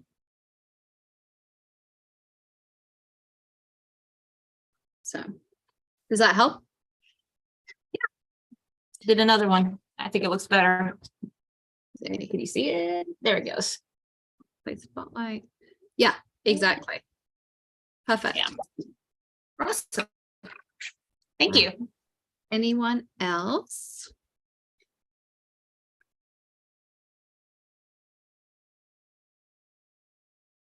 We're going to do both. I'm going to do tons of coloring with you this afternoon for the next like hour and a half. We don't have a color pencil class scheduled yet. We have the 3 alcohol marker ones coming. Part 2 of alcohol marker is available. Lisa's been dropping the link for you. And then part 3 we'll tell you about when you do part 2. But we will try and see about doing a color pencil class. So that's that. And then I was just going to say, I think my second one looks better than the first one. Hang on, I gotta find you. There we go. Oh yeah. This was my first one, and I think I did this one next. I think that looks better, but that looks much better. You got lots more light and dark in there, and yeah. Yeah. I love that stamp too. Yeah, what I thought, well, this is the perfect one to. Yep. I was trying to do these tulips, but they're so small. Really get any kind of contrast and everything. So anyway.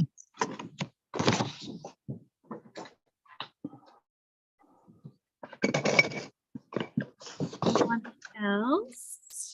I'm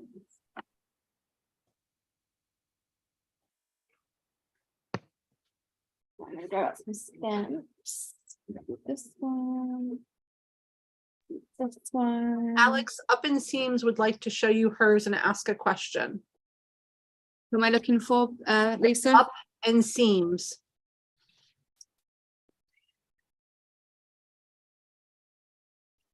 Yeah. Play spotlight. All right. Hi. Can you hear me now? We can hear you. Okay. I would like to ask you on these petals, you see where the lines don't go away? Yeah. Where is there some way I can make those? These don't look too bad, but this, and I don't know what happened. So it's because you didn't have enough of your base color down. So you want to saturate your paper more. If you go over with your base color, you'll definitely get rid of some of those lines. They won't all go away, but if you go over it with your base, you'll definitely get some of those to go out. But it's happened because you didn't have enough of your primary down. Okay. All right. Thank you. Did I miss any more, Lisa? Sarah inadvertently DM'd me and she said, how do you keep your flicks from lining up? I don't. So usually I use the edge of an image. So for instance, on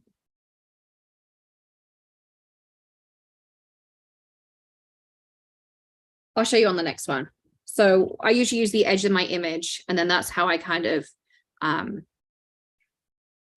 do it that way.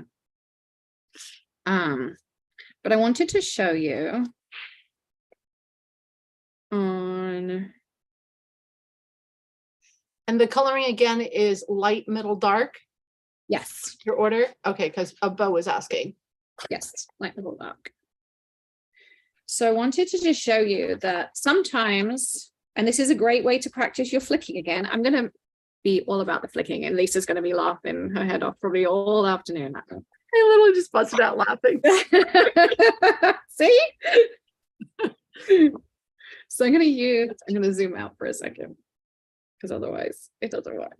All right, so I'm going to use this image right here. This is the one from Let God Prevail. I love these line art images, my favorite.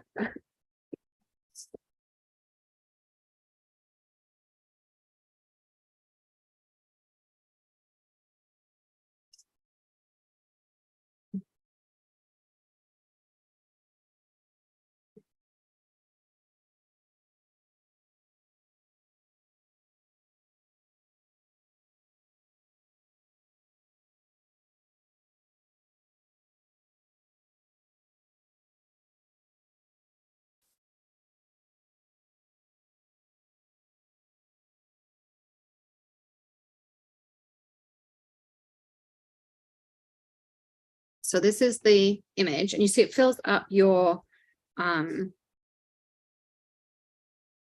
front really nicely as well. I'm creating a little envelope of all the samples I'm making for today, and I'm going to just slot them in there. So maybe I won't lose them before the next class. Maybe.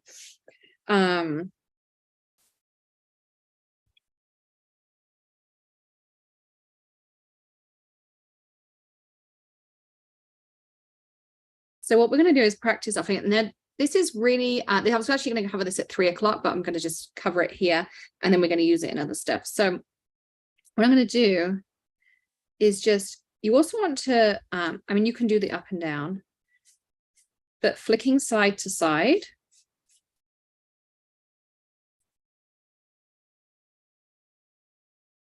And that's going to ground your image. So this one, I'm really not going to add much color to. I'm literally just going to ground this. And I'm going to use a couple of shades of gray. So this is what I was saying about I use the edge of my image for my flicks.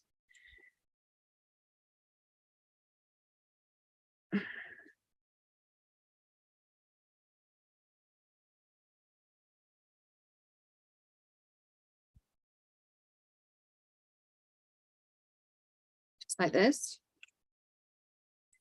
And I'm doing it in a darker color than I kind of typically would, more so it shows up on here. And I'm going kind of light.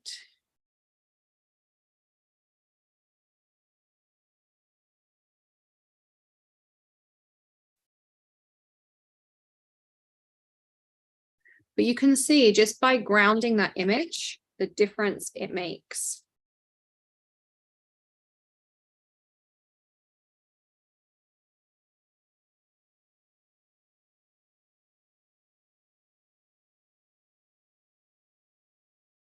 And this is just a couple of shades of gray that I'm using. And I didn't pre-saturate or anything. I literally just went for it on there as well. Kimberly, I'm using our Remarkable Black ink, which is instantly alcohol marker friendly. Okay. So grounding is really, really important. We're going to do this on lots of our images. We're going to ground them because it goes from having this like floating effect to all of a sudden it really makes your images pop. You might even say, for instance, want to take a little bit of, I thought we had a lighter green out that I used earlier. This is like a really bright green. It's not going to work. I'm gonna pick out maybe like a G24. So like here, you might want to add, you can practice your graphs.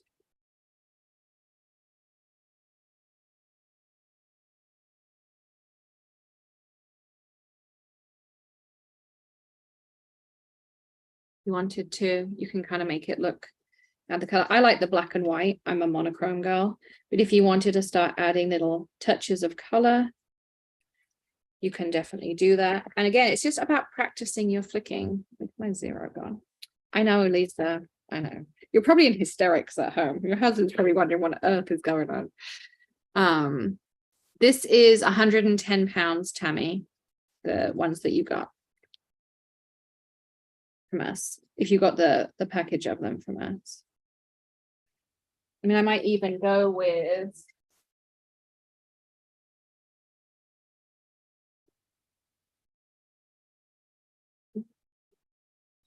some E43.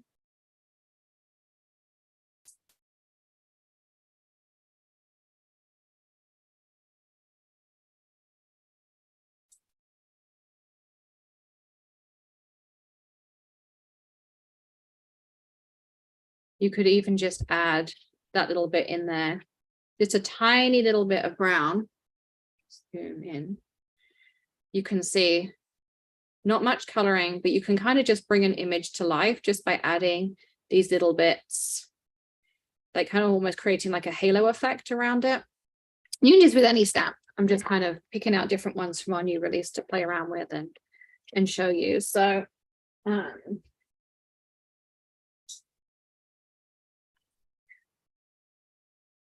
you can see that on there. Now I want to color one of these little bunnies, and then I'm going to do this scene just to kind of incorporate lots of the things we've already talked about today.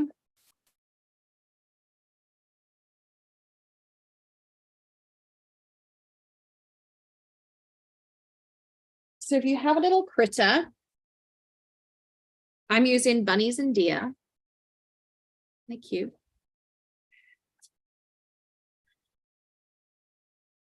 Let's do the deer.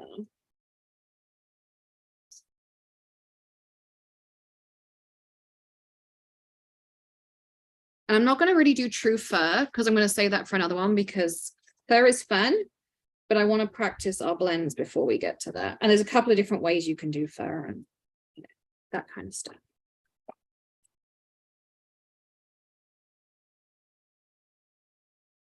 I'm making myself all kinds of notes of ideas.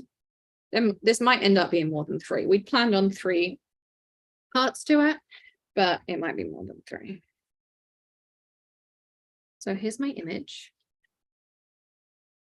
Is everyone enjoying this so far? Is everyone getting some value and everything on here? So Bo, next time we're going to work on light sources more. For now, we're just going to work on texture and then we'll build on it over time.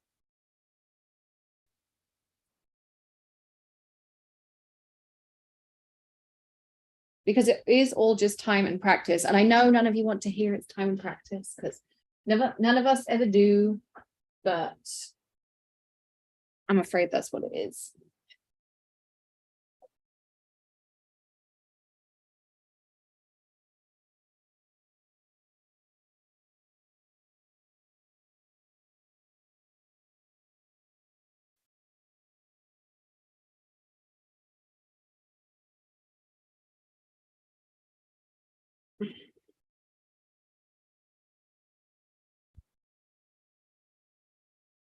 Yay, I'm so glad you're all enjoying it. All right, does everyone have an image, if you're coloring along with me, that you're good to color?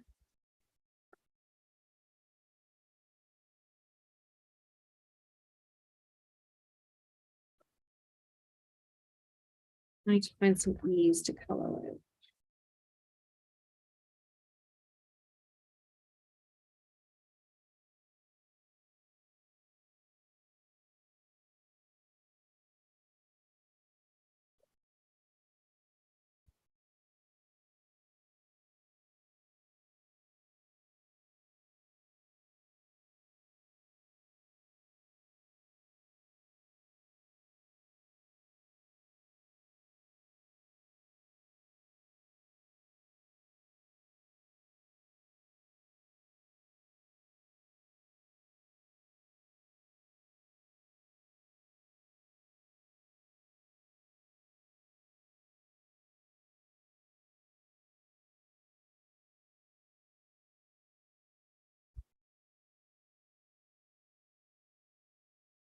So I mentioned that typically we don't go outside the color families.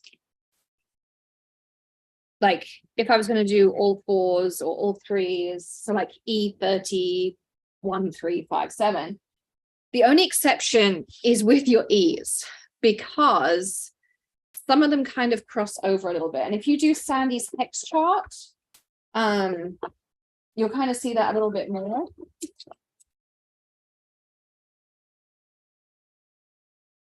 So I kind of like mix and match a lot of my E's together when I'm coloring. Let's see. This is another reason I like some porous paper around, because I just kind of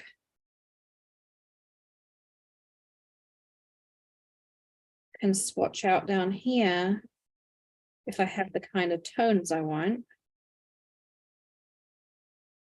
And I'm not feeling that one so much.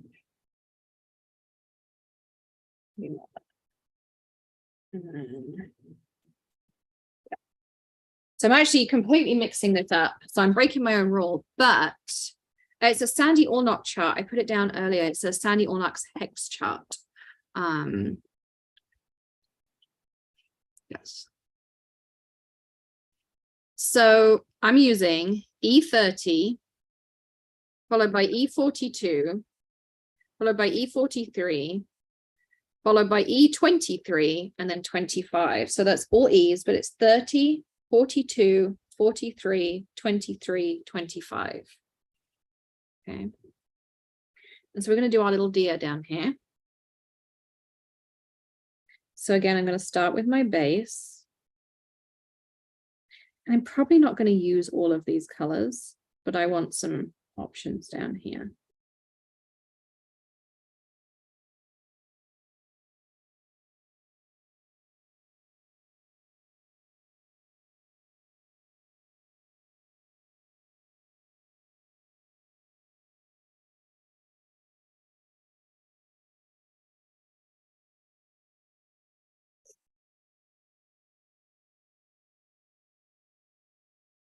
So here goes my nice base.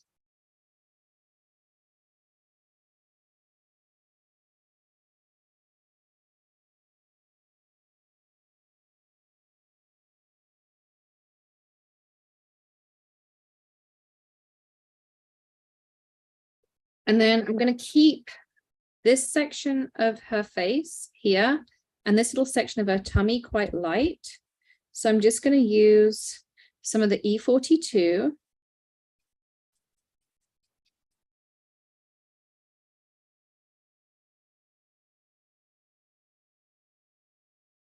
I have so many notes on things I want to tell you about to build on. I don't know how long it's going to take. All right, so, and then I'm going to add just a smidge of the E43. Okay. And I'm going to go back to my 30, blend that out. And that's kind of as dark as that it's going to get. So I'm actually going to start my next section with the 43 as my lightest toner.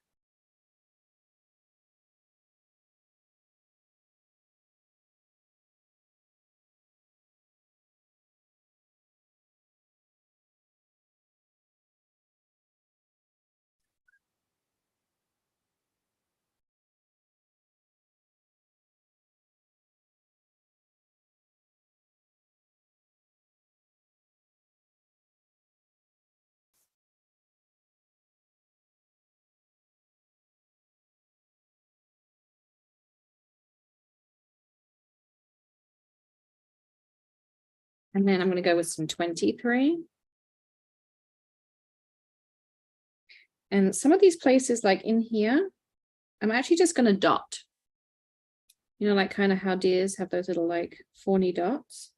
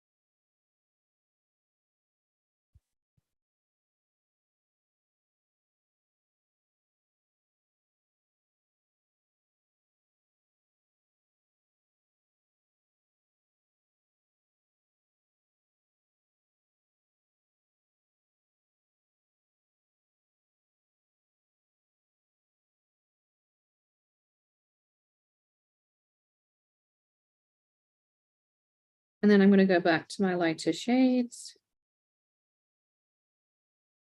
Start blending.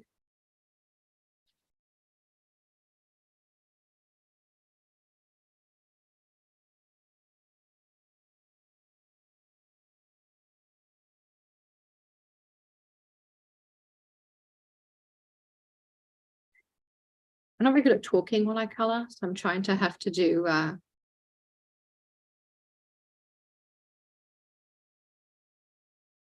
want this to be a bit darker.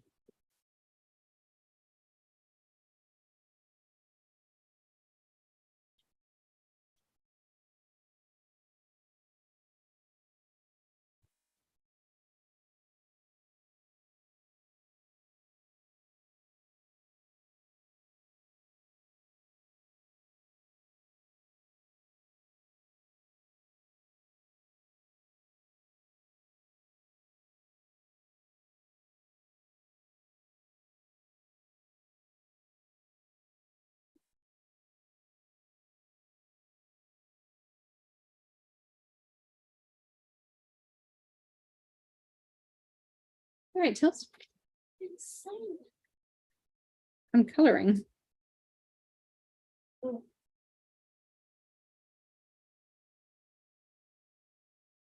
See? What do you think? Whenever you color, it always looks so good.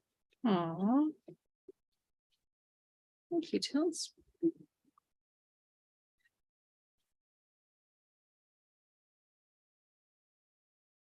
What do you mean? Do you? Everyone's saying hi, Tilly. Say hi. Hi. No, I can't say hi. There you Hi. go. There. See you in a bit. All right. How's the pizza? Good. I just like this. Can I drink anything that's in the fridge? Like what?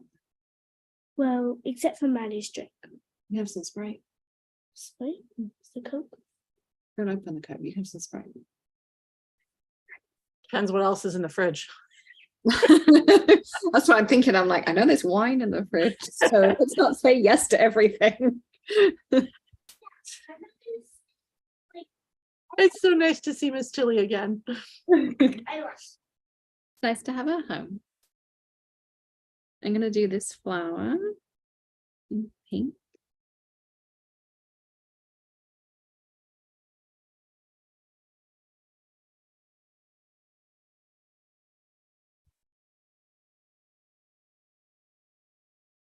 Oh, I missed an ear.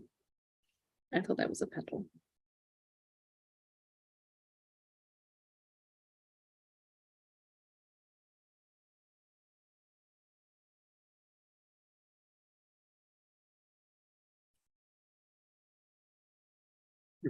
Yeah. So I'm just going in the center of this petal, and then I'm going to show you a cute little trick in a second with petals too.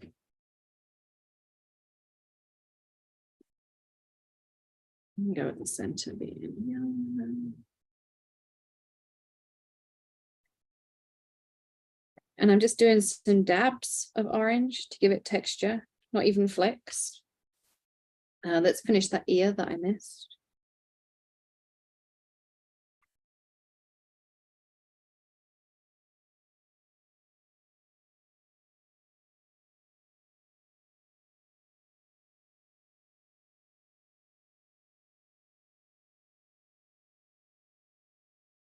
And then I need dark. All right, so I'm going to go with an RV25. This is kind of darker than I normally go, but I want to show you this. Laser jet will not lead, no bow. Yeah. So one thing with flowers is if you take, imagine this is the edge of, I can't really draw. Imagine that's the edge of your petal, like this, like that. If you take the edge of your petal and turn it into a Y, all of a sudden you'll have this like really cool, deep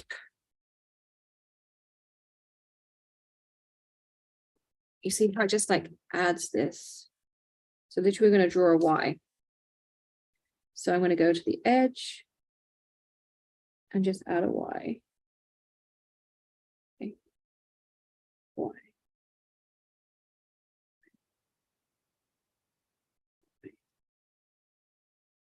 Sound like a where Y. Oops, one's juicy.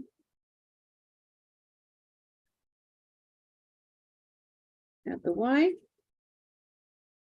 And then we'll go back with our color. We'll blend out a little bit.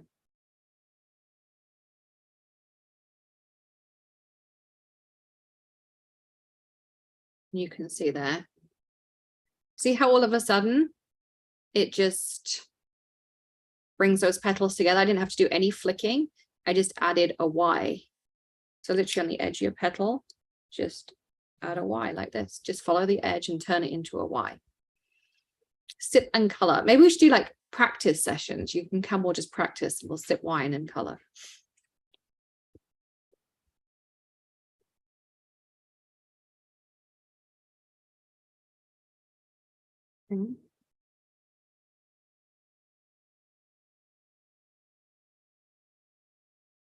I don't know what the question was, Lisa. I think it was just sent to you. No, it was sent a thing. She's asking if we have a Jewish designer participate in developing the stamp sets for Jewish holidays. I wasn't personally involved in developing them, so I can't answer that one. No, I designed them and then I had one of my Jewish friends look at them to make sure they were okay and appropriate.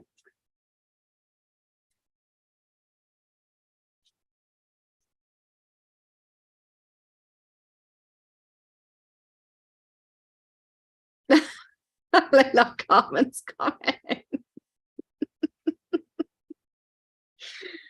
And then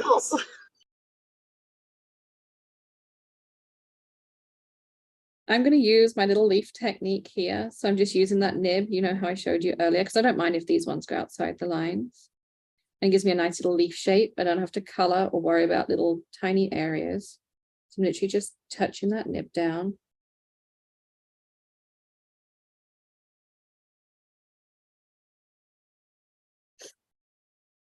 And I'm going to use a lighter green to just kind of trace the outline of the vine, because the black just kind of makes it look a little bit stark. And our bumblebee needs a little bit of yellow. And I'm going to use, so nothing is ever white. I'm actually going to use cool gray on the wings, like that. And also on the fluffy tail, you can maybe add a little bit of marshmallow paste on the tail too. Just like this.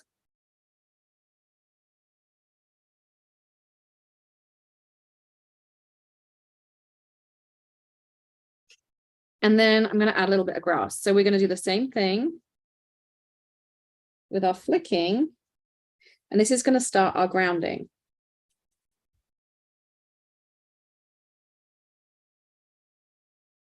Even going to add just a smidge as though she's sitting in a meadow, enjoying her day. So you can see how that already makes a difference just to add that little bit of grass like this.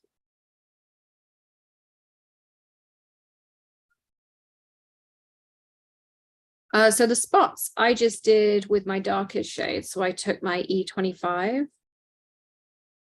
and just added some dots like that. You could maybe add some with a white gel pen and stuff too.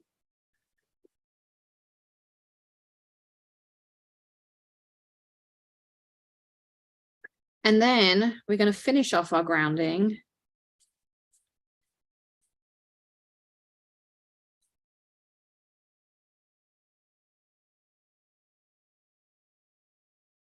With a couple of side to side flicks. I'm going to go in my darker shade, just a smidge.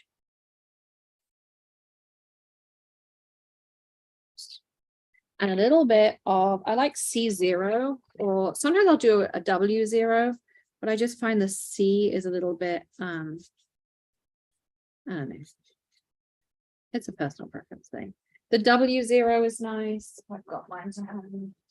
I can see it. I don't know. All my pens are everywhere today. There's a T.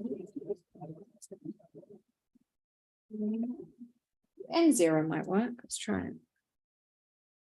Yeah, N's not too bad. Ties it together nicely too. But you just want to take some kind of gray tone and it ties it together. And then now all of a sudden, our little fawn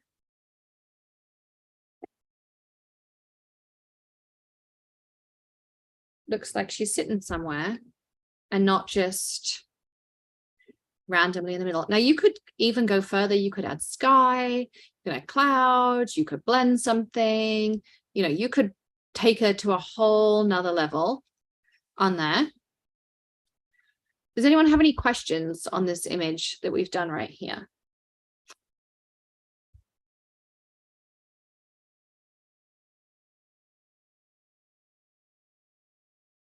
He really is adorable. I love this whole snap set. They're so cute. And they're super easy to color too.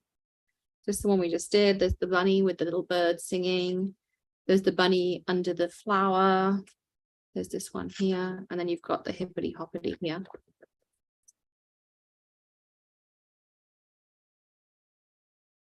I would like to do two more things with you. I'd like to color another flower together. And give you a chance to ask any questions. And then I want to do this scene, and I just kind of want to do this one here, more because it ties together big areas, small areas. There's some flowers, like there's a little bit of scenery we can do some. So it just kind of like ties everything we've done together. We'll do some grounding, and it's just a good image for that. So we're going to do that one last. So let me put this in my little envelope. I'd like you all to grab out the flower. We're going to have a quick, like 5-minute break so you can all catch up on that image, and maybe add some grounding, and then we'll do a 5-minute Q&A if anyone's got any questions on grounding or anything you've been trying. And then I want you to grab out, I'm going to use this magnolia flower, the one that I colored in monochrome the other day. Get this. I'm going to do this one. So it's the one I'm going to color, but we're going to do it in colors. Okay.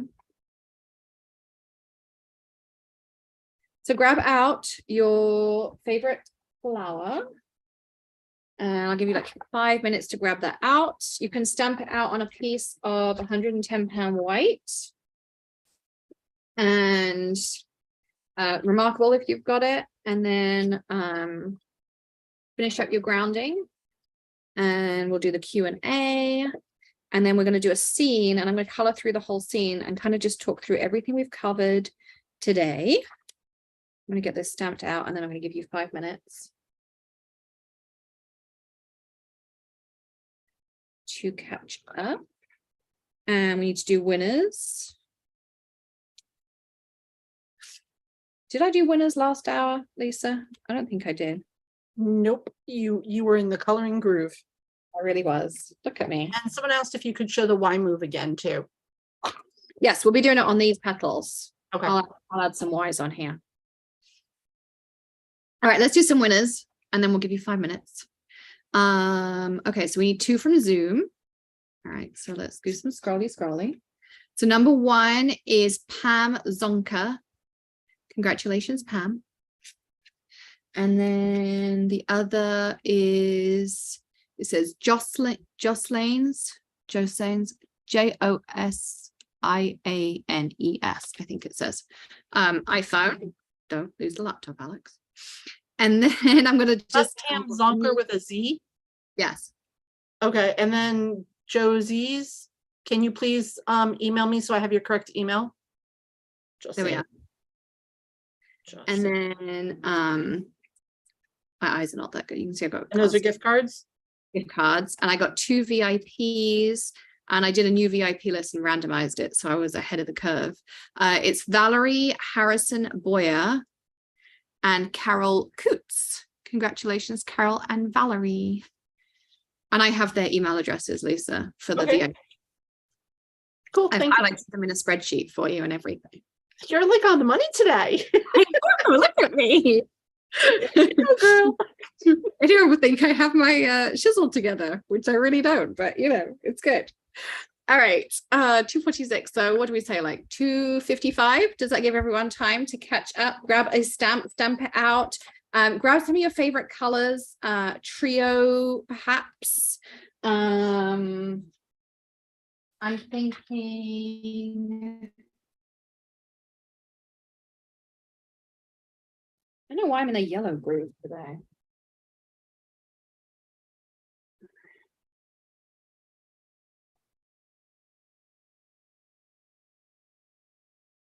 I'm going to split my magnolia. I know you don't get blue magnolias, but mine's going to be split. So I'm going to do a blue, and I think I'll do a pink.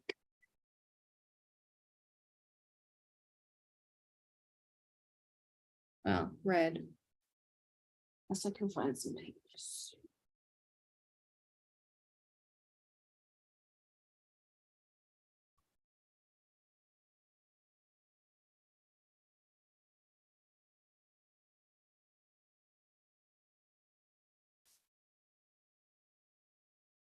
All right, so I'm going to use, if you want to grab the same color.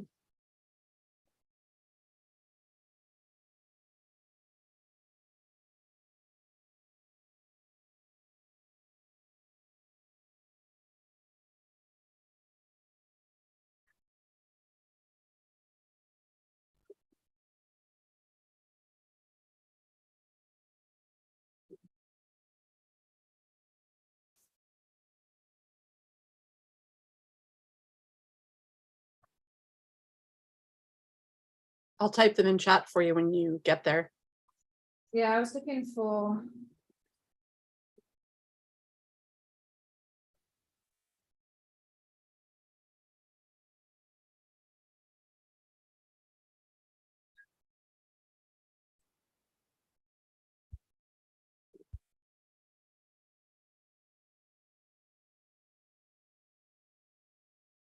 I was looking for a color I can't find.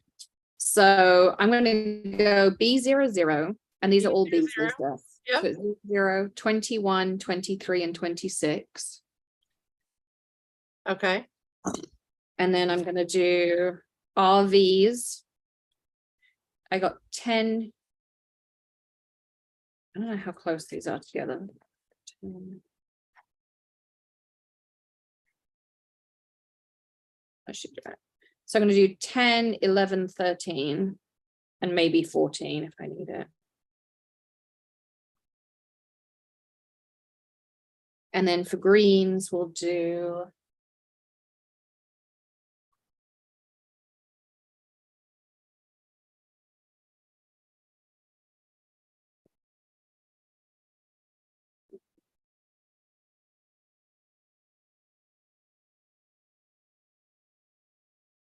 You one of those trolley carts with the grid on top, so they're right next to you. Well, I have that, but they've all like been dissipated during today. So I'm making it up as I go along. It's fine. The colors are all working so far.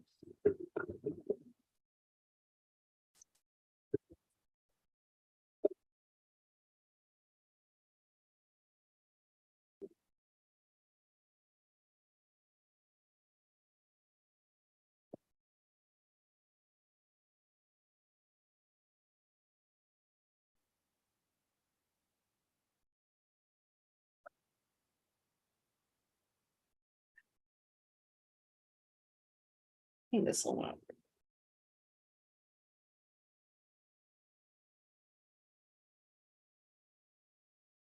Yeah. We'll use G 40, 43, and 24. I'm going to break my own rules because I can't find the other one. Bo wants to know if she waits too long to finish her image, will it ever blend? You'll have to reapply your base coat, and then you might get a bleed. It's not ideal, but you can do it. You can definitely do it. Virginia, I will be taking that down on Monday morning. All right. Also, if you have a really pale yellow, something like YG 0000, grab it. Or I think it says a yellow that's that low. There it is.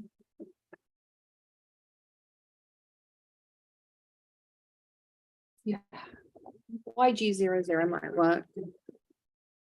I think there's a Y01. So I had all the colors.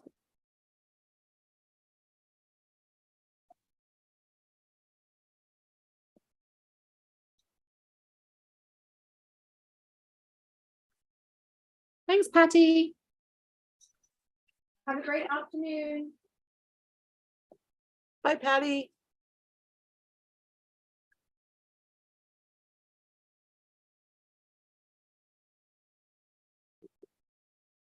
Okay, so I'll give you a chance to grab your pens.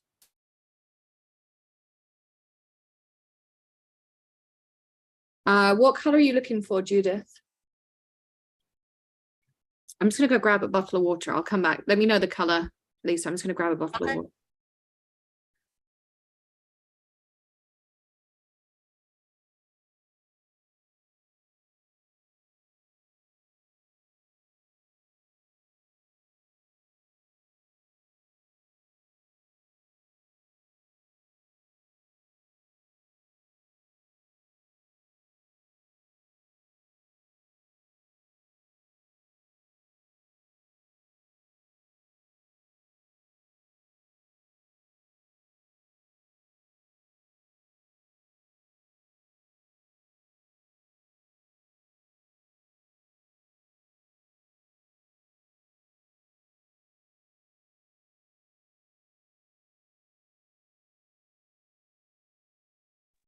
I've personally seen Copics stored both ways. I've seen them standing up on end in the top of like a trolley cart with the grid in the top.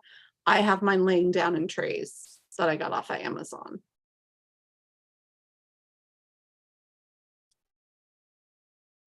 And then I've seen people just put them in buckets.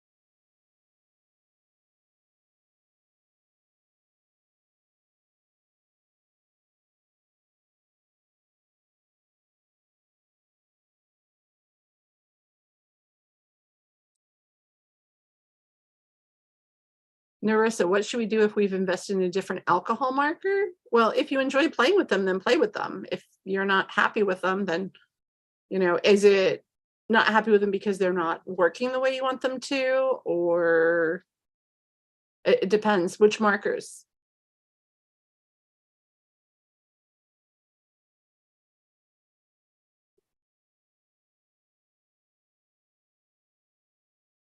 And Judith and Bo, I'll ask Alex about the Cal Pals when she gets back.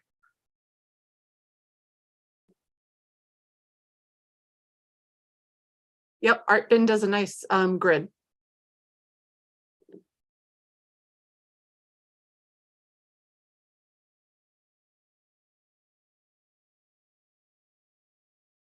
I can't speak to the Ohuhus, but Bethany, she uses Ohuhus all the time.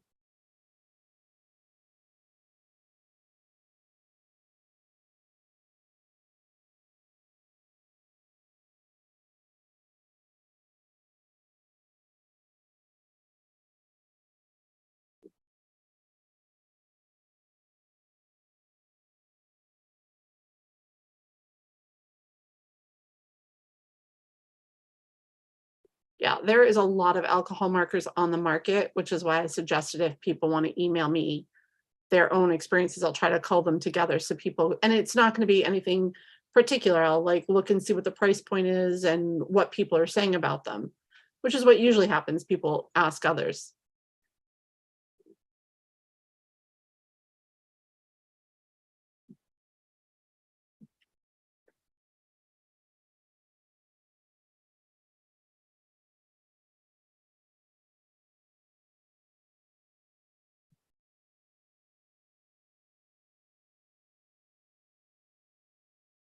You probably could mix different brands together. I would practice the blends on the side, you know, not on your image directly, you know, and if they work together, they work together.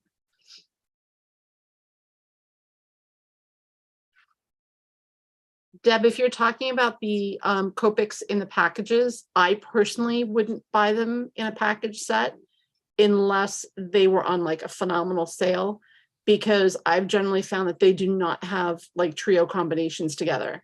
You'll get like 2 on one end, another on the other, and there's nothing that actually blends together.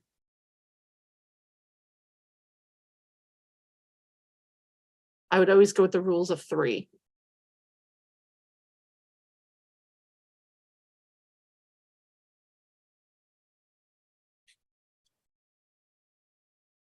Yep, I can drop that link for you.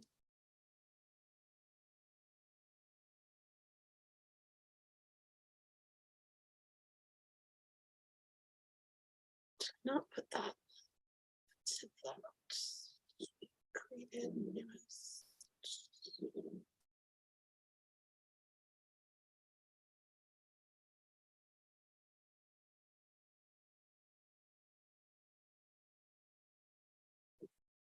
This is the coloring kit.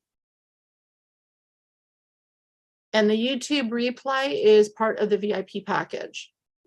That's like one of the best things about the VIP is lifetime access. And I can put that link as soon as I find which tab I'm in.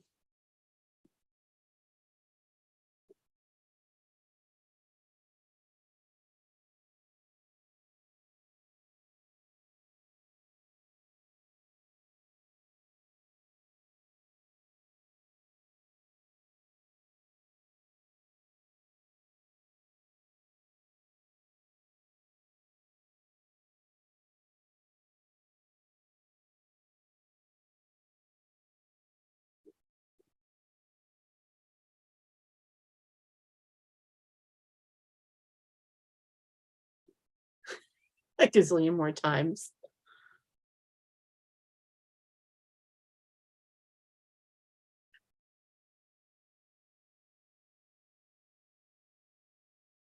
Aw, thanks, Nerissa.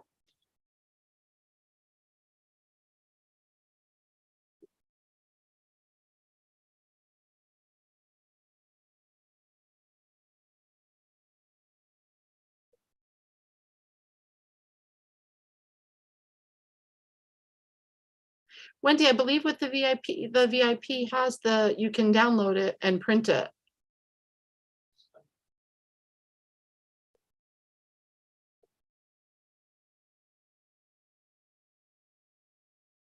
You're reconstructing the QE too.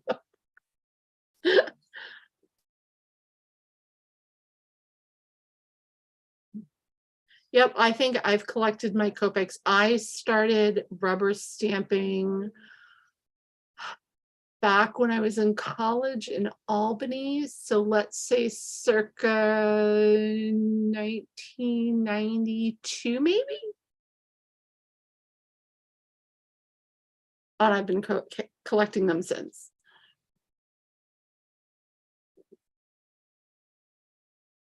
Okay, Anne, thank you. Have a good afternoon.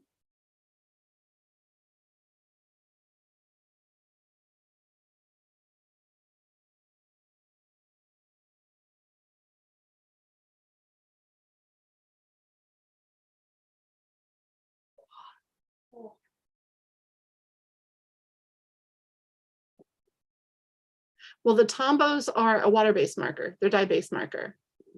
Sorry, not water-based. Yeah, dye-based. They're great for like brush lettering and stuff. And I do a lot of art impression watercolor stamping with my Tombos.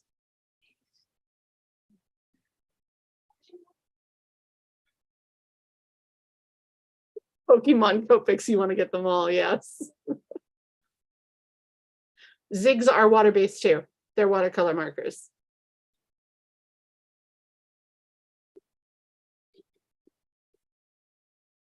And they have a brush end on them. I like them.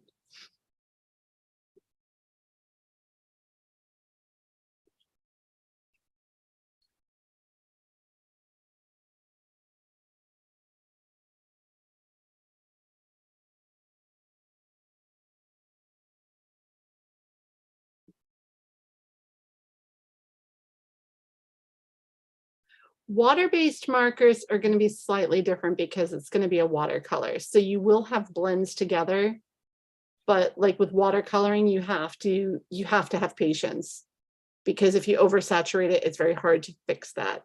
Less is always more.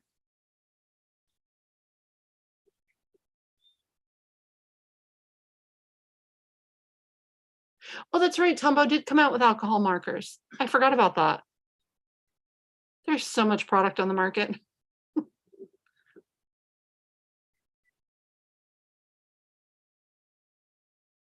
All right, who's ready? Yeah. What was the question that I wanted to ask you? Question about I guess go back. I found the colors of Kaleidoscope. We have 1, 2, 3, 4, 5, 6, 7, 8 colors looking for. Nebula, Lime Wired, Grape, Bittersweet, Blizzard, Bubble Tea, English Mustard, and Vegas Strip. I would have to go out and check what's out there. There was a few we found, but I thought the stock was updated, but we can double check. All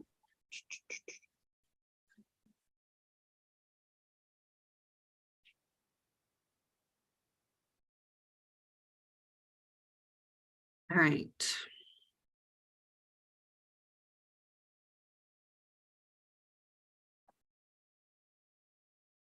So, one thing I also wanted to tell you about, oh my goodness, I'm gonna yawn, I'm sorry.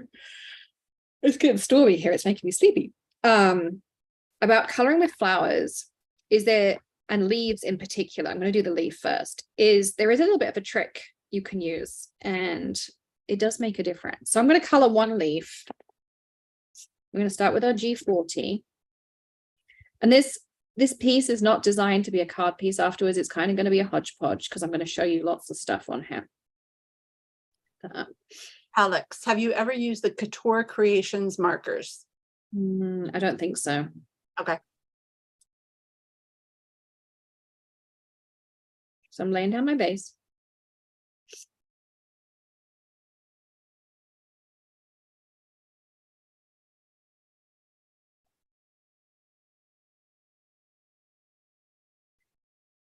And I'm just going to flick some color in. So I'm outlining the vein, and then I'm just flicking out from the vein. I know I'm outside the lines. We can push that back in with our blender if we need to. As I say, this is a sample piece. This is just designed to show you some techniques and things. And so you can see it. So that's just a plain leaf with my 3 colors. However, if you take the YG0000 or even just a YG00 and color your leaf in first, and I'm not talking about saturate, I'm just talking about like, just color it all over with the yellow. Then put your base coat down.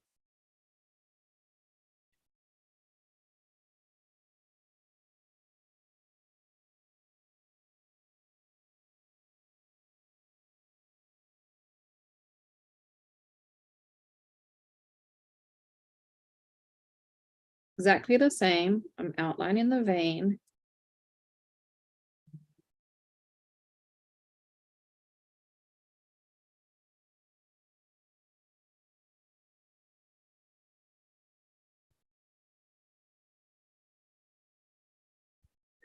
Do you see how much more that one pops, how much brighter it is? By adding that little pop of yellow or yellow green underneath, it makes such a difference. You see the difference between the two? Just like how vibrant that color suddenly looks.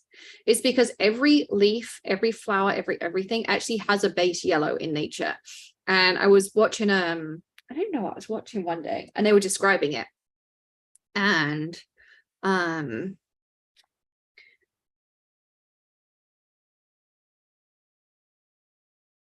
it makes a big difference.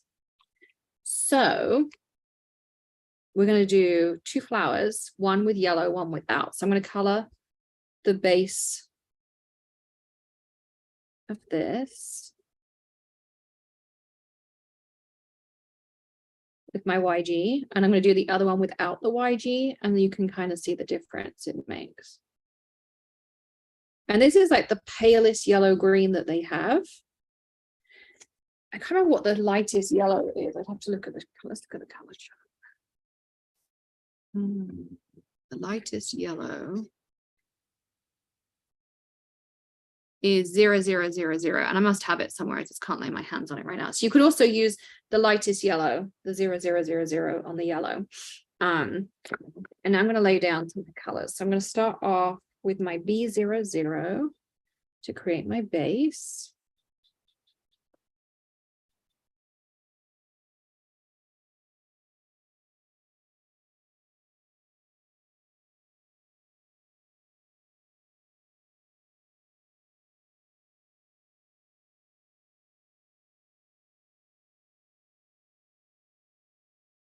And I'm going to do a second flower over here. And you see the difference, how it's changed that color by having that yellow underneath, just as like a like for like.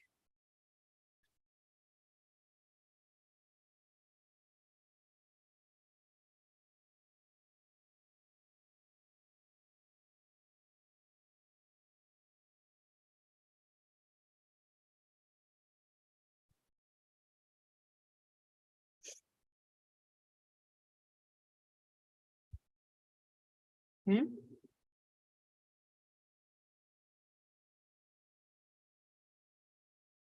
And then I'm going to take my next shade.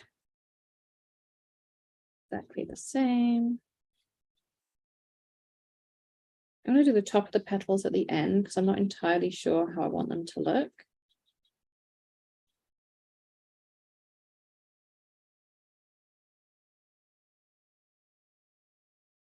But you're going to see these two flowers that are going to be colored with the same pens, the same technique, are going to look totally different.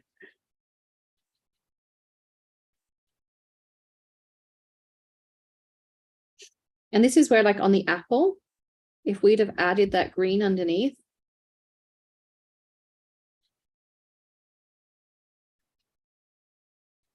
you would start to see this green and this yellow. It makes such a difference. Okay. Now I'm going with my B23.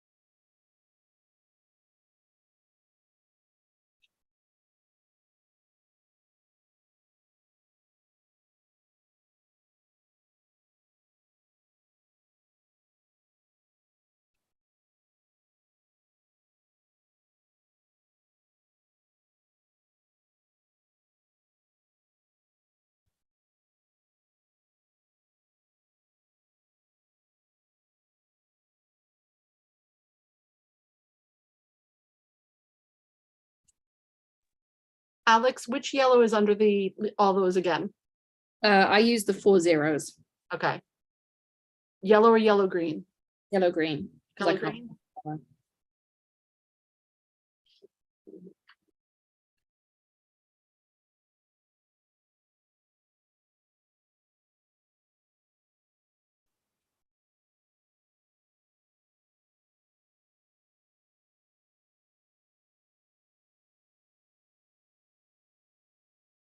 And then I'm going to go with my darkest.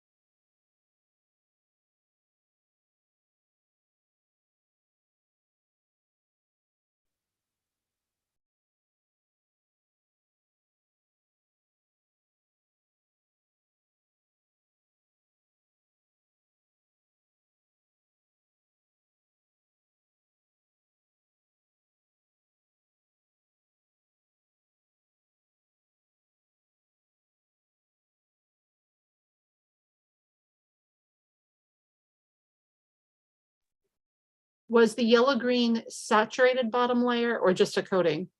Just a coating. Just a first layer? Okay.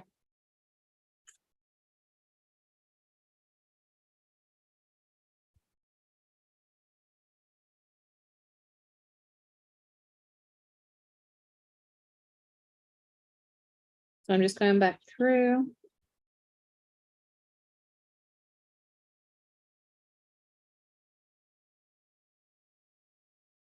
So whilst this top one looks more delicate, the bottom one looks more realistic because it has that yellow green underneath.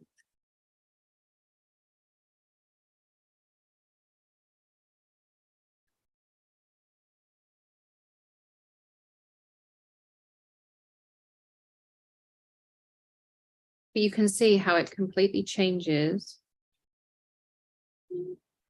I'm nearly done. I'll be back in a minute, all right?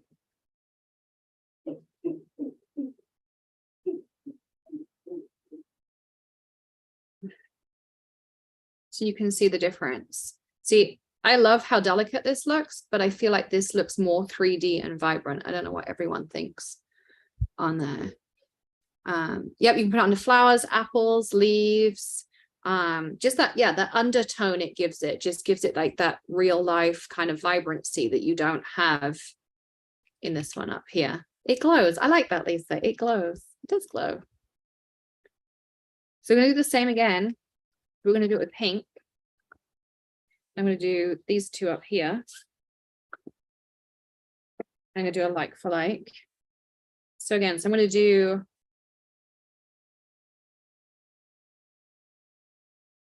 we'll do this one with the undertone. So literally you can see like I'm just doing a couple of strokes. I'm not saturating.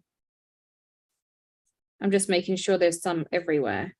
So imagine you were just like, you know, had a Crayola marker and you were coloring in an image. That's all you want. Like if I look at the back, there's not really any saturation there. You're still going to go in and saturate with your lightest, which on this is I'm using RV10.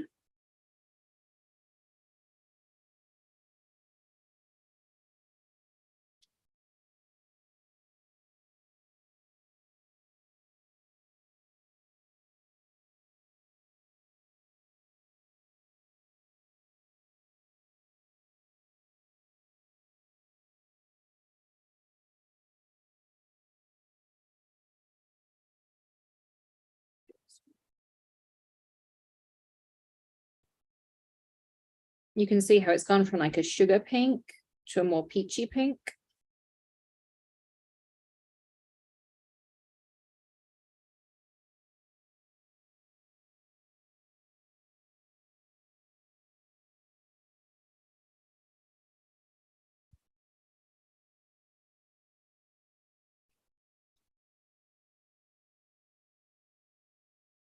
So I'm going through the same.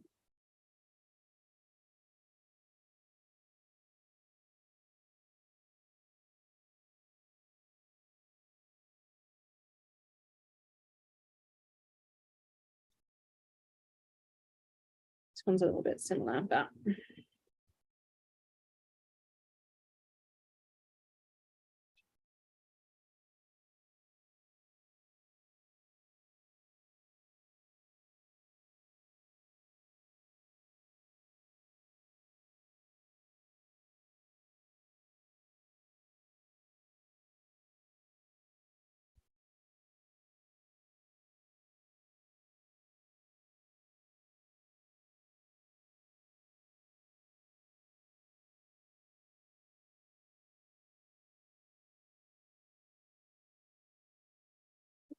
next one. So again, like just, it's easier sometimes to just turn your paper than try and like figure out how to flick in different directions and things like that. I know, Lisa, I can hear it and you're unmuted and I can still hear it.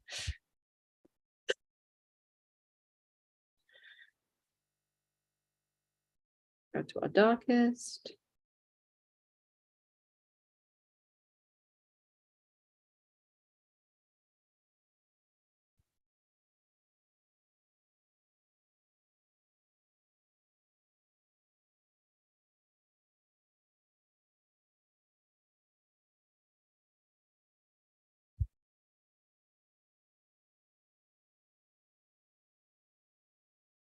That one.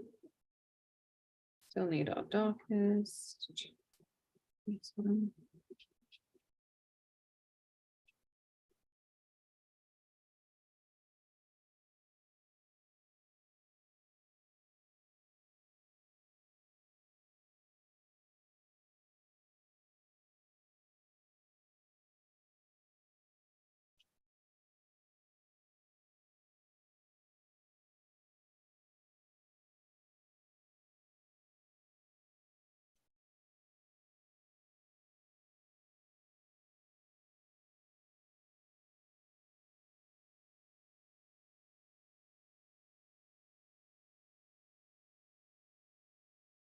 You can see the difference.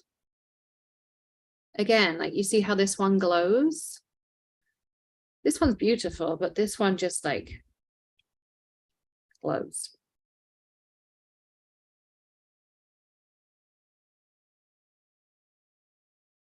I do not, Emily. No, I don't finish my blending with that. I literally just put a base down and then I color on top of it. So that's the only time that I'm putting that YG down. The only time.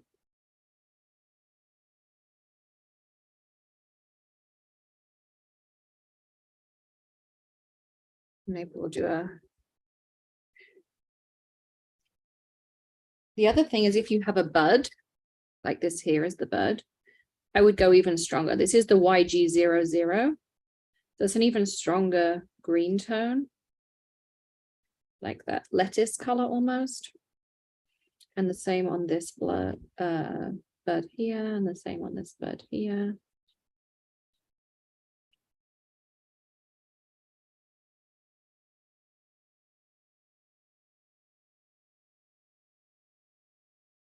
Because they're really new leaves.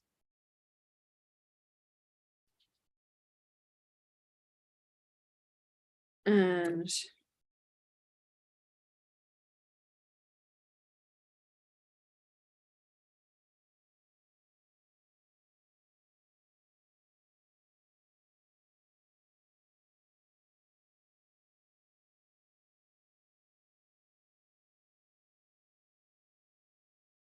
so they're going to be really green. They're not fully formed yet.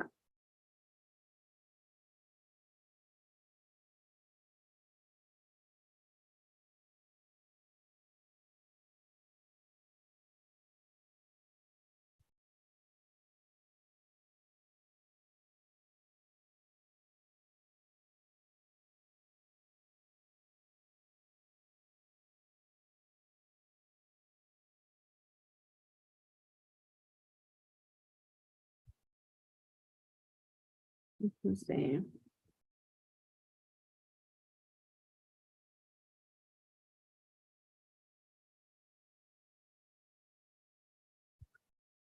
That's coming together, and they look like those kind of new, you know, when the leaves aren't like fully formed yet, they're still a little bit tingy of the green.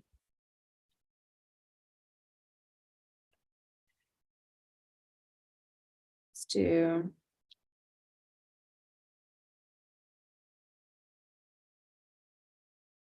down here.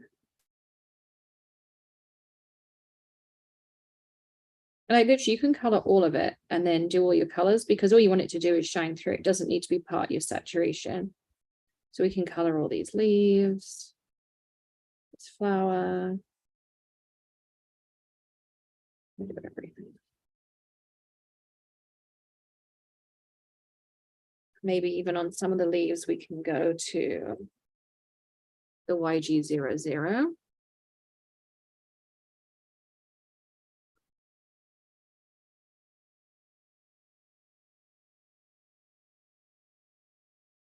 And by mixing it up, we'll add more dimension.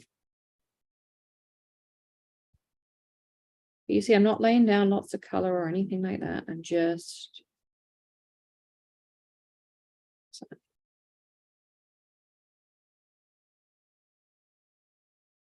and let's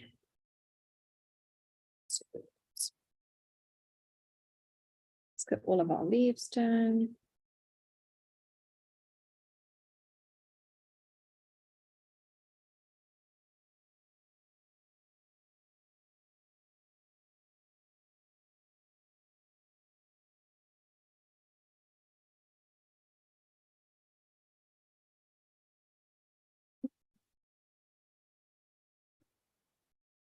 All right, put my notepad down for today.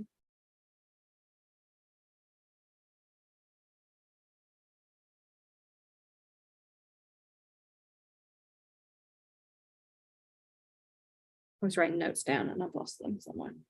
For the next classes.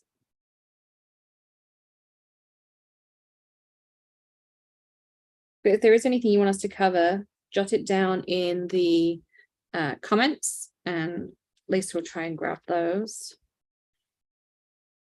So far I have refilling markers, changing nibs, I've got stone textures, no line coloring, different types of fur. I'm trying to think what else was on my list. It's under here somewhere. It's amongst all of my stuff here.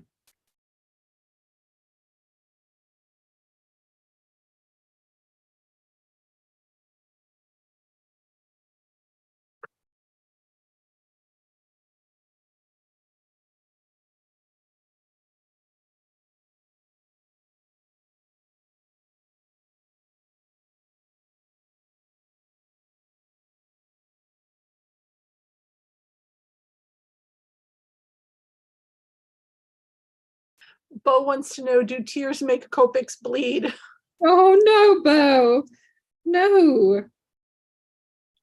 No crying on Copics. No. Watercoloring. And I promise you, it's just practice. Like if you keep thinking and practicing and trying out these techniques, I promise it gets better and better and better. I only know because I went through those tears. And I was in a class of like 30 people and I thought, I'm never going to get this. Never am I going to get this. I'm the only one here who can't do this. Because of course, you're always most critical of your own work. But I promise it gets better. And eventually you feel like, oh, I could actually maybe teach someone how to do this. And I'm not saying I'm the best colorist. I know there's amazing colorists out there. Like, you know, Sandy could come do this and she would put me to shame. Maggie would like to know about adding highlights. Yes, we're going to do white gel pen highlights in, I think that's going to be an intermediate one. Like, where do you then add them? Once we've done light sources, it'll make more sense. So we're going to do that first, and then we'll add highlights after that. Jean would like to know, would ink blending, once the image is colored and you want to do a background, would it change it or make it muddy looking? You would need to put like some masking over it, like a masking post-it or masking magic or something like that. Because otherwise it's gonna change the color, like you're gonna blend over the top. But yeah, you can definitely ink blend around it, but add some masking.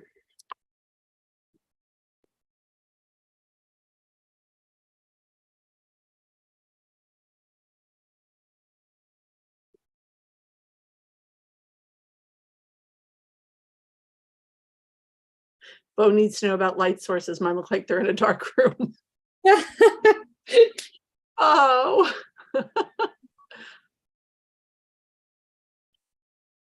It depends. Do you want them in a dark room? I had a hard time when Copics first came out too, because our instinct, I think, is to like color the whole image like with a crayon. Yeah.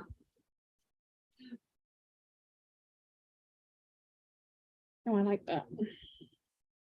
So I'm adding like a smidge of highlight with RV25. I just felt like, I don't know, this pink was like kind of flat.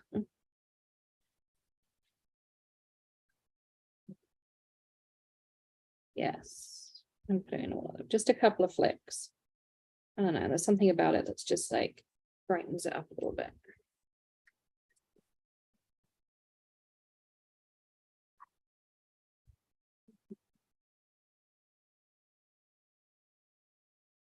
Yeah, Helen was clarifying that she wanted to know, you know, the different inks depending on what you're using, watercolor pencils or alcohol inks. Yeah, and I think the first page of the workbook has that in it as well. Okay. Yeah, I'm pretty sure it's the first page. Let's do this last one. We'll add our stems. And then we have a nice little sampler. I just love this image too. Amanda did this one.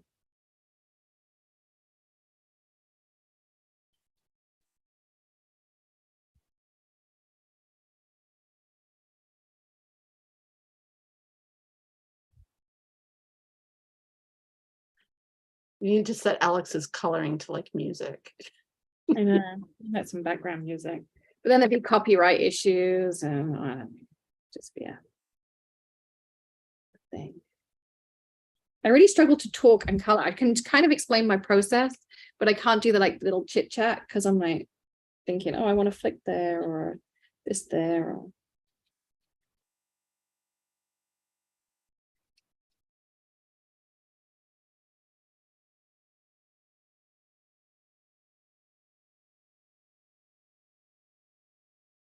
Yeah.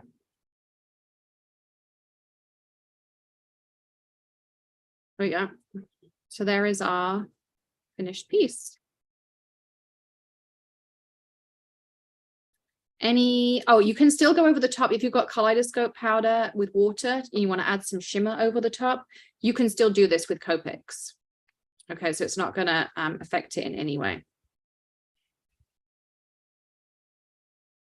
This is Magnolia Flowers stamp set. Magnolia Flowers. So pretty. Thank you. All right, one more.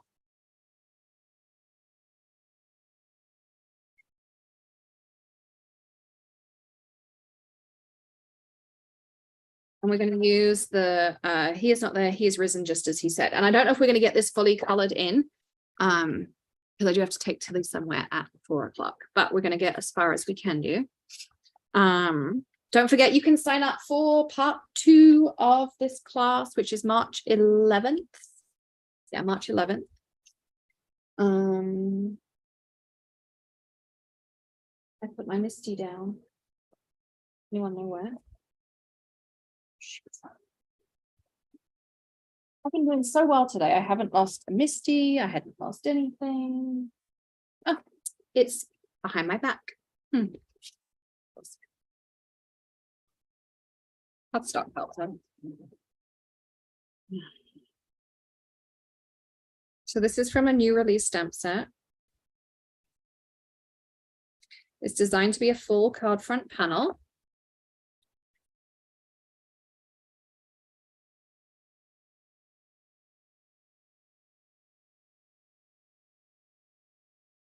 It's called Just As He Said is the stamp set. And there is lots of papers and stencils and stuff. We're just not going to get to them today. So I'm going to have to do a release party, but it is a limited edition release. So I guess maybe tomorrow. I don't think we're going anywhere other than the pool. So I'll try and do that. And we'll still have the free shipping on. But your VIP code expires tonight. So if there's anything you want in the new release, grab it. There's some super cute Easter papers that Lisa picked out in there as well.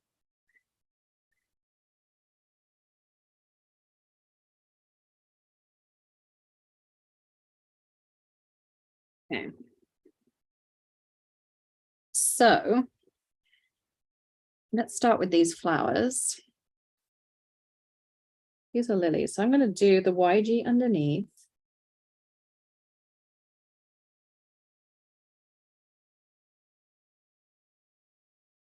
I would use them as a card front, Annie. I'm not a big fussy cutter. I would literally just stamp the card front and then use it as is, personally, anyway. So I'm doing that.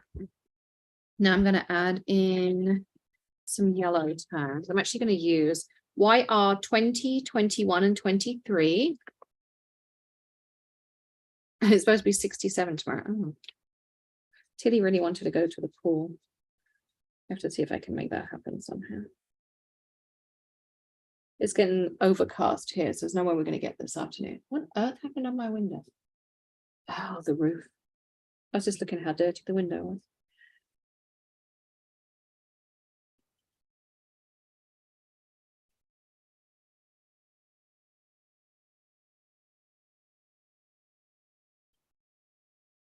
And of course, you could use this scene anytime. You could just take this off of here.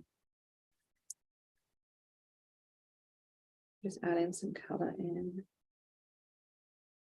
I don't want a bit of that orange. I don't know why. I'm not usually like a yellow orange kind of girl, but today, in all different.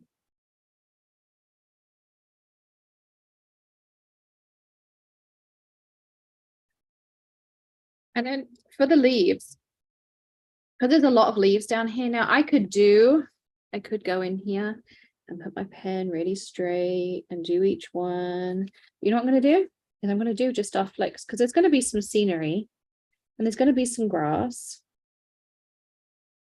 So I'm just going to flick around these like that.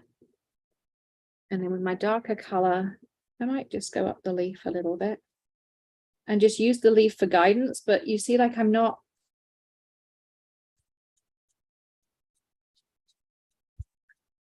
being super precise inside the lines. I'm just kind of adding that little hint. And look how easy that was compared to like having to trace each line and do all that kind of stuff as well.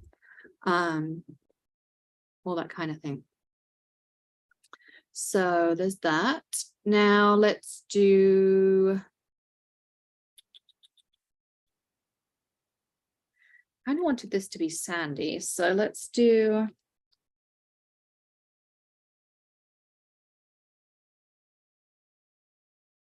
I'm going to use E30, I think, as my base. Yeah, E30. I'm going to do the ground here.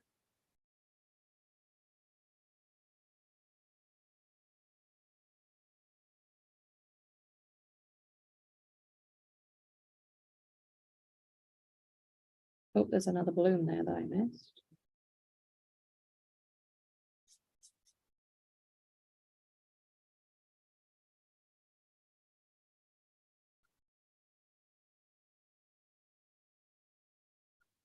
And I'm saturating because this is my foundation and we're going to build off of this. And you see how I'm kind of blending it into this green area.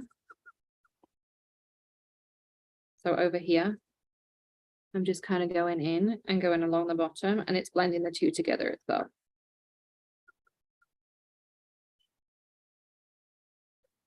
And I'm still balloon, so let's fill that in. It's pretty small, so I'm going to choose less colors.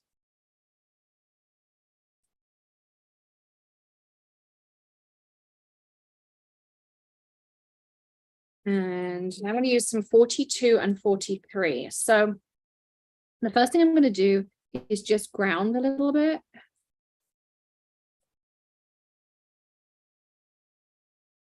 So you see, I'm just doing strokes, flicks.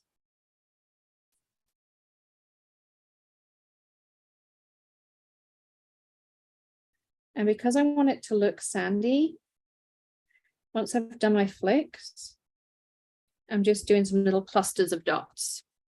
See on there? Now I'm going to go in with my E43. And I particularly like here at the rock, like it's going to be darker because of the shadow of that rock.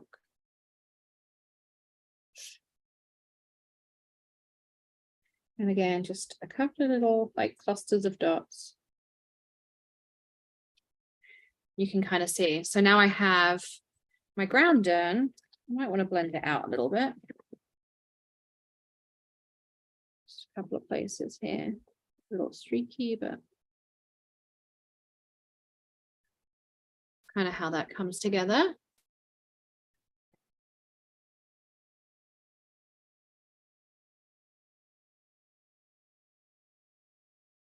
And then we're going to work on this stonework.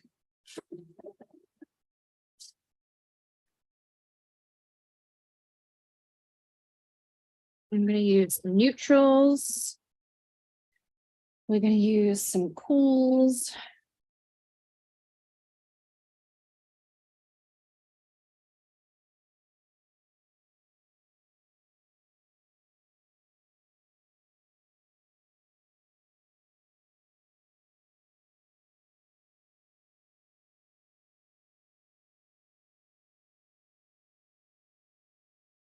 T.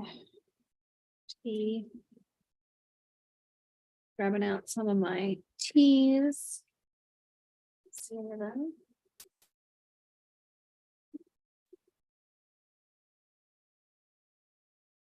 Can't find my warmers, so hence we're not going to use those.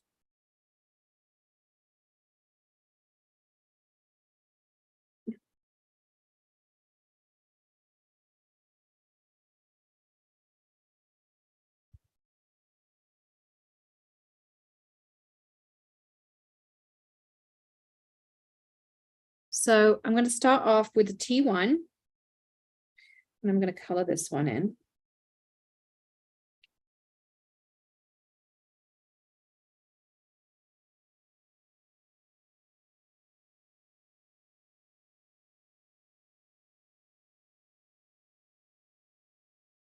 Let's get our base in.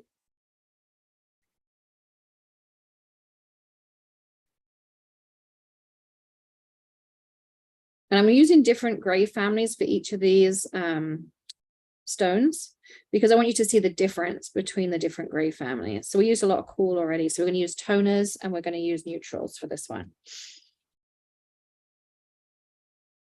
Now I'm going to go with some T2. And I'm going to start by outlining these crevices in the rocks, because it's a really good place to start.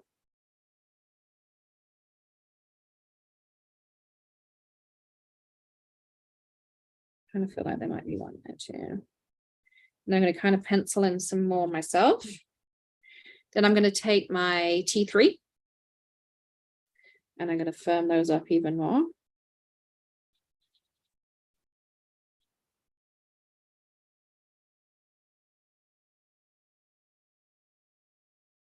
I'm also making these peaks. And all I'm doing is clustering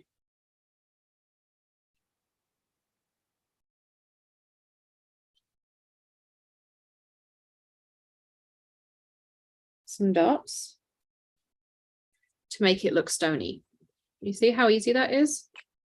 Go back with our T2 and a few more clusters of dots. And just by dotting, it kind of makes it look like gravelly and stony.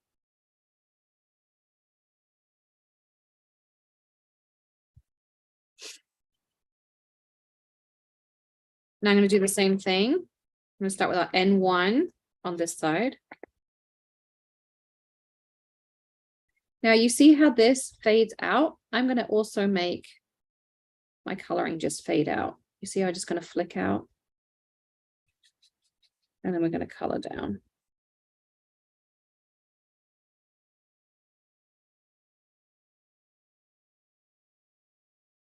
I'm going to do the rock separately. Remember, this is inside the cave.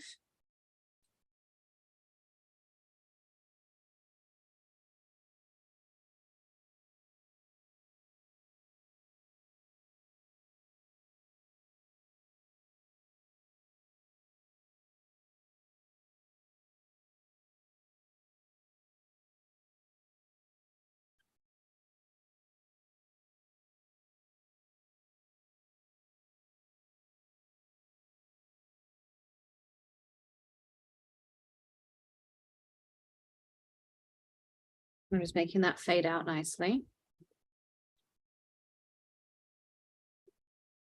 I'm going to use a little bit of C0 to help the fade, because it's C0 is like really soft.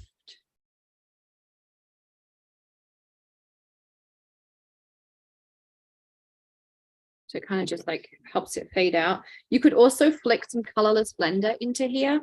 And this is a good time to use that bleaching pen, because we want it to fade. We want it to bleach. So you see how that's just kind of like going to help that come down. Now I'm going to take some N2 and we're going to start outlining these crevices.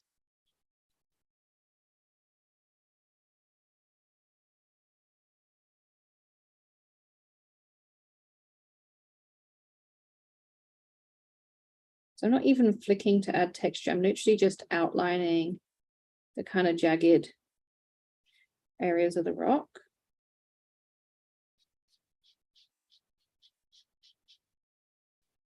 Now I happen to know that this is going to be really dark, so I'm just going to kind of mark my territory here a little bit. And inside the cave, obviously, is super dark. So I'm just adding that in to remind myself that I don't want this to be too light. Almost want to add T9. Almost want like this little.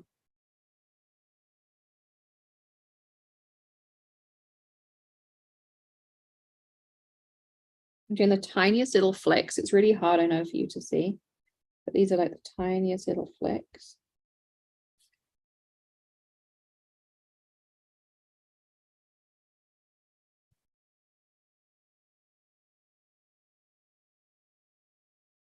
And you see how it gives that really cool little shadow just by adding that tiny bit of super dark. Okay. I'm going to put it on here too.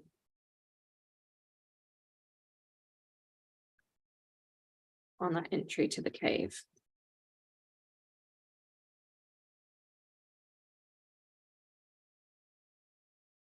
All right, well, we're going to go with our N4. We're going to firm up our little lines on our stone.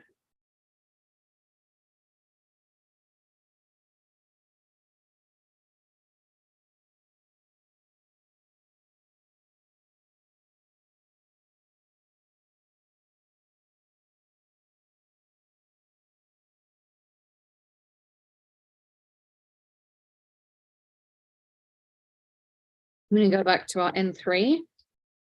I'm going to start putting some clusters of dots. Maybe add some extra outlines.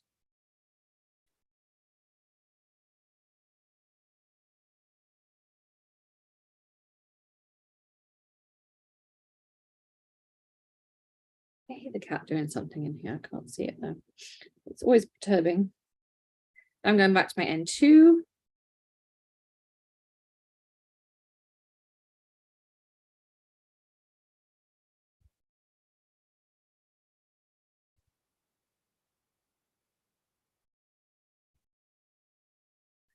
You can kind of see, like, it really looks like kind of that aged gravelly rock.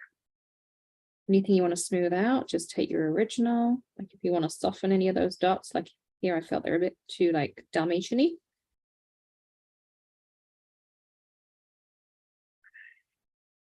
I'm also going to take a smidge of green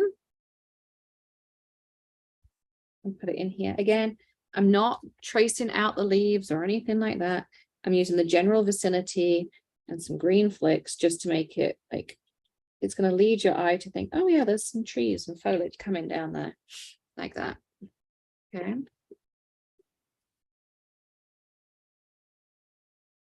And then do this right here.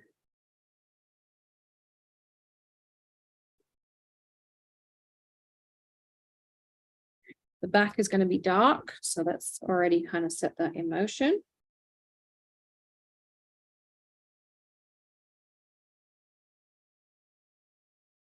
And we're going to do just that T9 again, because this is going to be dark. It's the back of the rock.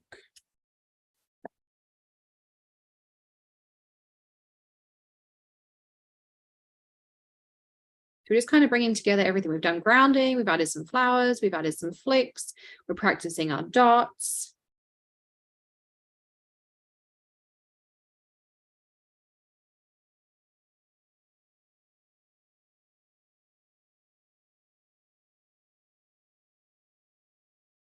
This one, I feel like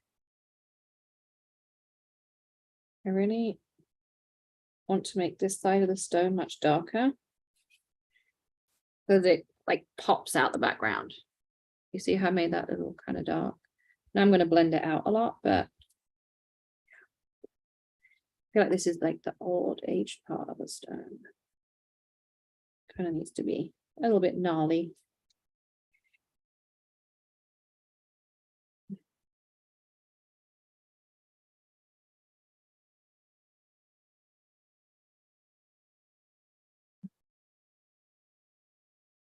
So do you see how we're bringing all these techniques together?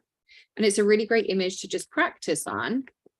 Mel says, I'm having trouble with my lightest color bleaching out and removing too much color instead of it blending my darker colors. Maybe some peeling going on too. I'm using Spectrum Noir and Nina Solar White. So it could be the Spectrum Noir, and it could be just that you're oversaturating in the beginning. So try just taking it back a little bit in the beginning. You can always go back and add more color. And go from there. But the more you work it, the more it will bleach it out as well, Mel. So it's kind of like a happy medium. And again, it's just practice. Like you'll start to see like, okay, I like where this is going or that's going or whatever it happens to be. So.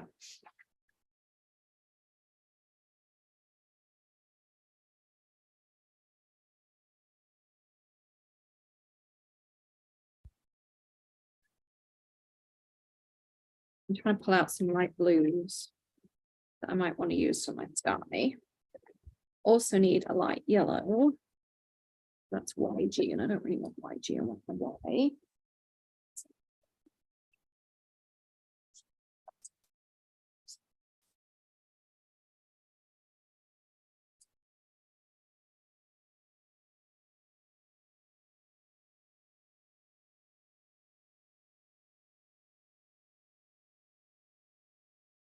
Y02, I guess that's what I got. So I'm going to just do this. I'm going on the edge of my rock.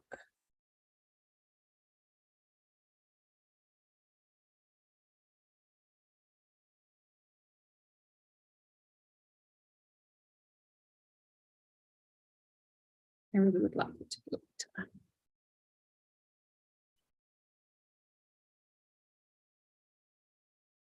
Because I kind of want to add this like halo effect.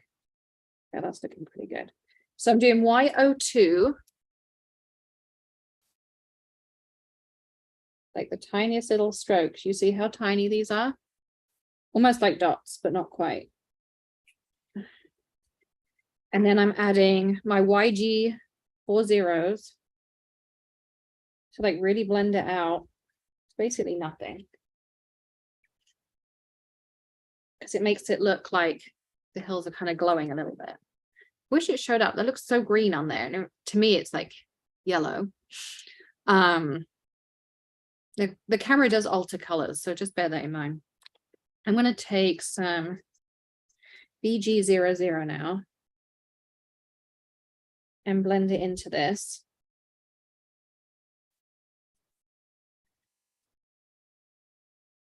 And I have to say, skies are my least favorite thing to Copic. Something I definitely need to work on. So I'm going to start my grounding, except this isn't grounded sky, but same deal. And then I'm going to do the same thing. I'm doing a stroke slanted to the left to match up with that, just so it all kind of fades out together. And I'm also going to take my sky all the way across and just let it kind of fade out there. See how it just all like fades?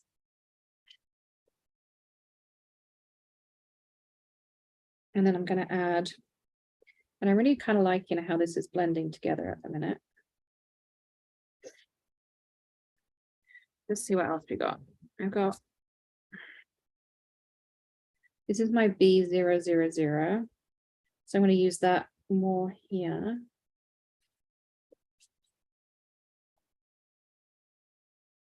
I don't want to go too dark. Okay.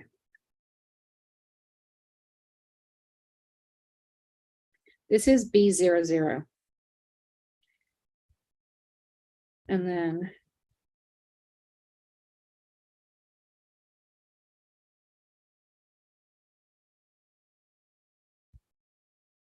all I did was add a hint. You see, it's just the tiniest little bit. Because I don't want this to look like, oh, it's some silly blue sky from a cartoon. I want it to look nice and soft and delicate.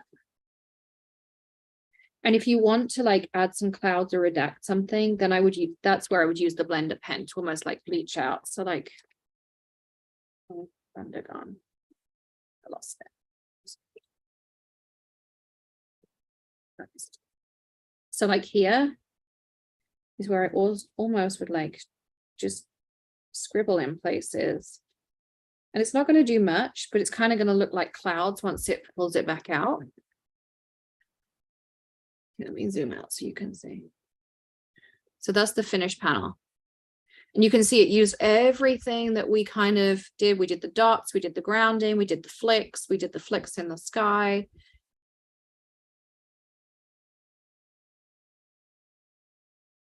Yeah, I kind of wish it was more in here. It looks yellow, like to me, but on the screen it looks green, but it's definitely yellow. But yeah. So that's kind of how that one comes together. And you could just mount this straight on a card ready to go. And it wasn't hard. I mean, that took me 20 minutes. And I was talking and stopping and everything in between. And you can see I've got nice saturation on the back, not too much, but enough on there as well. And so we're going to be building on this. We're going to do more stone next time. We're going to do brickwork. We're going to do all kinds of different things. So based on all the comments and everything you give us, we will build the agenda for the next one, and then also for the advanced as well. So that's why it says agenda TBD on there. So make sure whether you're watching on YouTube or Zoom, you go and sign up for the next one. It's free to join. If you want lifetime access, you can still get it. Lifetime access to this one expires midnight on Sunday. And you also get the wrap-up PDF. So Amanda goes through, she sends you this PDF that gives you all the info. And yeah, so you get all of that as well. And you can add that on there too. Yay, she says, Judith says, I love Amanda's PDF. So I have 2 more gift cards and then a grand prize gift card to give away as well. So let me see. My winner for the next gift card is Barbara Burkhart. Congratulations, Barbara. And our Zoom winner. I'm sorry, what was the last name? Burkett, I think. I can't see that far. B-U-R-K-H-A-R-T. Burkhart, maybe. Okay. And then our Zoom winner is Susan Hughes. Okay. And then I also have and I gotta load everyone up together. And I can't talk and do that. So I also have a $200 gift card to Make a Forte, which is our grand prize winner. I just did a list of everyone in Zoom and then everyone in the VIP to do it together as well. And the winner is, because I can't do a drum roll, is Nadine Warner. Congratulations, Nadine. Email Lisa and she will get that sent out to you next week. And yeah, so any other questions anyone has got before we go? I'm going to try and download the chat from Andrea as well so that she can add that into the email too. Yay, congrats. So I hope everyone's enjoyed today. As I say, you can sign up for the next one. Master something. Why can't I find it? There it is. Master marker coloring. I'll put it in the link. And you can still sign up for the VIP on this one too. I will try and send out an email just to wrap up everything, just to let you know that stuff.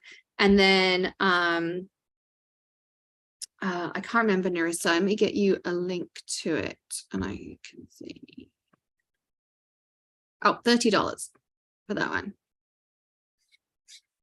And I'll get you the link to the VIP. Copy, paste. And if you have any comments, send them over to Ecom and we'll get the agenda built out on the workbook for the next one. And I guess I will see you for a new release party because we didn't really get to everything because we were busy coloring. So I hope you all enjoyed it. Thank you for spending your Saturday with me. I appreciate you all. I love you all lots and I'll see you again soon. Happy crafting. Bye.